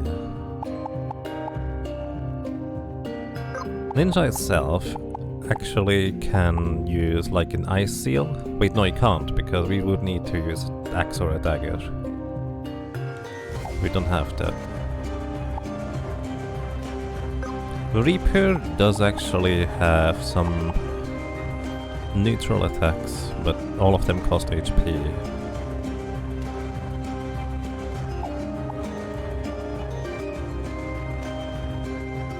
Scholar might have one. Scholar has MP Sickle, which drains enemy MP, but you don't gain it, unfortunately.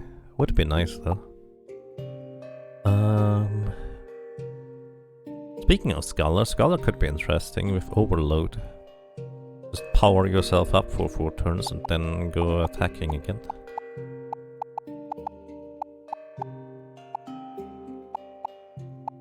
Or even the reverse polarity specific abilities, if there's just like one ability that we don't survive an assassin.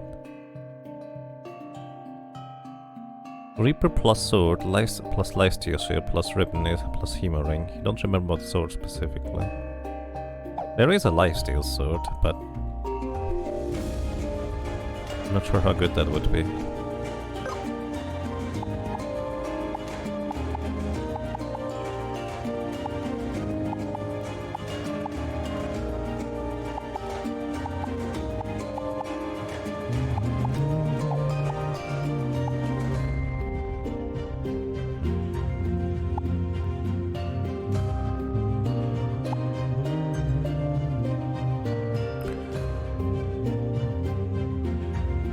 Warrior skills allow rapiers? Good question. Rogue skills technically allow rapiers, but I think the only one we can really use is Rupture, which is a long bleed debuff plus a good chunk of damage.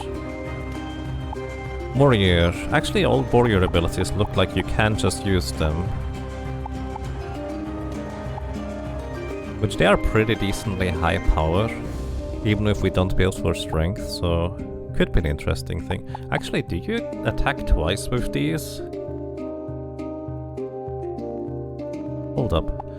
And then you also get Berserker stance for 25% more physical damage dealt. We can try Warrior, that's actually an interesting idea. Just looking through the rest real quick.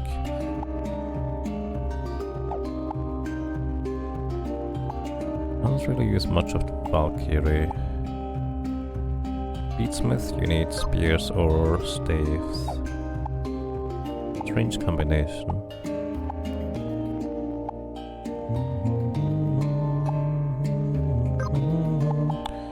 Can break matching and physical.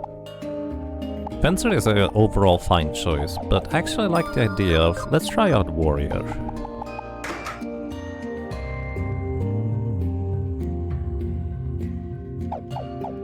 Right.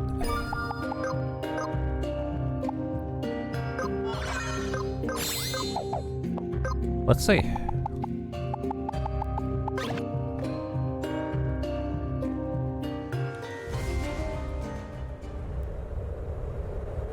Let us see.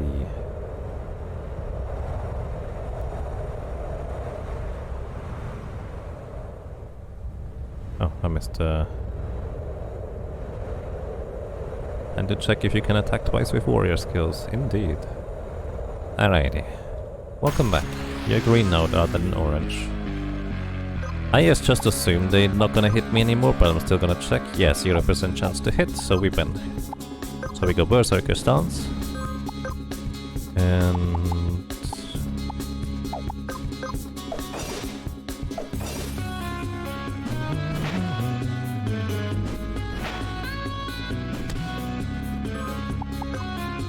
Let's see.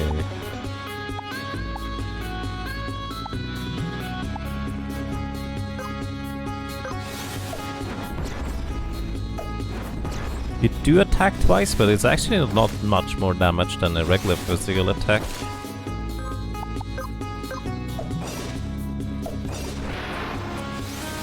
To be fair, part of that is because we have the passive equipped for regular physical attacks to deal more damage. But it's almost not worth using. Then again, the Berserker stance is kind of nice. And any other than Bruiser Crush are not really worthwhile either.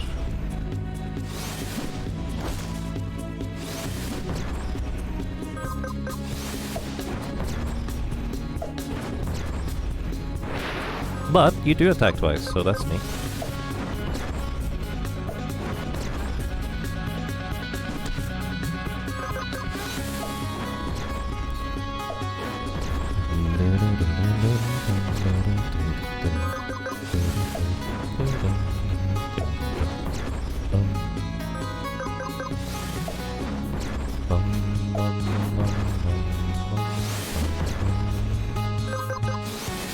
Also, if we were to use rapier abilities, we could just inflict these status debuffs for longer. We don't technically have to have them as a passive.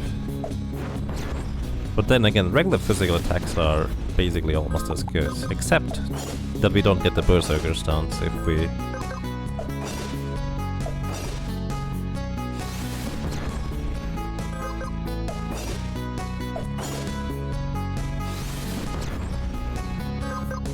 do that.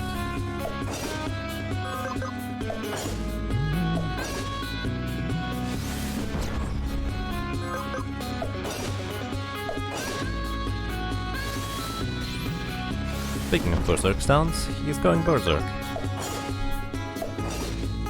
I wonder whether he would attack the meat enemies if we were to leave it at that.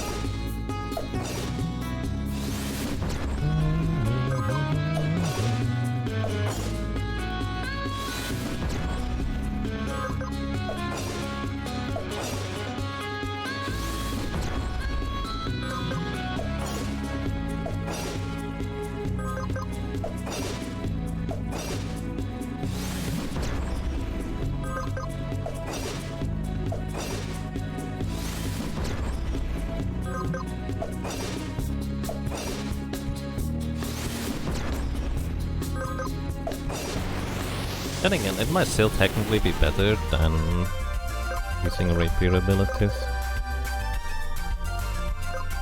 You can get plus 40 strength now with the accessories. Alrighty, troll down. Pretty straightforward. Now, let's go to the arena. I am curious whether we can take down the bosses in the arena. I'm actually going to go swordplate just for the potential to heal. Maybe I should go magic something.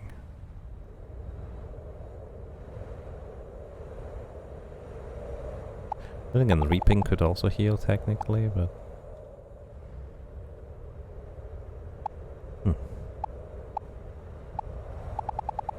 What did Assassin have?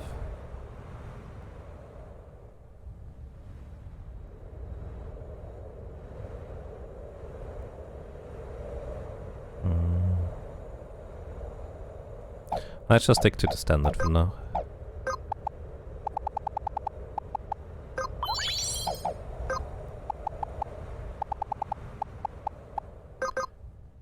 Two ogre balls, yep. Wait, it's ogre balls, not troll balls? It should be trolls. I guess he had those in his possession. So we didn't get the balls from the troll. I'm okay with this too. Alright. Welcome to the arena.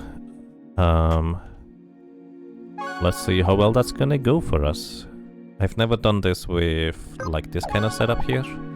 Let me check passives. What else could be useful?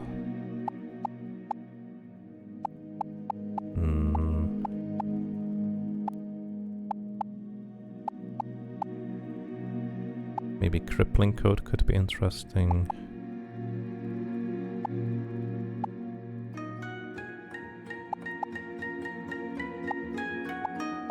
Initial oomph is cute.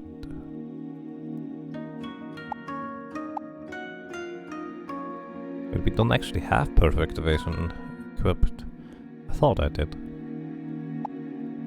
I have attack focus instead.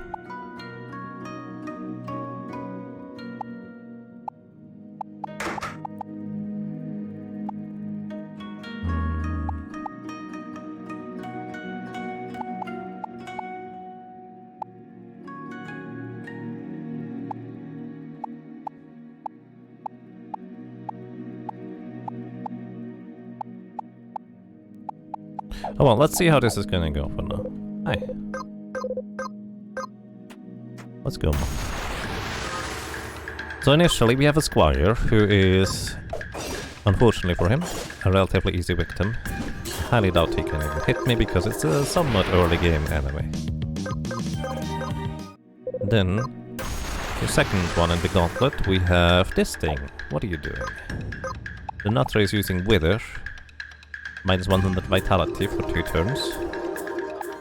Also has Nut Crunch and Gobble.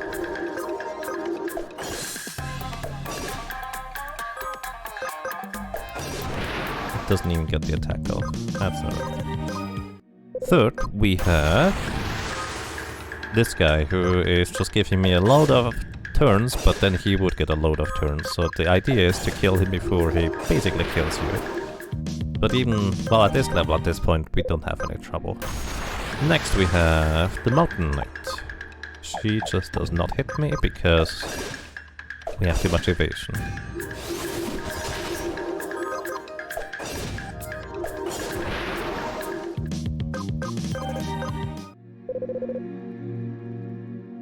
I don't have Samurai yet, actually. I have not done Arena, I forgot about Samurai.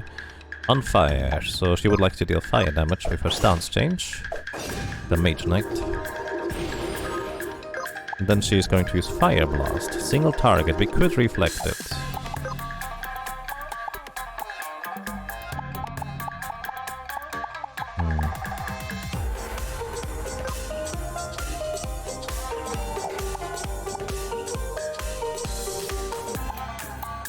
What's my accuracy now? 100%. If I Hawk Stance, what's my accuracy now? Still 100%. If I go this one, crit would deal really good damage. Yep. Then we have the Jester. He's going to try and put me to sleep for 4 turns. I'm going to use Kawakage to evade the next magic attack. He's gonna try and use Star Glow, trying to buff himself.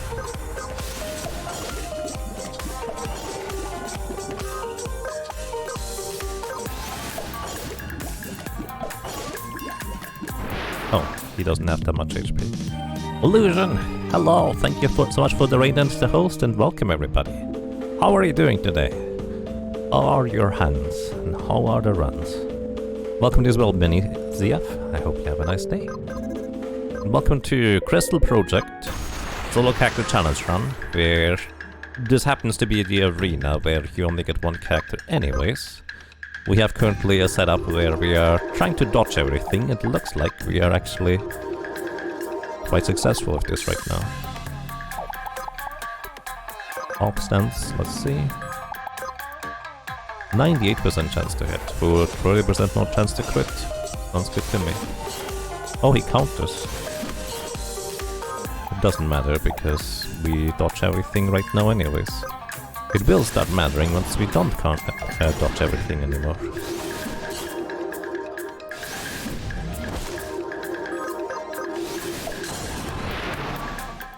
Just having fun and kill oatmeal. It's party time! Nice. Yeah, welcome. Continue Battle Gauntlet. Ah, this is the scary one, but he doesn't hit me, because I have too much dodge chance. I remember having a lot of trouble trying to get past this guy. Good chance to hit.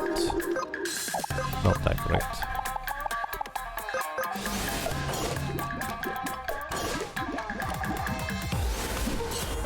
Aha.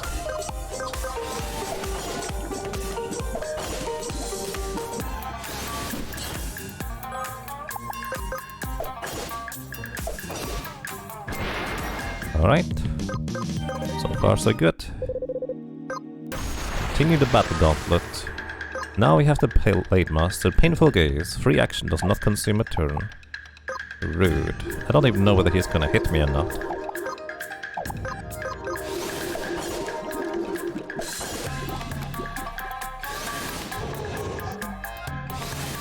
Blood Spiller, he missed. Chakra is gonna heal over time with turns up. Oh, that's less than ideal.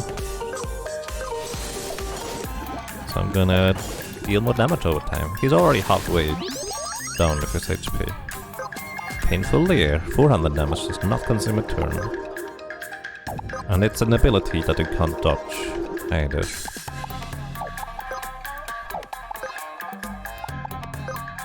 I think we are mostly fine to just continue dealing damage. Alright, I don't know whether I don't know whether I'm guaranteed to dodge. I guess I could calculate. He has 180 accuracy. That might be a chance to dodge rather than guaranteed. But we got him anyways. Nice. Continue battle gauntlet. Sure. Oh, there's the boss. Brutal Venom, we dodge it. Good. Inflicts poison, bleed and burn. Very good. I'm gonna Snow Fang to regain some HP here. Apparently I regain all my HP. Attack. What else do you have? Arachlea. Looks like that's it. We are good because we have enough chance to dodge. So this is another very easy way to clear this arena, it looks like. Just dodge everything. Is this some sort of a boss rush? Yes, this is the arena where you're only allowed to bring in one character, which is fine because this is a solo character challenge. So it's actually easier than most other things we are doing. But this thing here is actually pretty brutal to try and take on normally. But looks like we're fine. And we cleared the full arena with dodge tank. We completed the battle gauntlet. Alright. Very nice. So that means we can get all the prizes now. We get Muramasa, 360 attack katana. That's it. Yasha, 78 evasion. I bet that's more evasion than our weapon otherwise. No, it's not. It's more accuracy in case that's relevant. And the Shadow Gi. More crit damage. That actually could be good for an assassin build.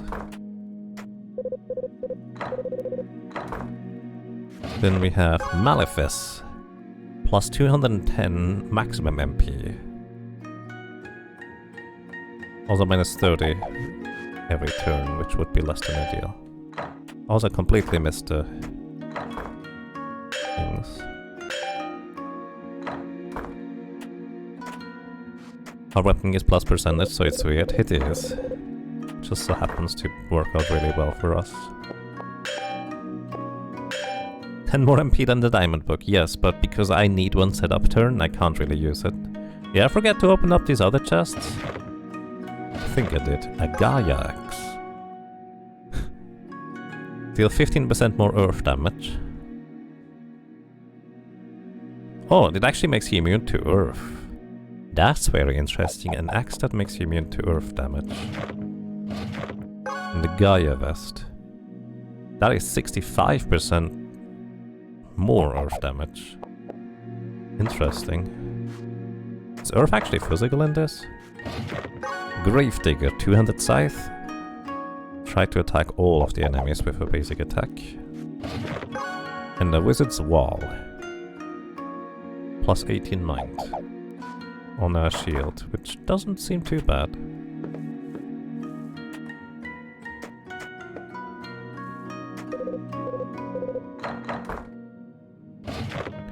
Bone mail? We already have one. More luck per turn. Soul Chris. 20 max MP, crit damage, mine. It's like a physical and magic dagger. Evasion down. Inflicted. That's unique. Also, you only need one victory here to get the crystal, apparently. Or was it 3? I don't remember whether it's 1 or 3. Either way, would have been easy. I just forgot about it. Yeah, it's an open world, but it's also single player. Like, you're very free on where you want to go in this game. It's pretty fascinating. Alrighty, samurai. Samurai.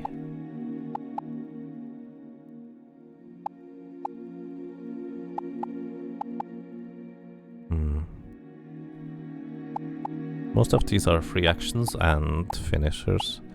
I've just never really used samurai. But I'm curious what the samurai armor does, so I'm still going to master it, probably. And I guess that's everything?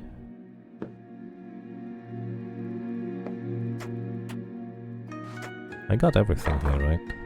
Yeah, the rest is probably downstairs, according to the chests on the map.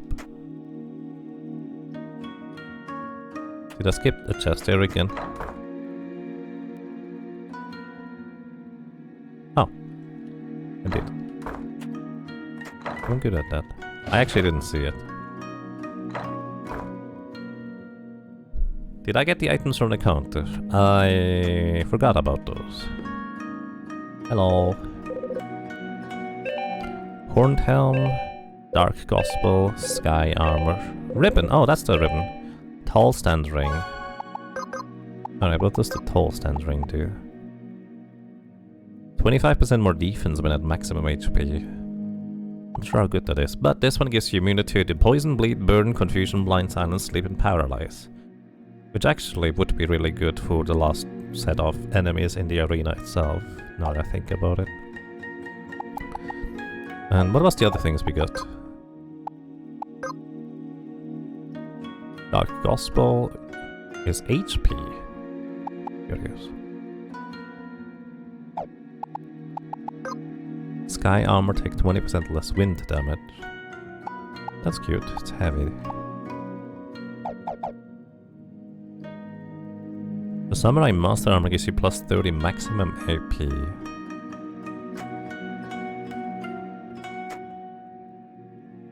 Interesting. Do you still play Boshi? I occasionally go back to Boshi and just casually play through it. I'm nowhere near as good as I used to be, and I never was at the top either, but I guess I'm reasonably competent. Whenever I do like a Boshi run, I like to just do no skips, because I kind of like World 4. It's kind of fun.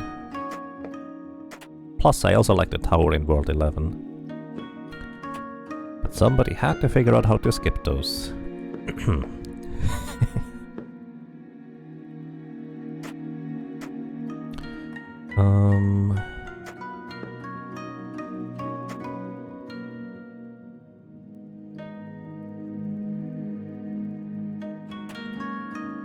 Yeah, that end room is pretty satisfying. I will also say that it's pretty satisfying to go all the way down and then all the way back up in that little corridor, especially if you play on the slightly harder difficulty, where you don't get a save at the top.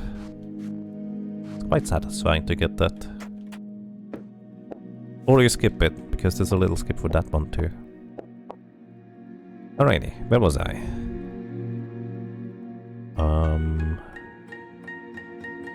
This Sky Arena, we have a ribbon now. Which could be really good. We can check whether we can dodge tank some of the other ocean bosses. I highly doubt it. The cannon glitch. Oh yeah, I think that's a debug tool that was accidentally left in there. If I'm not mistaken. I don't have a depth map made. Oh yeah, right, I need to buy that from the black market, which actually reminds me. Let me go back to the black market real quick.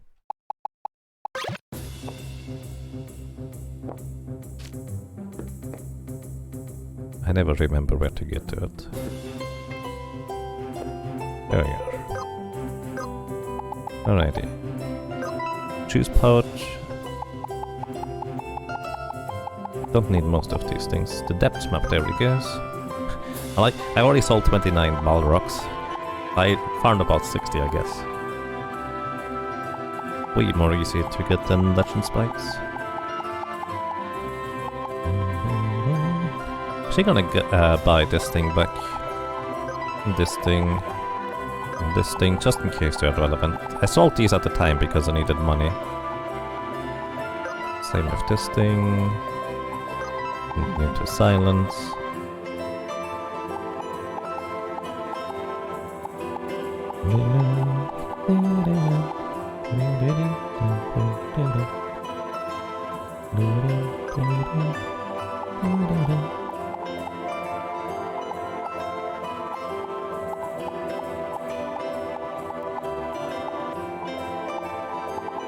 Right, we got the depths mapped. Packed crown. Do we need that one? For the setup? And then let's go to Neptune.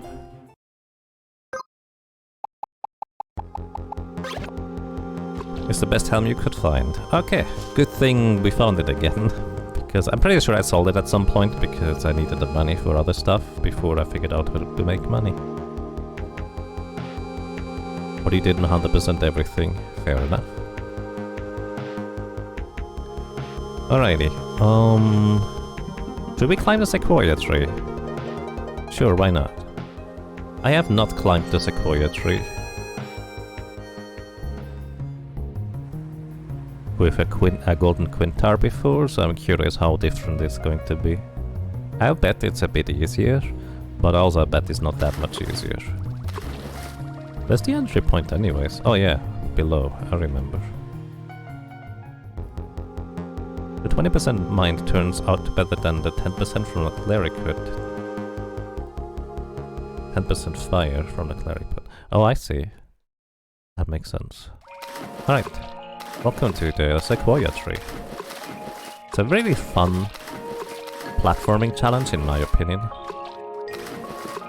And especially if you try to do this without a golden quintar, it's even more challenging. But it's also quite satisfying to get. I like it. Can recommend. The enemies in here are pretty dangerous to say the least. They basically hit like a truck and a half. Let's have a pouch. I don't really know what most of the enemies do in here anyways, to be honest. I just remember they are immune to instant death, and at the time I was kind of under-leveled getting in here. But trying to survive these was quite the challenge. Alright. What do you guys do? Cast slow, takeover. Oh, takeover would be a bad thing. Hydro spike. So I would want to have a reflex shield equipped, I will guess.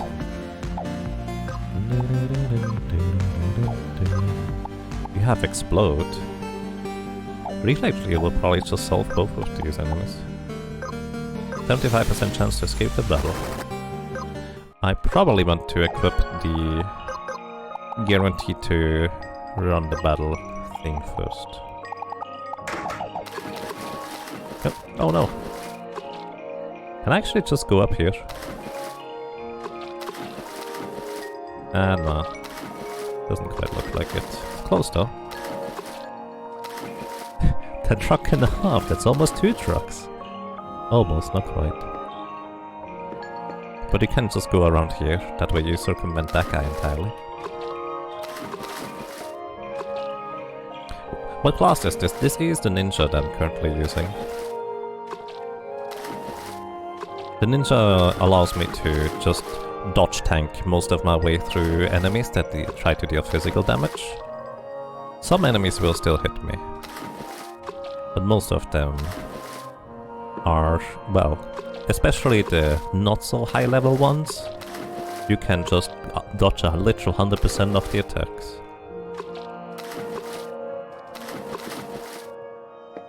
Alright, there should be a chest down there, but I think we can just get it later when dropping down. So that's what I will be doing then. Oh wait, is it from here? No.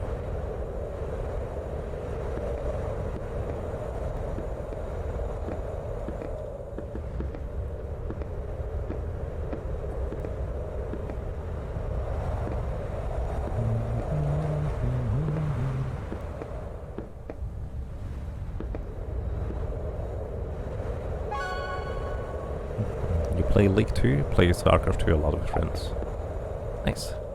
I used to play League of Legends, but I kind of fell off after a while. But that was a really long time ago. That was when they still had ELO numbers rather than whatever system they have now at this point.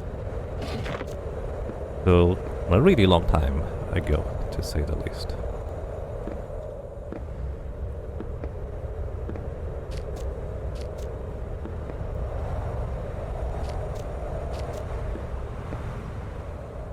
Another chest, I want that. I probably don't need more diamond stuff, so I'm just gonna skip that one. There we go. We are one level higher.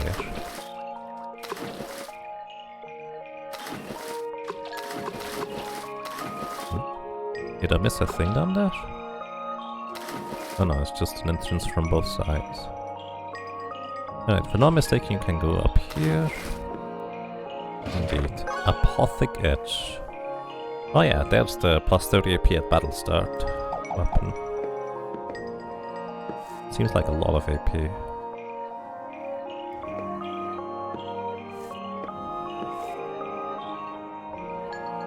Wait, where do you go from here? I think I already asked that question. Over here.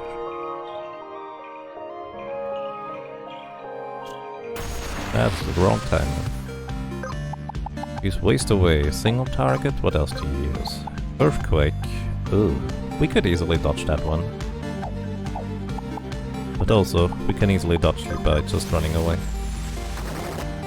Pretty much all the trees in this are undead, so you can't kill them with instant kill things. Unless you could dispel the undead part of them. I actually don't know.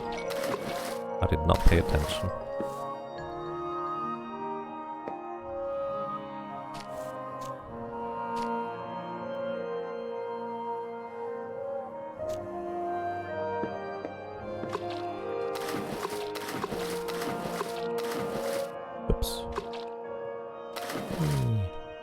I like the gigantic arrow over there.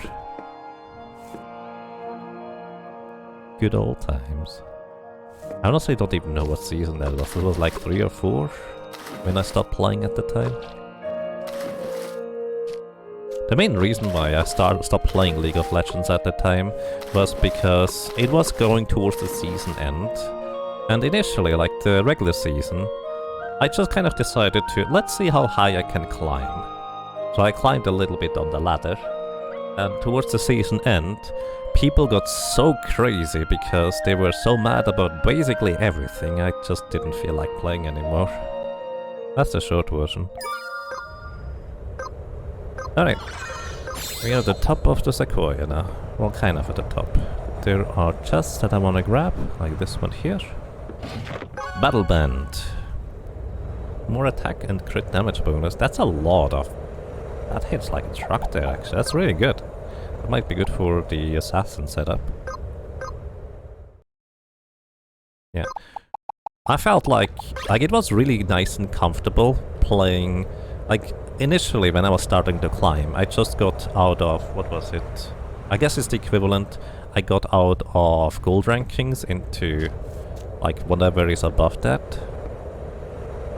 And just kind of climbed higher, and when you're in the middle of the bracket, people were just usually relaxed and chill, and it was some good games. But once you got close to like the threshold where you get into whatever, probably Diamond, I guess, league it is, that's when people get really agitated easily. I imagine afterwards, once you're well in that bracket, it's probably fine again. Isn't that a dodge dagger? Oh yeah, it has 78 evasion. It's actually still less evasion than our current weapon. Let's see whether we can dodge this boss. We have as much dodge as we can possibly have, unless there's equipment I don't know about. So this guy is going to immediately revive friends. Let's see how this is gonna go for us.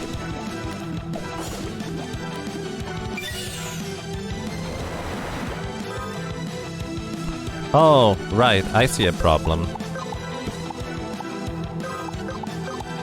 I think I see a problem. By the way, these characters here, I just knocked them out every turn. I think I remember the problem about this. Maybe I do. Shroomy Leer, 500 damage. We can heal that through. That's fine. Alright, Shroomy Leer we can survive. Shaken Root has Headbutt Harden. I guess we're fine with both of these as long as we can dodge them. Their accuracy is not high enough actually, but this guy's accuracy is actually high enough. Spirit Cage. Spirit Cage is going to be able to hit us, I'm pretty sure. This one as well, the Unrooted. Also he uses magic on top of it, so...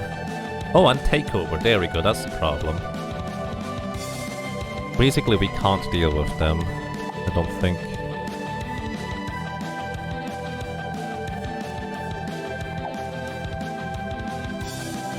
Because he's about to do Takeover, and it's just going to straight up kill me. Because I can't do anything about it. Unless I get like this thing. Actually, even that is not... not gonna kill him. That's like 4000 HP or something.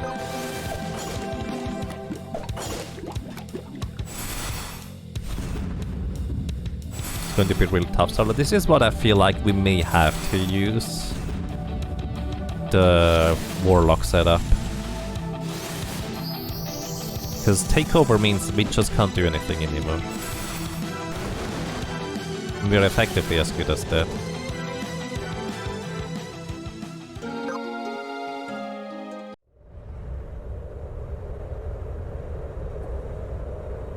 Possessor has a 50% chance to lead with Possessor his magic attack.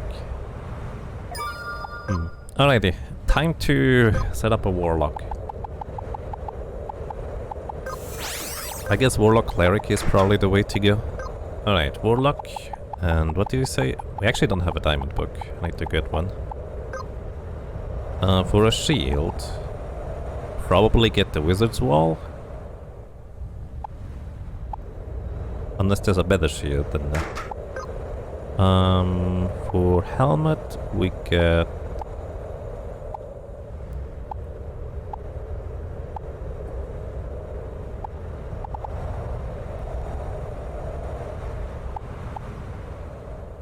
Wait, didn't I? Packed Crown, I think it was. Get the Warlock Nail for more stuff. What accessories do we use? Kitsune Mask? I did actually buy two. I thought I could use two, but, well, I don't use one. Kitsune Mask. Oh, we also need to go and defeat the other guy. Still. So we can't quite do this setup here entirely. I mean, we can see how far we get.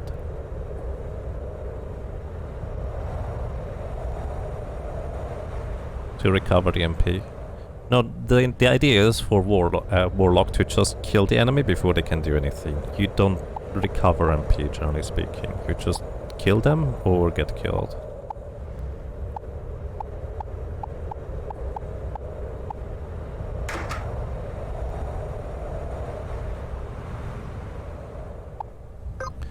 So, and setup.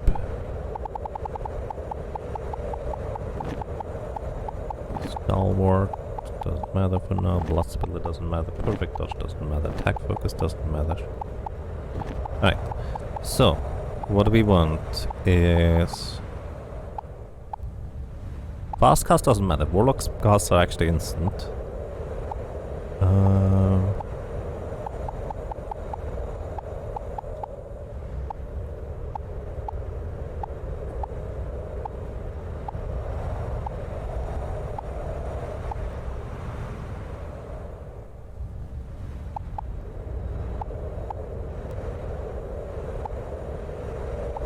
I mean, we could use initial focus, but we can also just get it.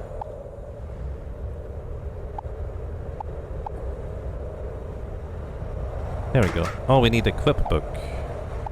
Oh, that's why we don't equip Wizard's Wall anyways. So we don't, equip book. Makes sense. Because books are always two-hand anyways.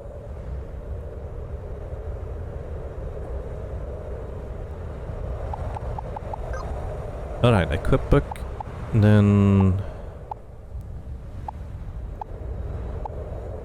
I guess Stalwart could be interesting, just in case we do take one hit.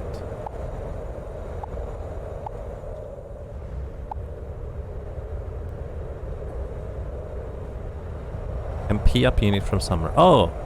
I see, we don't have Summoner yet, that's right. Right, we're gonna grab that. So we need the Summoner, we need... the Crack Boss. I guess auto speed at the beginning would give us 2 more turns.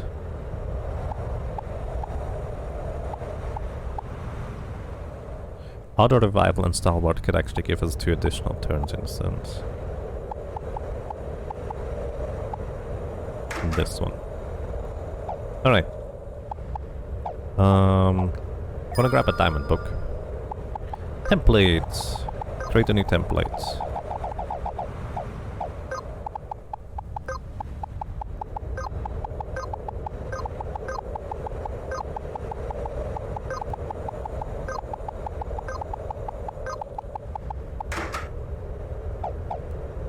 Was Wings of V harder than Boshi? That's a interesting question to answer. So here's the thing. Wings of V got quite a few update patches. So I think it's quite different than it originally was on a variety of bosses, which made it more balanced, not necessarily easier. So let me think about this.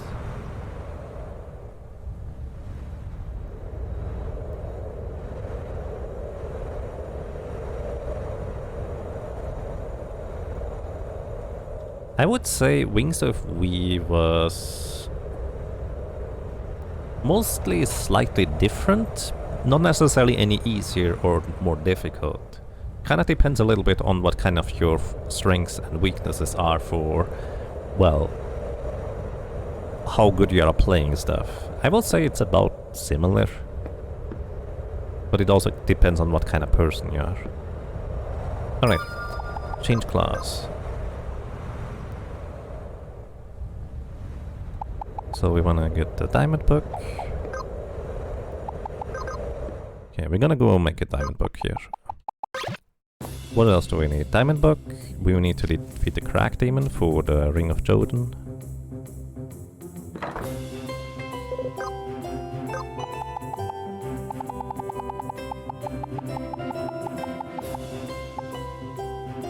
Did I sell the silver pages?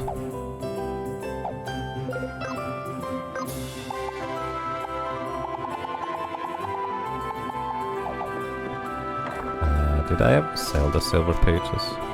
So I'm pretty sure I made them at some point.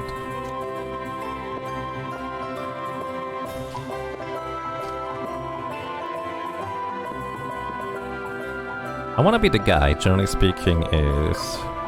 Well, I guess it depends. The original I Wanna Be the Guy is more trolly and people were not used to it, but it's not that difficult if you know what you need to do. Like, it's not easy, but it's also not particularly difficult in comparison to the others. There we go, silver pages.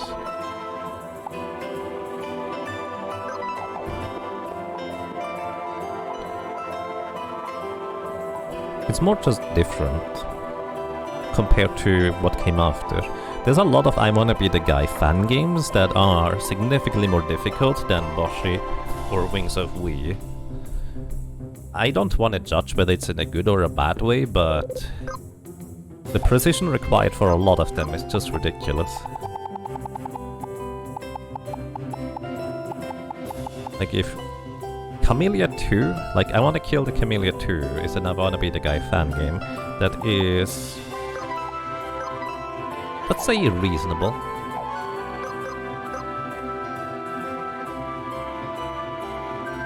Right, we don't lose MP every turn with this. I Wanna Kill the Camellia 2 I will consider to be reasonable overall. Still rather difficult, but about on the level of Boshi. Kinda depends on whether you do all the extra stuff too, I guess. But Camellia 3 is just kind of like a good, decent step up from that.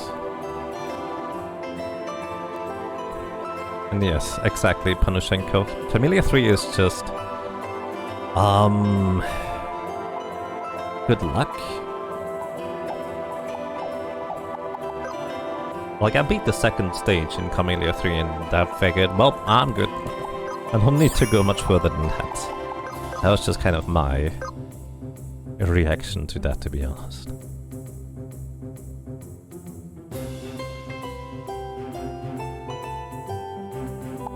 Alright, I'm gonna go ahead and change template to dodge tank. Wait, what? Oh, I overrode it! No! I'm a dingus. I meant to load the dodge tank. Oh well, I have to redo this now. Sword play is good, fine. Good baseline.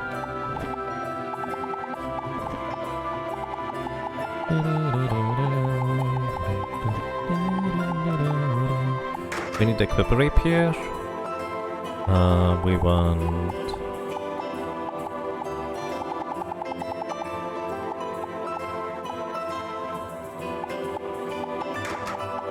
Stalwart. Blood Spiller, perfect dodge.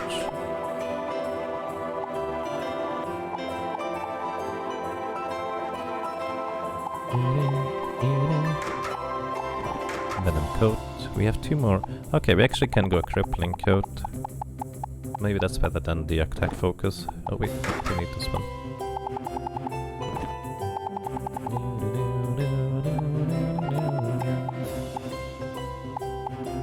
Alright, I like this one baseline, so we get...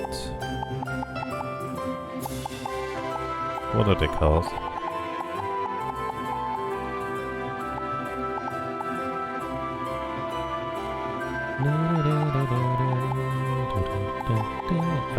Episodes for the evasion boost. It gives us the most agility here. Actually,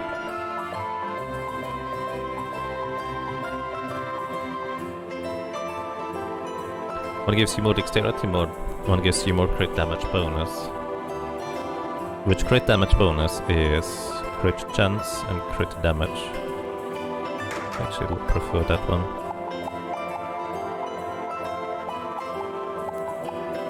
The Rex West gives us 15% agility, as well as acrobat shoes and dancing shoes.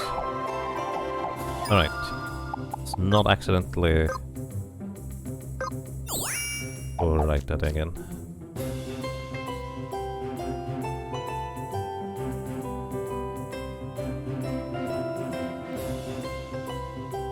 The Ninja Chemist heals it to gives you about half your MP back. With a dedicated support. Interesting.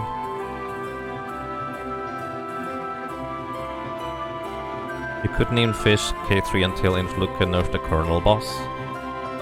Ah. I never even got that far. I was just like, you know, my sweet spot is I wanna stop the meltdown full difficulty. And I don't really need to try much harder than that. Like, I would eventually be able to complete it. But I have no consistency. And again, it could be a fun change of pace to just try sometime. Wouldn't be the worst. Alright, so I have my dodge attack again. No. I think I kind of need white magic. You know what, let's just see what happens if I do this. Let's just see what happens if I try to defeat the crack boss with this setup. I will guess this is not really going to work, but we'll see.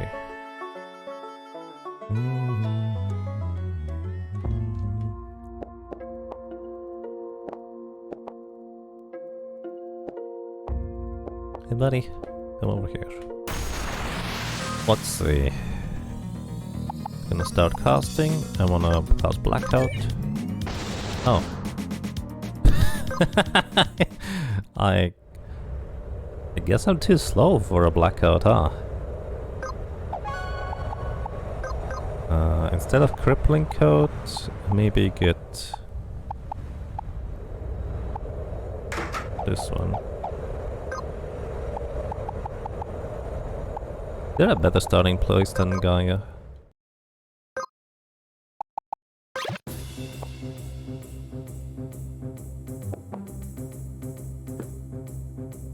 You want to try a seriously fun fan game, you could give Ocean Princess a shot, it's pretty great. Never heard of that one actually.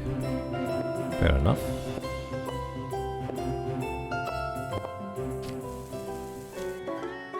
Honestly, some of the most fun I had was with I Wanna Be the Co-op, I think it was called. That one was really good. Well, I guess it did help that I played it with Valhart, who is really awesome too. Blackout. Alright, this time I'm gonna cast Blackout before they do the thing.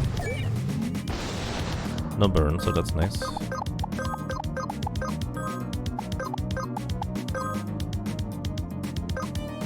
Alright, then... Oh, I could have just dodged it. I don't need Blackout. I'm a dingus. Here, I want to hit aggro, please. I'm a dingus. I can dodge it with the ninja ability.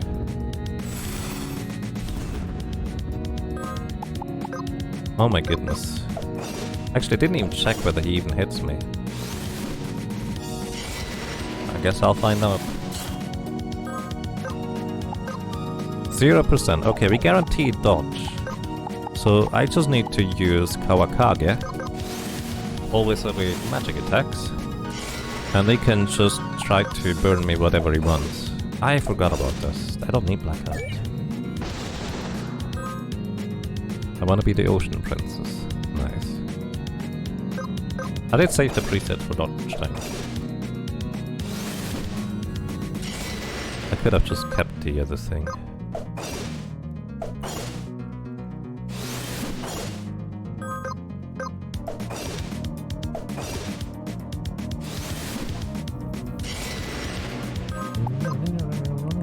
Okay, I can cast Kawakage again as soon as he casts his fire.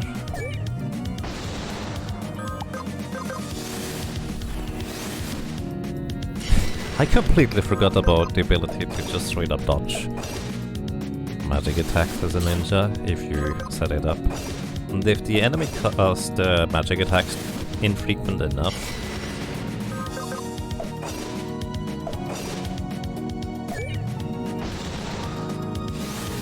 then it's not even a concern for the most part. He does have a lot of HP though, it looks like. The main concern at this point would be running out of scrolls, I suppose. We're halfway. We still have Blackout if desirable. We have 3 more Kawakage. And I don't think we started with full because I've been running away a few times.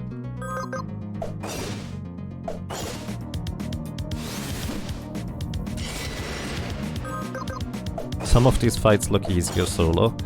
Well, I mean, this is the nature of this kind of game. If you know what you're doing, it might just look easy. But it's also sometimes kind of specific setups and such. Which at least with this one is kind of the case. But it's true. I distinctly remember in Final Fantasy V, when I first played through it casually, I felt like the crystals were easier when I was just only trying to keep one character alive.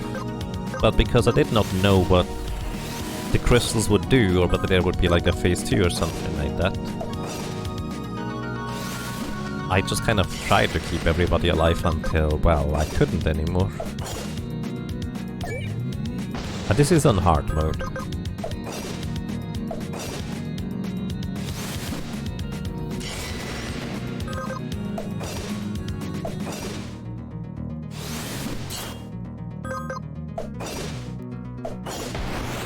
Alright, got the demon down. Okay, with the cracked demon horn, we can go ahead and deliver that to whoever wants it in the sewers. Because I forget who wanted it. Probably somewhere around here. It's like inside the door. Are you in here?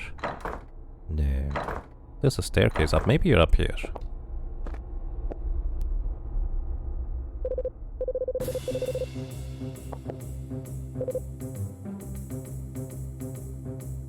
Oh wow, this guy's love also got banished. It's probably some like side story that you can follow if you pay attention.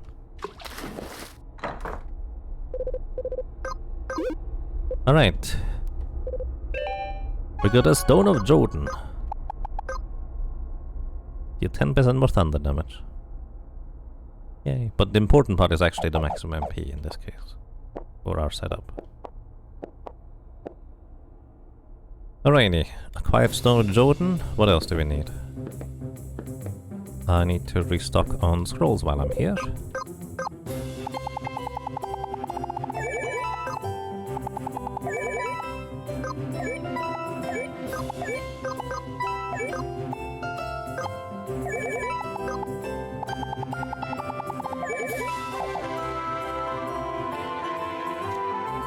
And take care. Thank you for dropping by and have a good time.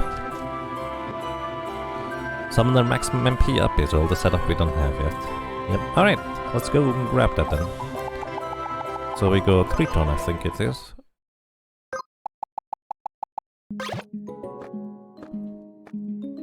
And the big question is, where was that? Is that in there? Is it in here? Should I go here? Because I don't remember anything.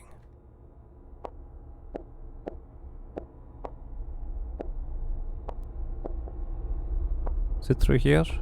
Or did I already do that? Maybe it's done here. Can just skip all the puzzles with Golden Quintar.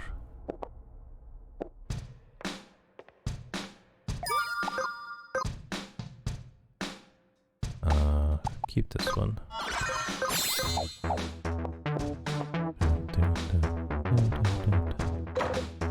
But then an interesting chest in here. I don't remember.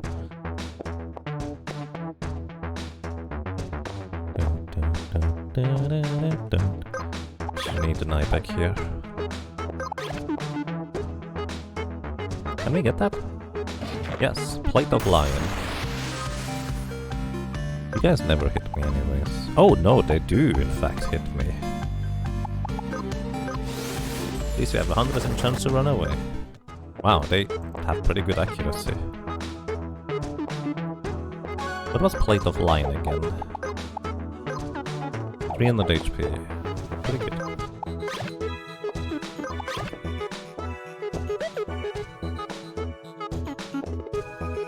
Actually, I have to go down there for the chest. Oh. Rude.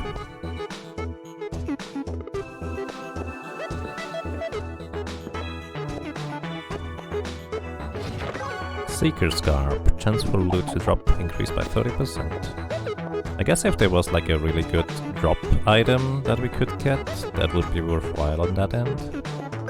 Don't know of any though.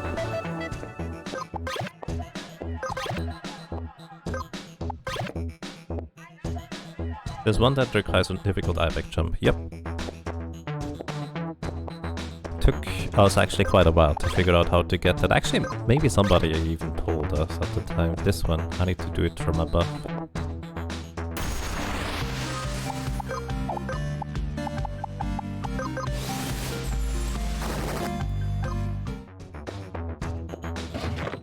Door key. Alright, I actually don't need anything else here.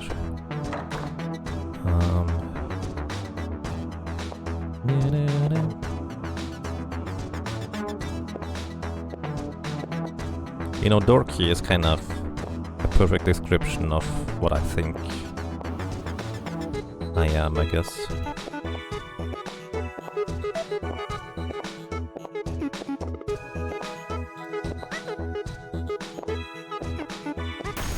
Hi. You guys hit me? Yeah, you do. So, vanish.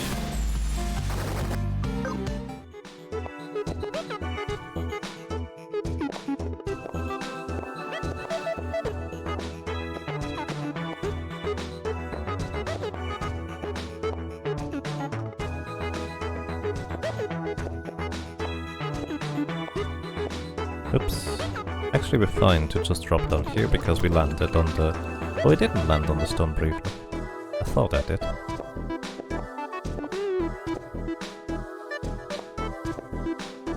Oh, it's an ice block. I didn't realize that was falling. Wow. Do you hit me? You hypnotize. Hi.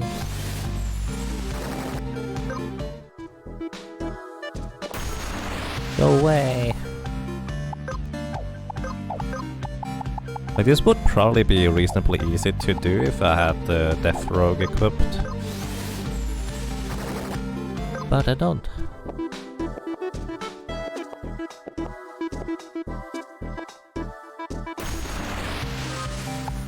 How many more vanish do I have? 13 now. Divided by half is 6.5. 6. Because half a vanish doesn't count. So don't get hit that many times, Jäger. Oops.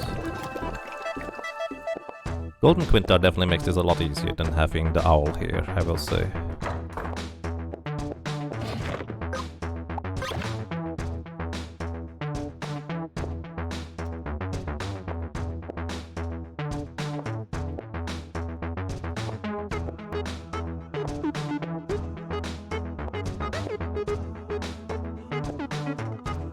Oh.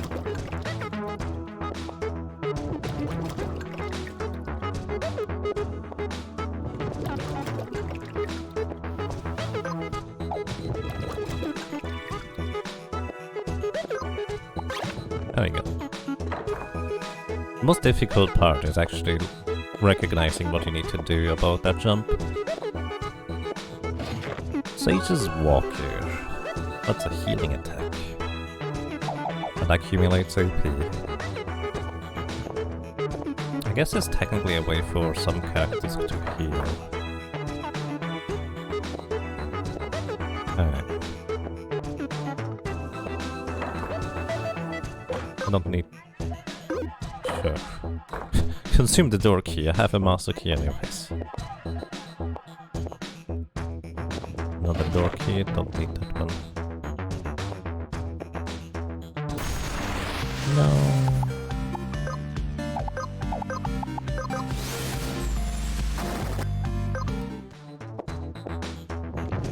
Chemist armor is light, isn't it? Can't equip that on... that thing. Oh, shoot. Hi. I didn't think about this one. Thunderbolt single target. We can reflect that. Fighter crush. What's your accuracy? 130. We can easily dodge that with a shield equipped, I think. Elemental. Elementals might be dangerous though. Let's see how far we can get with just evading magic for now. Oh yeah, I still have these. Because I didn't bother. I forgot there was a boss in here.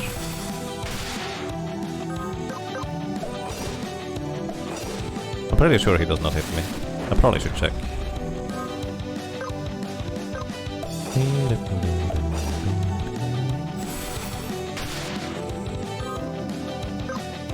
Book up.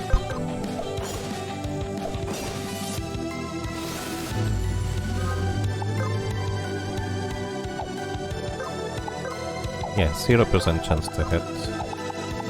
Interesting. So it looks like there's actually a number of bosses where if you go for a dodge tank it works pretty well. But you also have to be ready to switch over, and it also feels like you have to have kind of a specific setup for a bunch of them.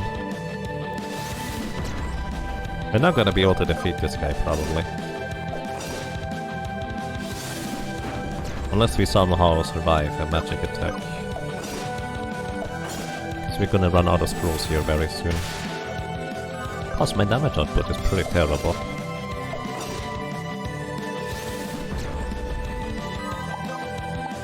Yeah, he's not even half HP yet. Let's see whether we survive one. We do, actually.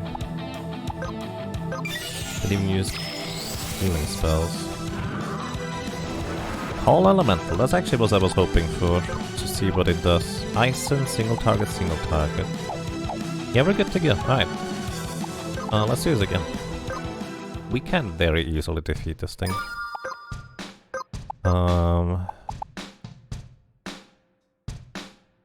Just get swordplay, this is fine.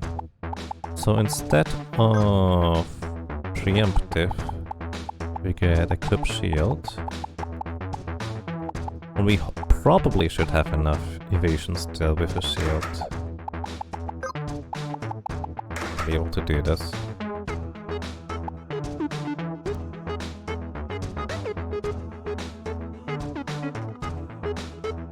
Yeah, this is probably fine. Let's see. Whee! And thanks to the boss actually being kind of straight here, it's pretty easy to do. We could probably even figure out a way to skip this guy. Could be fun to... That's alright.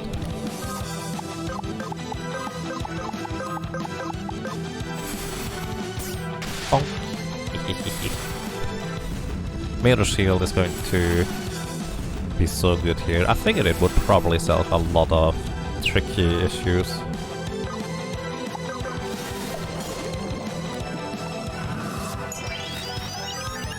Oh. Oh no. I didn't consider that part. Can I dodge nullification?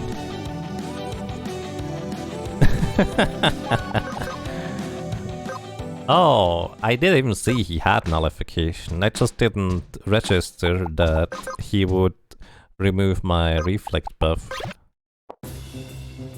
Let's see whether I can dodge nullification. I need to buy some ninja scrolls real quick. Minus 50%, 50 evasion on that shield. Oh, I actually didn't catch that. I don't know whether that's still fine. I should have checked. That's right, actually most shields even have, like, you can't dodge whatsoever as a modifier. Oh. Well, I mean, to be fair, we could probably do this with a chemist tank without too much trouble. But yeah, that actually might be an issue. Plus, I'm pretty sure nullification is just gonna, well, nullify everything, and I'm not gonna be able to...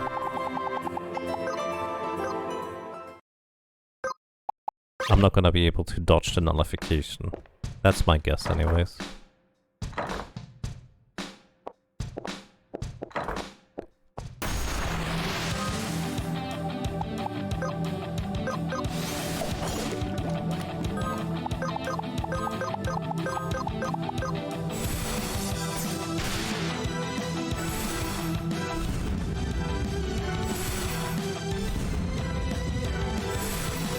That's something you kind of dislike about this game. A lot of the status on equipment are very temporary. It feels like you're playing the Pixel remaster. Honestly, I don't mind it in this game personally, because this is how the game always has been. So it's not a change from how it was before. Let's see.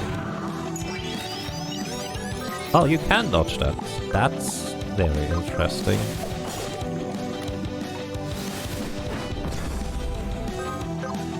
We're also still going to dodge the thing. Hey, I didn't check whether... Are you gonna summon? Okay, what are you doing? Bulk up, right.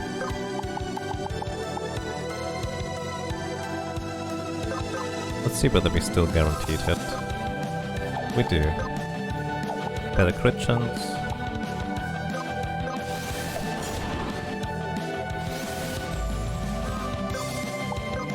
Ooh, 32% chance to hit.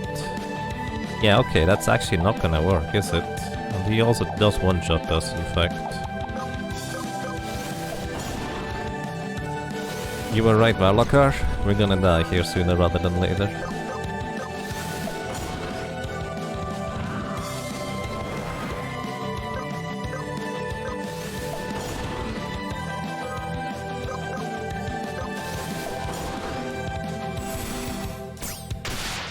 Huh. Reflect takes precedence over the other stuff. Over the dodging. That's good. I mean, he just needs to hit one fighter crush and we're dead.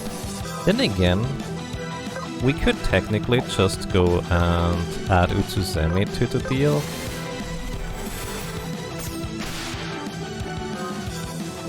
And if we were to use an Aegis for Entrench, we could reliably, probably.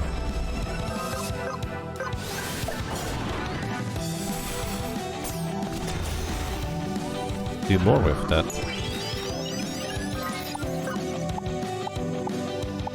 Alright, read magic.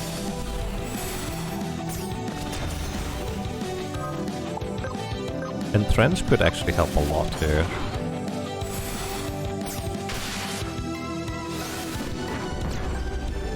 Get one more dodge here.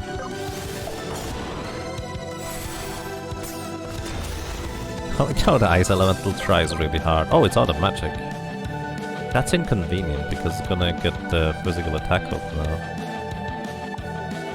I'm gonna still go for the boss here. Oh, the boss is done. Nice. And how do you have that much accuracy? Oh, you do have that much accuracy. So we're gonna...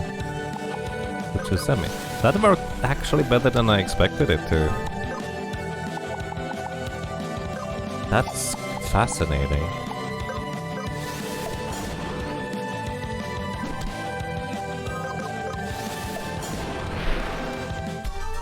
Well, another boss solo character challenge complete.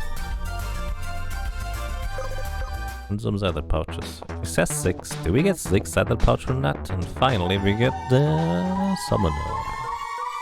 That's the last class we didn't have yet.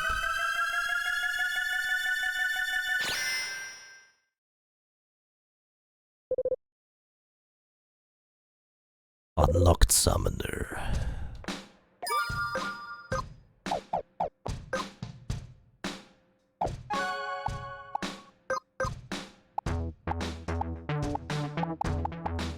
Alright, Summoner needs 3 points for plus 20% MP. I didn't realize there was an initial resisting.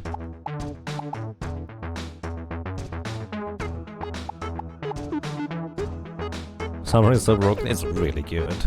Especially if you pair it with the pointy hat for extra turns of paralysis and blind and stuff. Every summon on it requires points once you have them, true. By the way, I managed to get to the exit of the slip and slide, but I haven't found a way to get up that ledge here. Somebody finds a way? I would be interested. Alright, got Summoner. Let's briefly actually turn into Summoner, get the 20 MP, and see whether we will be able to defeat that thing with a full setup. I mean, you could have tried it before, I suppose.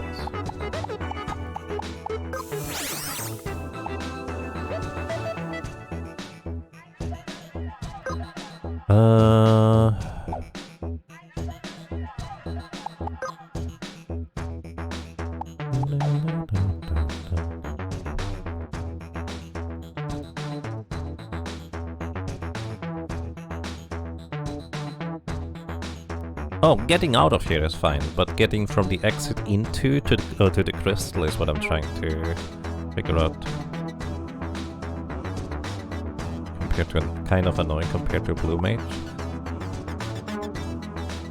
Yeah, especially since you can't really do much as a summoner initially. But, well, the power leader kind of pays off by itself almost. Guess we go back to the grinding spot for now.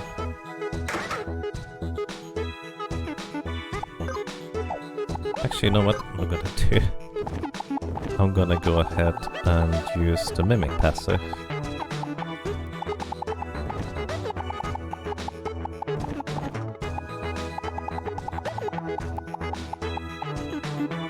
Equip all for the Mimic passive.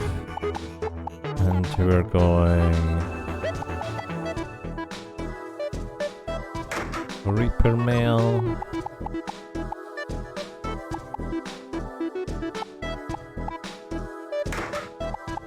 This one.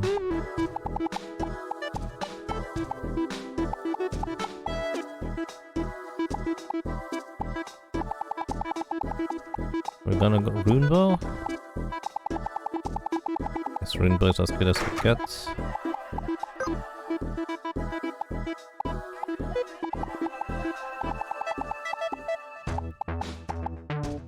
First strike mitt. Let's just see whether 2 first strike mitts will do the trick. And secondary is going to be Hunter. Alright, let's see. So the plan is to just farm a few mushrooms for a few quick points. Actually, I'm gonna make a template for this. It's a template...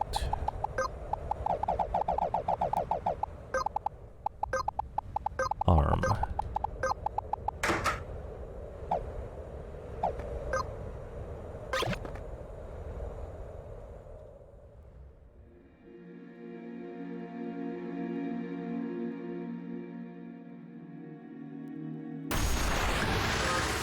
Alright, and the entire idea is quick shot.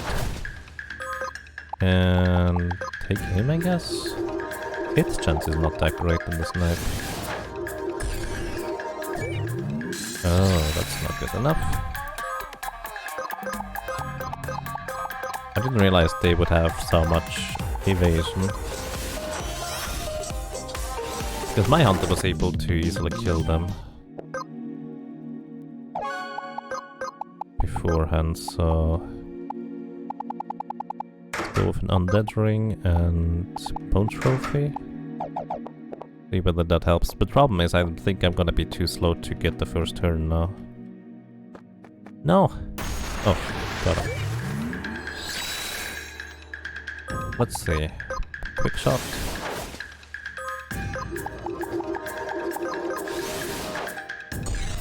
Alright. If I could get the guaranteed hit passive, then that would already do the trick.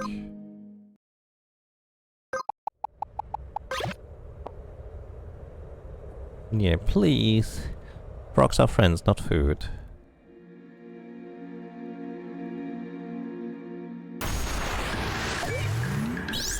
Reverse polarity. That's fine. Or not.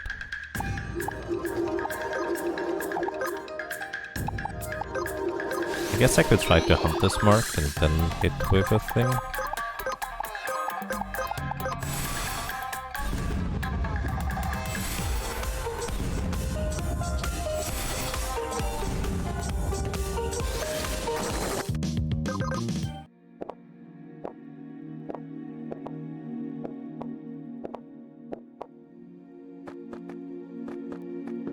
Oh, goodbye.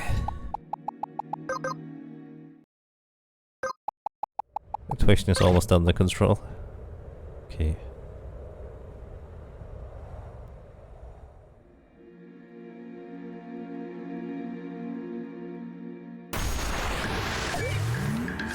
Insult. I'm okay with that.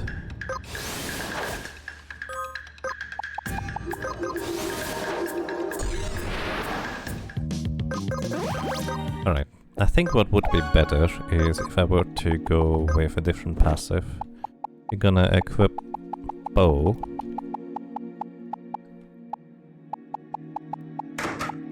Perfect. No, not perfect vision. Initial oomph.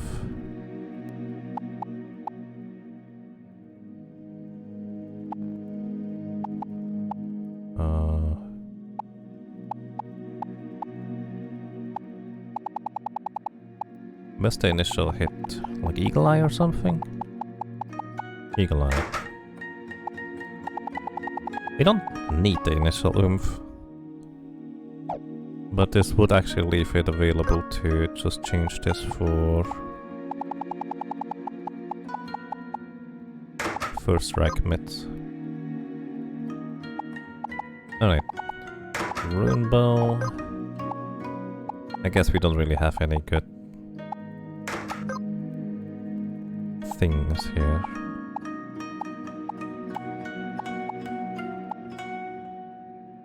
Weaver rope gives us a better turn timer. Right, let's see whether this is sufficient. Not if I mess up. Oh. That's a different kind of messed up.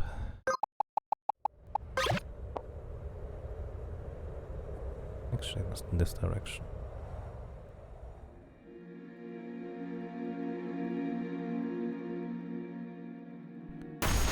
Alright, let's see. I'm still not fast enough for this though. Snipe will guarantee kill it though. So I don't quite need that much damage.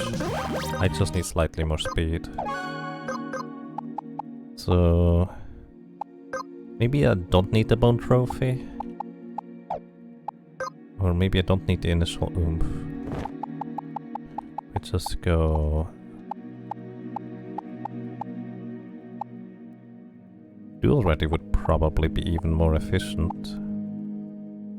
Turn timer minus 20.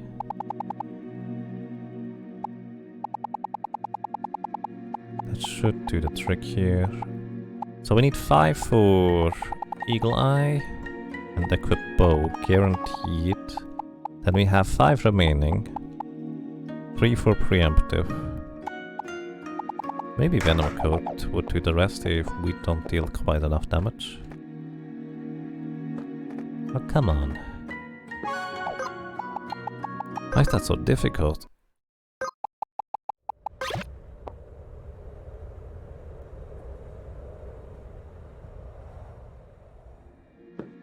You just use the 5 spawns south of the town area, they're pretty easy to get. The convenient thing is about this one, this just resets, but I have actually never tried the other ones, to be honest. There we go.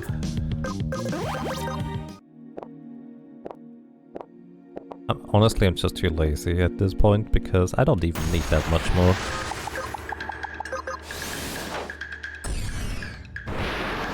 Yep, that's good enough. Also, by the way, I already reached all I need at this point. So I can just go... I'm just gonna update the farm template. Okay, and we should have... I'm gonna probably farm everything offline again. For getting the summoner points as well as the other points. But we're not done yet. Let me check something real quick.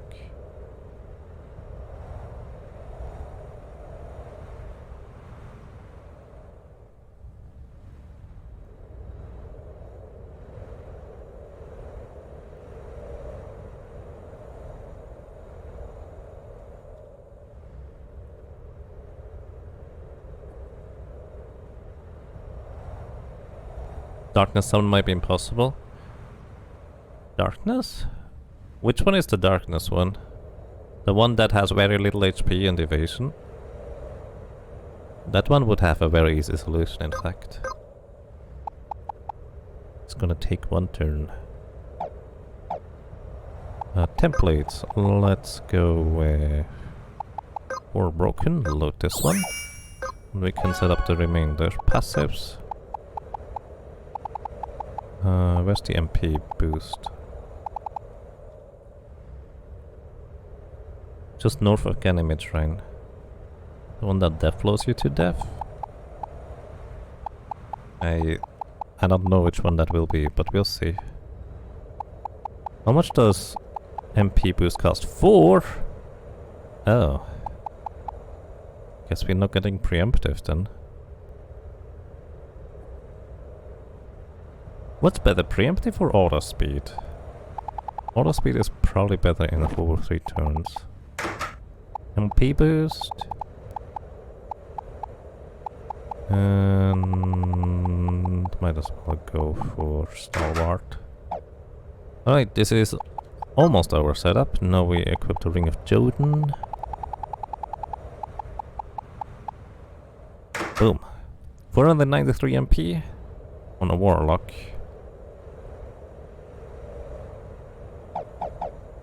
Let's see how that's gonna go.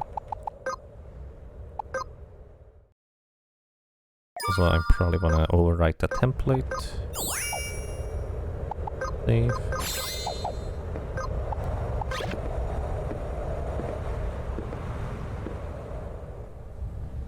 I should be able to respec for another 80 MP. But is it probably enough, isn't it? I actually have no idea. Oh, speaking of respecing though, before I go, one thing I can do. I don't plan on respecing, but that's a very good point. I kind of forgot about that. But what I want to do is... Where's the library? There we go. I want to... Which one is this? Oh, sweet. Depth. Here, Spirit Cage.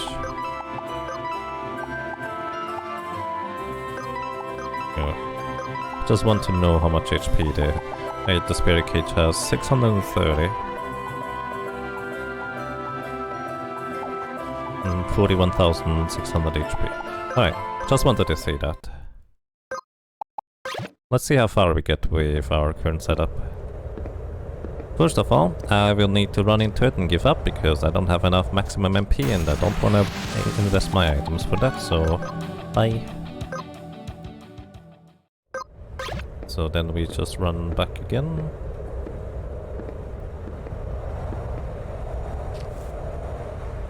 Yours has 576 MP with this exact equipment.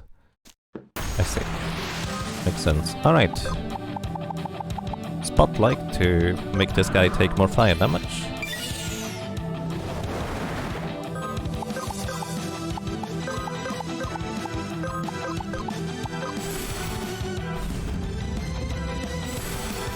Yeah, I don't think we will be able to knock them out, huh? Alright. Double cast.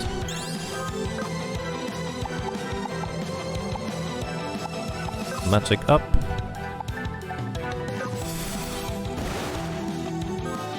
Double cast. Douse.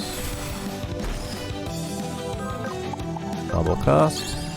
And then we just go for Blaze. Oh, he heals from fire. That would be an issue. 388, 400.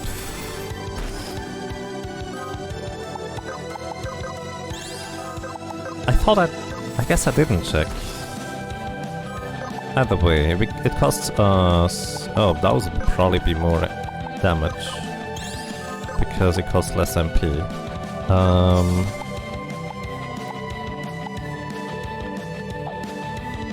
That is a total of 14 MP per 388 damage.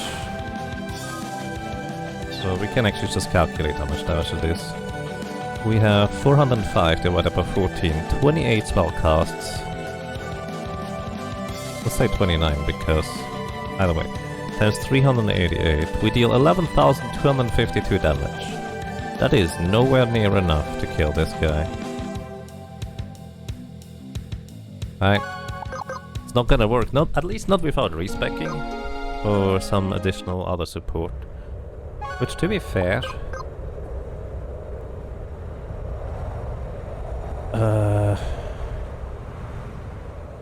the seals are not gonna help either, are they? Enough to kill the Spirit Cage, right, but he's just gonna resummon it, isn't he? And you can swap out the Pact Crown. Only if you kill both, right, but I'm not gonna use... Like, as a warlock, I won't survive them.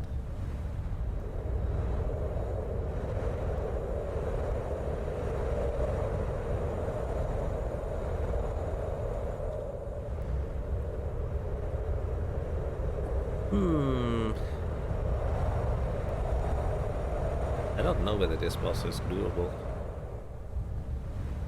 Because the biggest issue is really that I'm just not gonna survive the boss overall. Like, I just don't think that's gonna be a thing.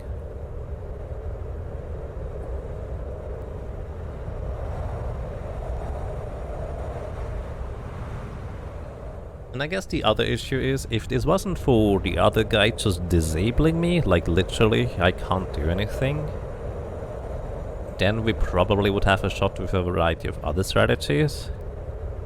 But yeah.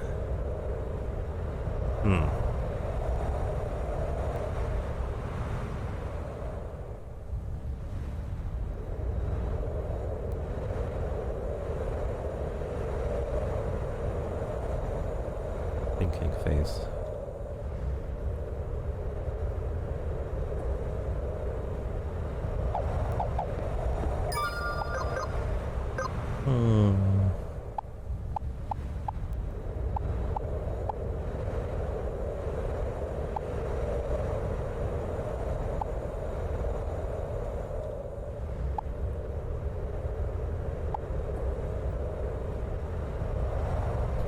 I wonder how close we can get with an assassin build at this point.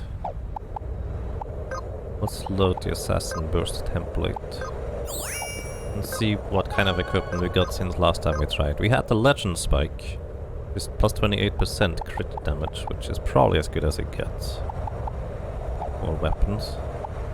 We have the captain's hat, which is better than the other stuff. Rex vest for... Well, maybe we have other stuff now. Assassin vest.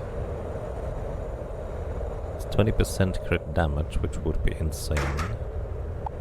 Bone ring and undead ring.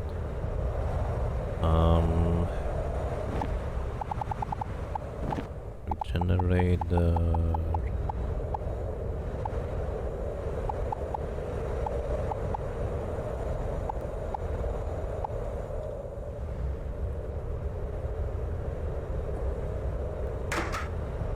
Duel already? Maybe.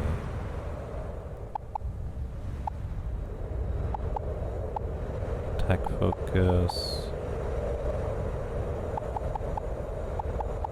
Initial oomph actually would make more sense in this situation.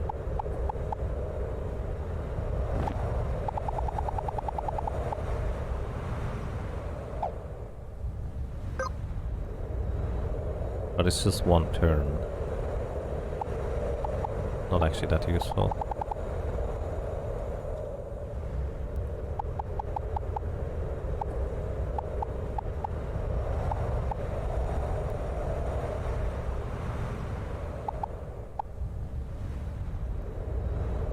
What's my mind stat? Is the warlock? Probably a lot less than the other one.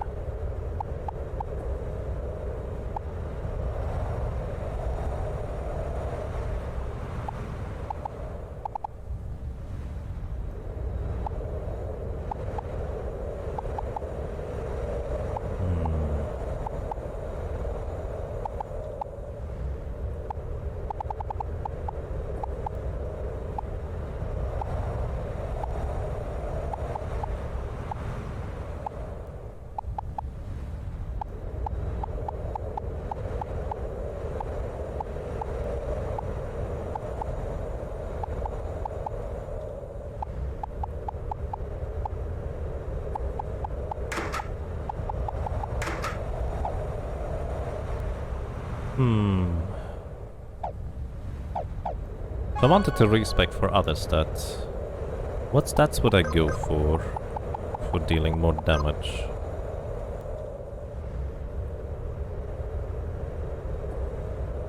Assassin has the highest agility. Wait. The assassin have more agility than Hunter? No, Hunter is also maxed agility. Or is that my overall stats? Oh, dexterity. I want to respec entirely for dexterity. Let's go ahead and do that real quick. See how crazy we can get. We're also going to briefly check the other things. Alright. Template. Assassin Burst. Overwrite this one. We're also going to very briefly Warbroken load this one. And respec to Mage, I guess. Wizard.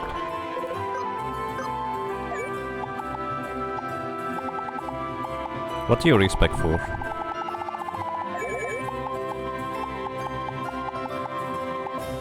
Summoner has the most MP. Alrighty, so plus 102 MP. You also get 41 more minds and 25 spirit stat than what we had before. So this one would be our setup for this strategy. I mean, we can go and briefly check.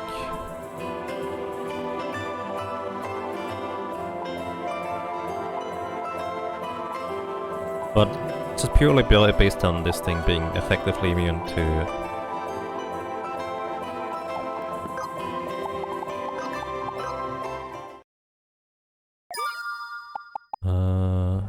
here.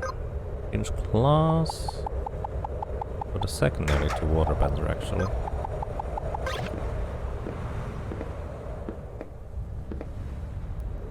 Would require adrenaline. Oh yeah. Wait, I can still do this inside.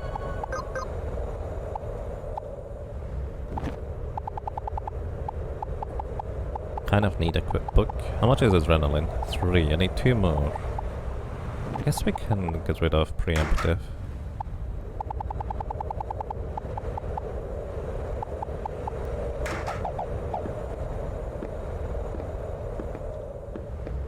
Let's see. Ooh, that's slow, huh?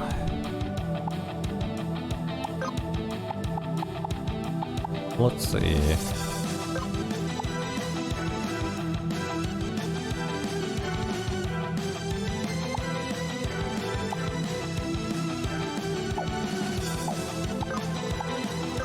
Let's just see how much damage we get to. Going to Douse. Double cast. Frost to resist down. Actually resist. No idea which one is better first. So Blazed 521. Douse is 643 for 120 more damage per MP. Actually, I guess we would need to calculate the damage per MP. This is just 5.4 5.2 MP per cast. This is 6. Douse is better than because they're weak to it, yeah.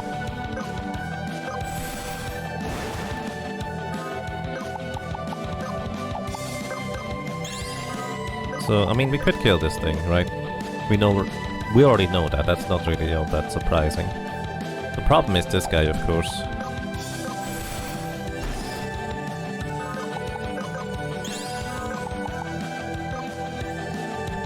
Alright, what was the other number? 388. Let's say with a perfect setup, we have, what, 400... How much MP did we have? Didn't go for the stuns. Oh, I wasn't thinking about the stuns, I was thinking about the frost debuff and using that one instead.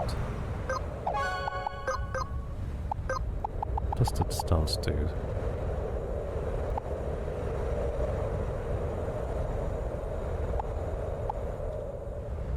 Actually, the stances don't do anything.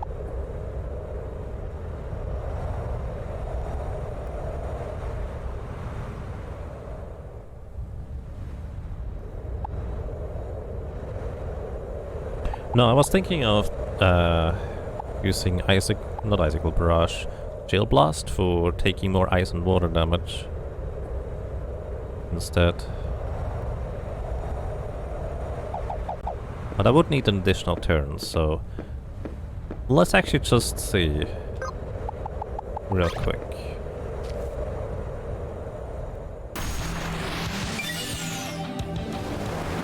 We're on the 98 damage at 14 mana per cast and 595 MP is 21,000 damage. Right, so we just get about halfway. So what if I somehow manage to get one more turn? I'm literally just going to go ahead and use these as guinea pigs, just to theoretically test what would happen if we were to survive one turn.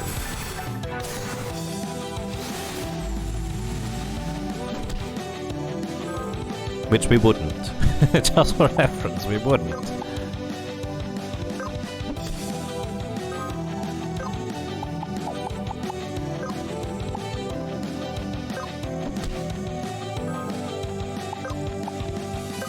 Double cast. Dolls.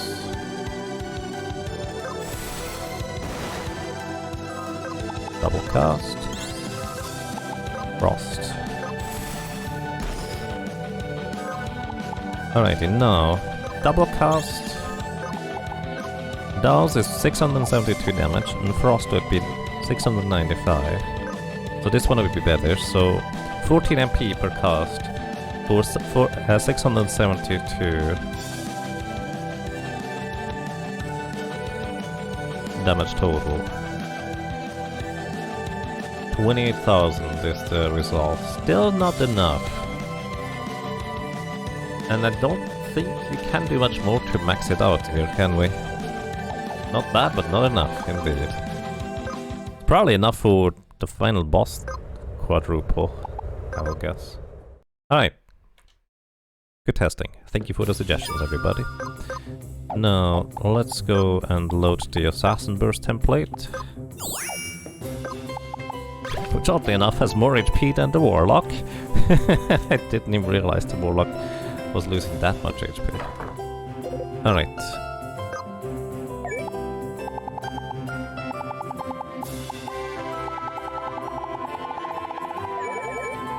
Maybe respect for more mind rather than MP. Shaman. Let's see, let's go to the extreme. Actually, we're an assassin right now, so it's not the best comparison. But you just get a little bit more mind, it's not that much. You lose 25 MP, that is not even 2 spell casts. I don't know whether 16 mind would make a difference, but again, I'm an assassin right now, so I don't know whether that actually is the appropriate numbers.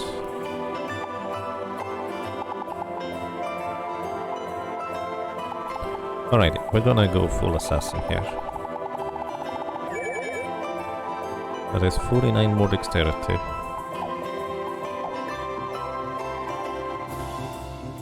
Sixteen mind is about 24-ish extra damage per cast. How many casts would you need in order for that to be breaking even? Because I already forgot the damage numbers, to be honest. Yeah. You might not get... Like, optimally, you could just get one less spell cast. Alright, let's see how this is gonna go. Do I have Reaping? Oh, I forgot about that part.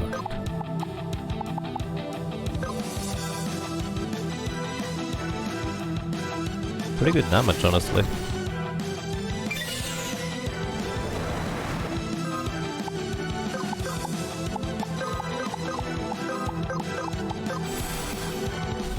The problem is all of them get a turn before I get my second turn.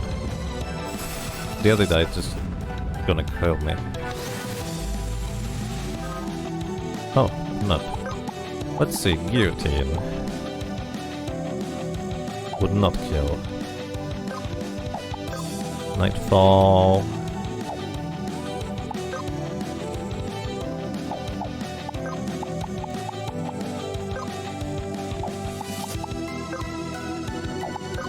I was really hoping to get close to just one-shotting that guy. But you're not actually getting close whatsoever. They have a lot of physical defense. I mean, it doesn't help that the other dude used the rally call, but on top of that... Yeah, that's probably not the best idea here. My only other suggestion to use double cast to take down the spirit cage, but to use less of the MP plus it and use those resources to figure out how to fight the other two and live. Right, that's fair. Oops. We managed to figure out...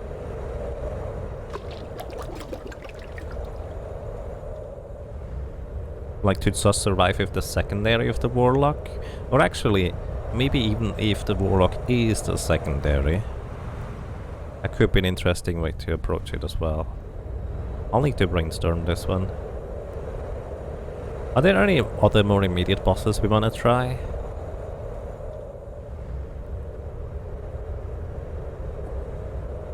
You might not even need Warlock, you only need the armor really. Yeah, that's what I'm saying. It's gonna be super expensive though. But if we can somehow sustain the mana, could be interesting. Be Scholar for lower MP cost, yeah. That's what I was thinking too. But we don't really have that many tools to work with. Like, let's just assume we managed to knock out the spirit guy in the back. What are our tools to survive? Because the tree in the front hits for about 1000 damage, if he hits. And I don't think it's necessarily reasonable to try and kill both of these all the time.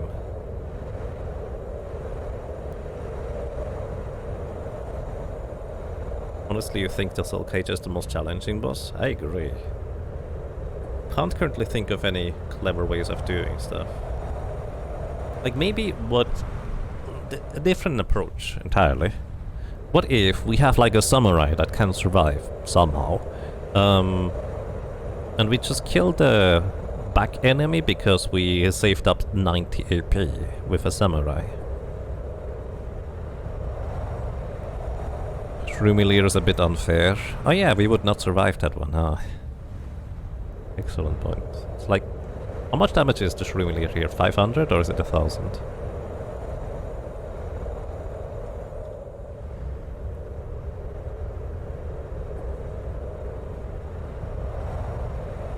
Like, how would a Reaper with a Samurai actually, no, a Samurai with a Reaper secondary?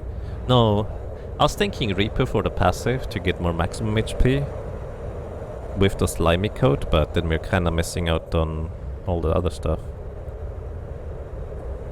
Leech-based Reaper with Samurai sub. I don't know whether that would be enough damage. Like, we have at most 2 rounds to kill the guy in the back.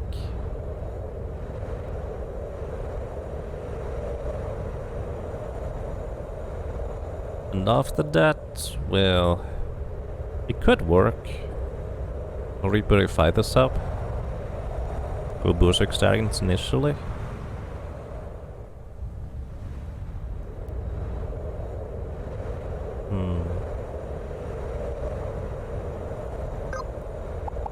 Let's find another thinking spot. Actually, starting to get really hungry. So maybe this is a good time to stop for now. Warlock Summoner. What do you do with the Summoner?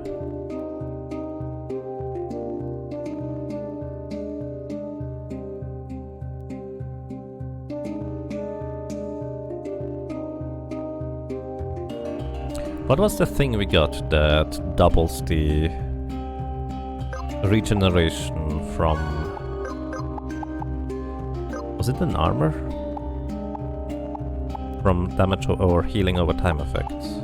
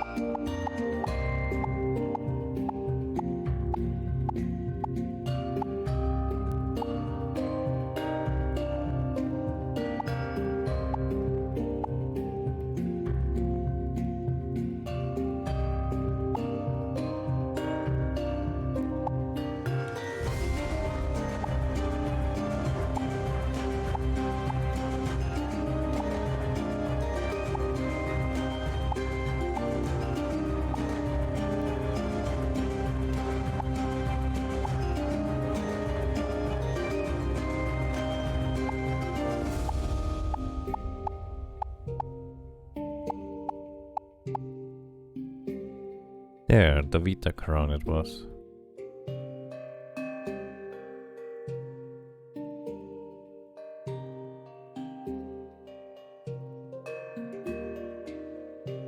Dual casting with Shaman over and over again, but you're not gonna sustain the mana for too long with that. Don't really have a way to recover it, do you?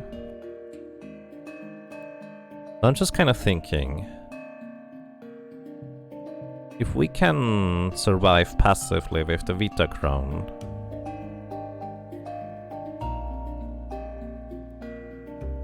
which very unlikely.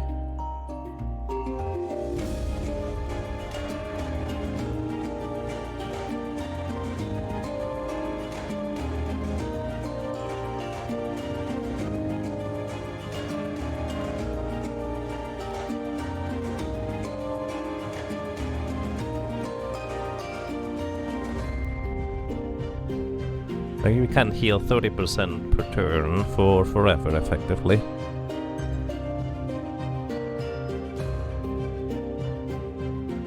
With the Valkyrie skill.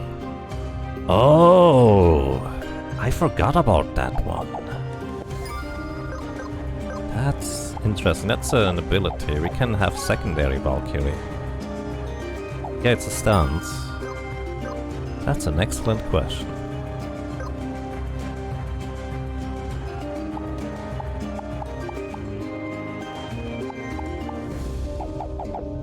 Let's go ahead and respec one more time. We're gonna respec for maximum HP.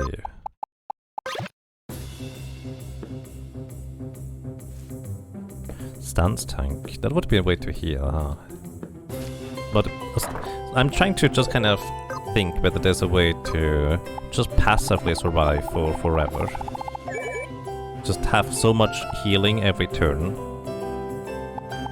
The problem with going full monk is that our speed is just going to suffer a lot. Like minus 34 speed in comparison.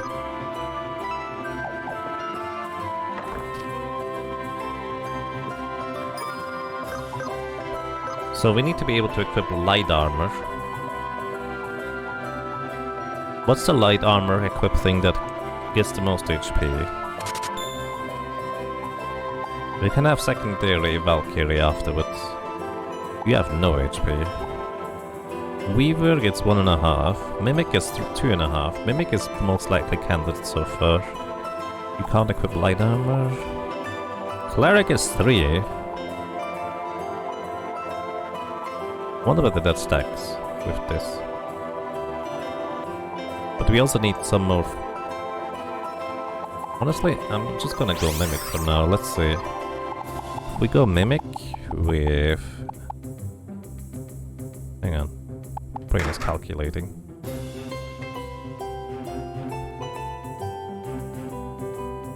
Brain is done calculating.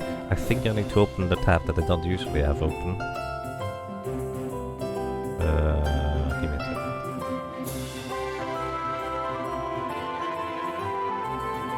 Oh, there we go. Found it. Northrex! Thank you. Thank you for coming back for 5 months. Welcome back. I'm glad you enjoy your stay. Hope you're doing well.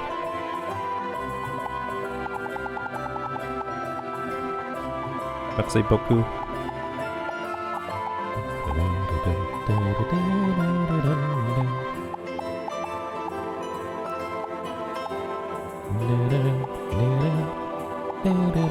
What's the best, like, HP thing that we can equip? Maybe HP and defense? Preferably one-handed.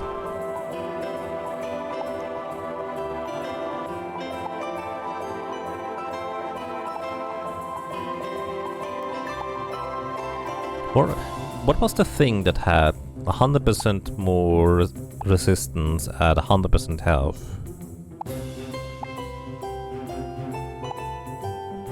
I feel like we're gonna be just straight up too slow, to be honest. But we'll see.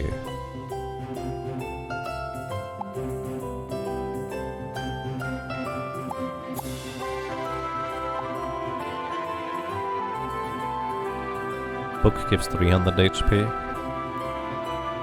True. But I want a one-handed weapon, so we can use a shield as well.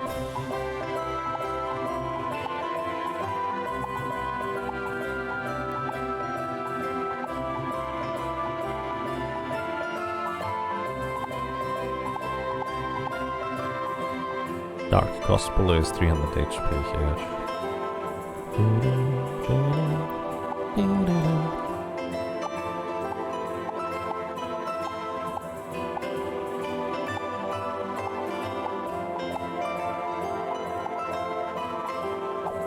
Yeah, Sange is fine for now. I was thinking of Mirror Shield, because the other guy has one spell that he casts. Vita Crown it would be. Then... what was it? Aegis? No. Valkyrie Mail gives us permanent region status. Then, of course, we would want to go for maximum HP. What's a good accessory for HP?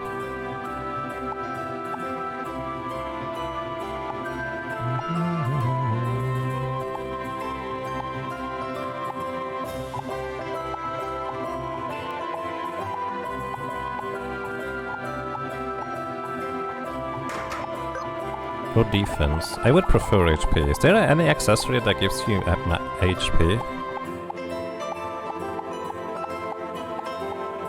Not really, is there? There's only ones that take away HP.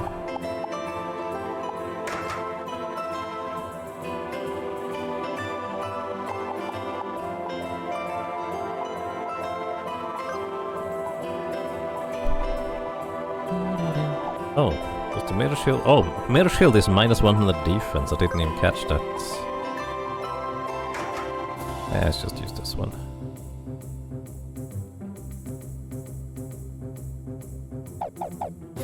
Alright.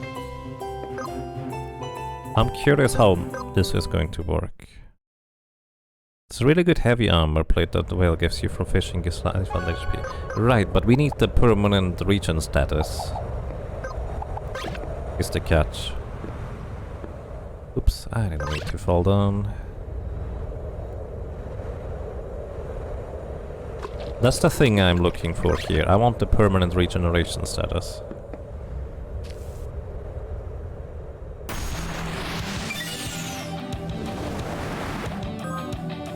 $406 right now for healing over time.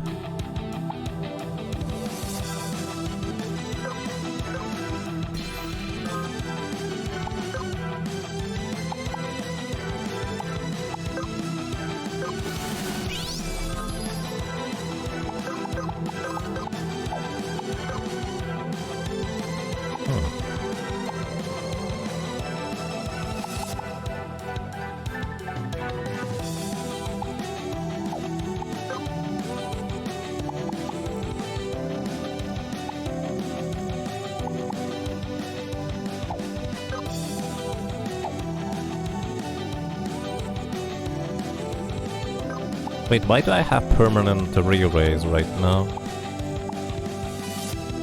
I shouldn't have, right?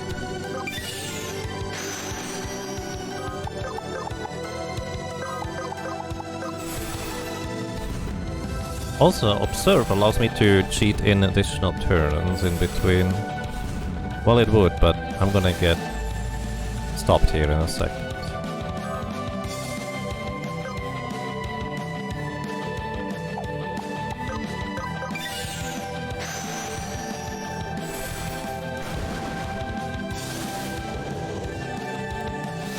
Yeah, that's just too much damage there. And 1489 crit with all the defense we got on top of it. Valkyrie base gives it... Mimic gives you your subclasses base. Oh, I actually didn't catch that. Either way, that was my idea. I was trying to see whether I could survive for, like, just passively, with the enemies hitting me over and over again. With their physical attacks, but they don't deal enough damage to out-damage my heal over time with this setup. That was my idea. Unfortunately, that's not really how it works, it looks like.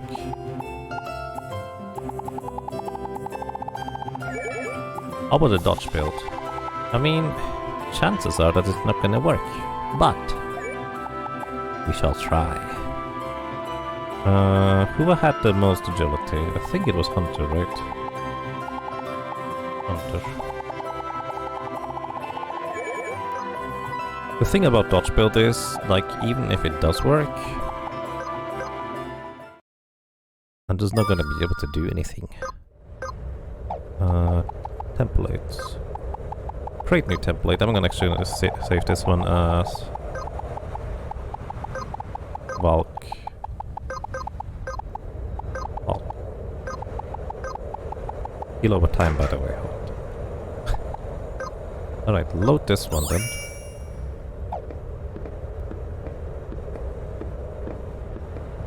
Like, sure, we can maybe survive the physical attacks.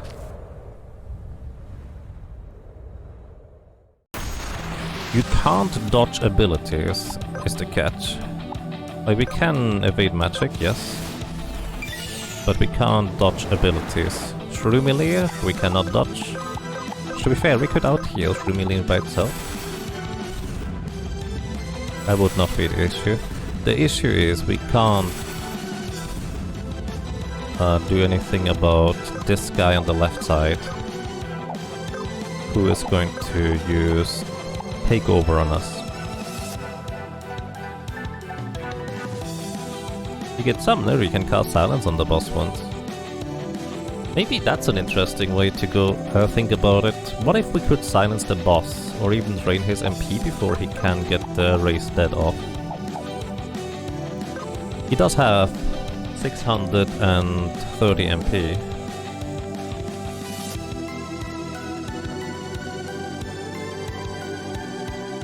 You know, I actually never considered trying to stop the boss from raising in the first place. Raised Dead does unfortunately not have a cast time, so we can't interrupt it with that.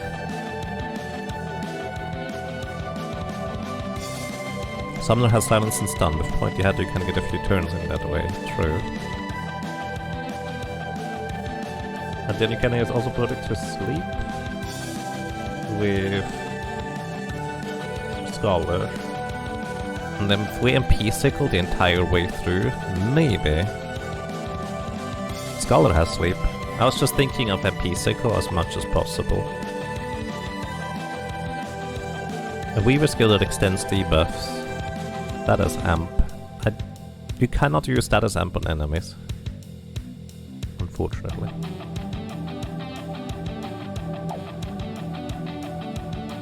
By the way, let's see, attack. They do have a 0% chance to hit on us. Shaken Root, that is. Shaken Root has 160 accuracy. The Unrooted has 200.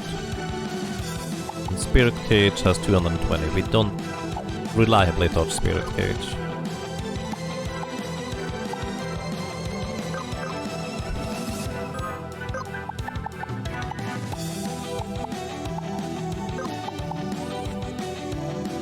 We double crit on this guy. He's not dead yet, but he would actually be reasonably close. Oh, no, it's not even that close.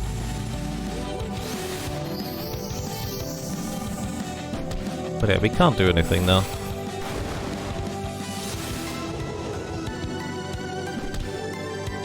That's the problem with the entire encounter. We did get surprisingly close to knocking out the Spirit Cage there. Like, if he were to use Hydra Spike first, and we get a second turn in, we could potentially kill him with some crit luck.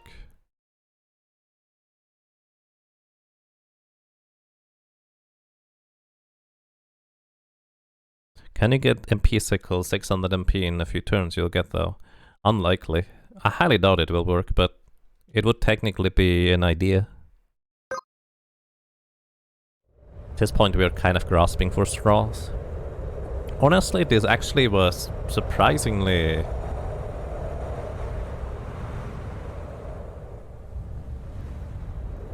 This attempt just now was actually kind of surprisingly interesting. Because what if I use that other ability that has a 10% chance to deal 500 damage. 500% damage.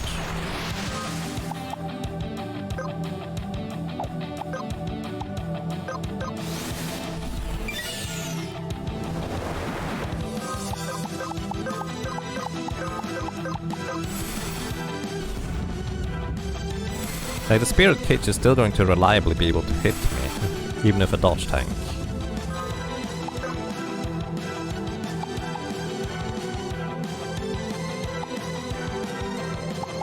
Checkmate would deal 500% damage, which would not quite kill him, unless it also crits. With Eagle Stance,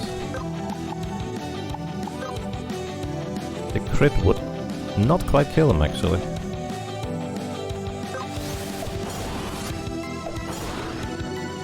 Oh, that was 3000. Oh, we actually got one. Oh, that is with one attack. Oh, shoot.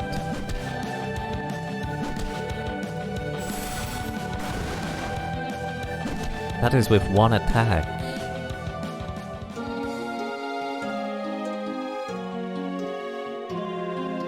I thought both attacks would do the thing, but they don't.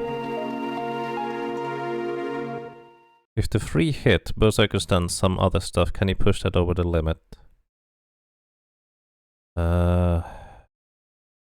Again, the catch is that probably... Like, I think we can kill the thing in the back, but how do we survive afterwards? This guy just hit for 1200. Alrighty, I think I'm good for now. We made some good progress.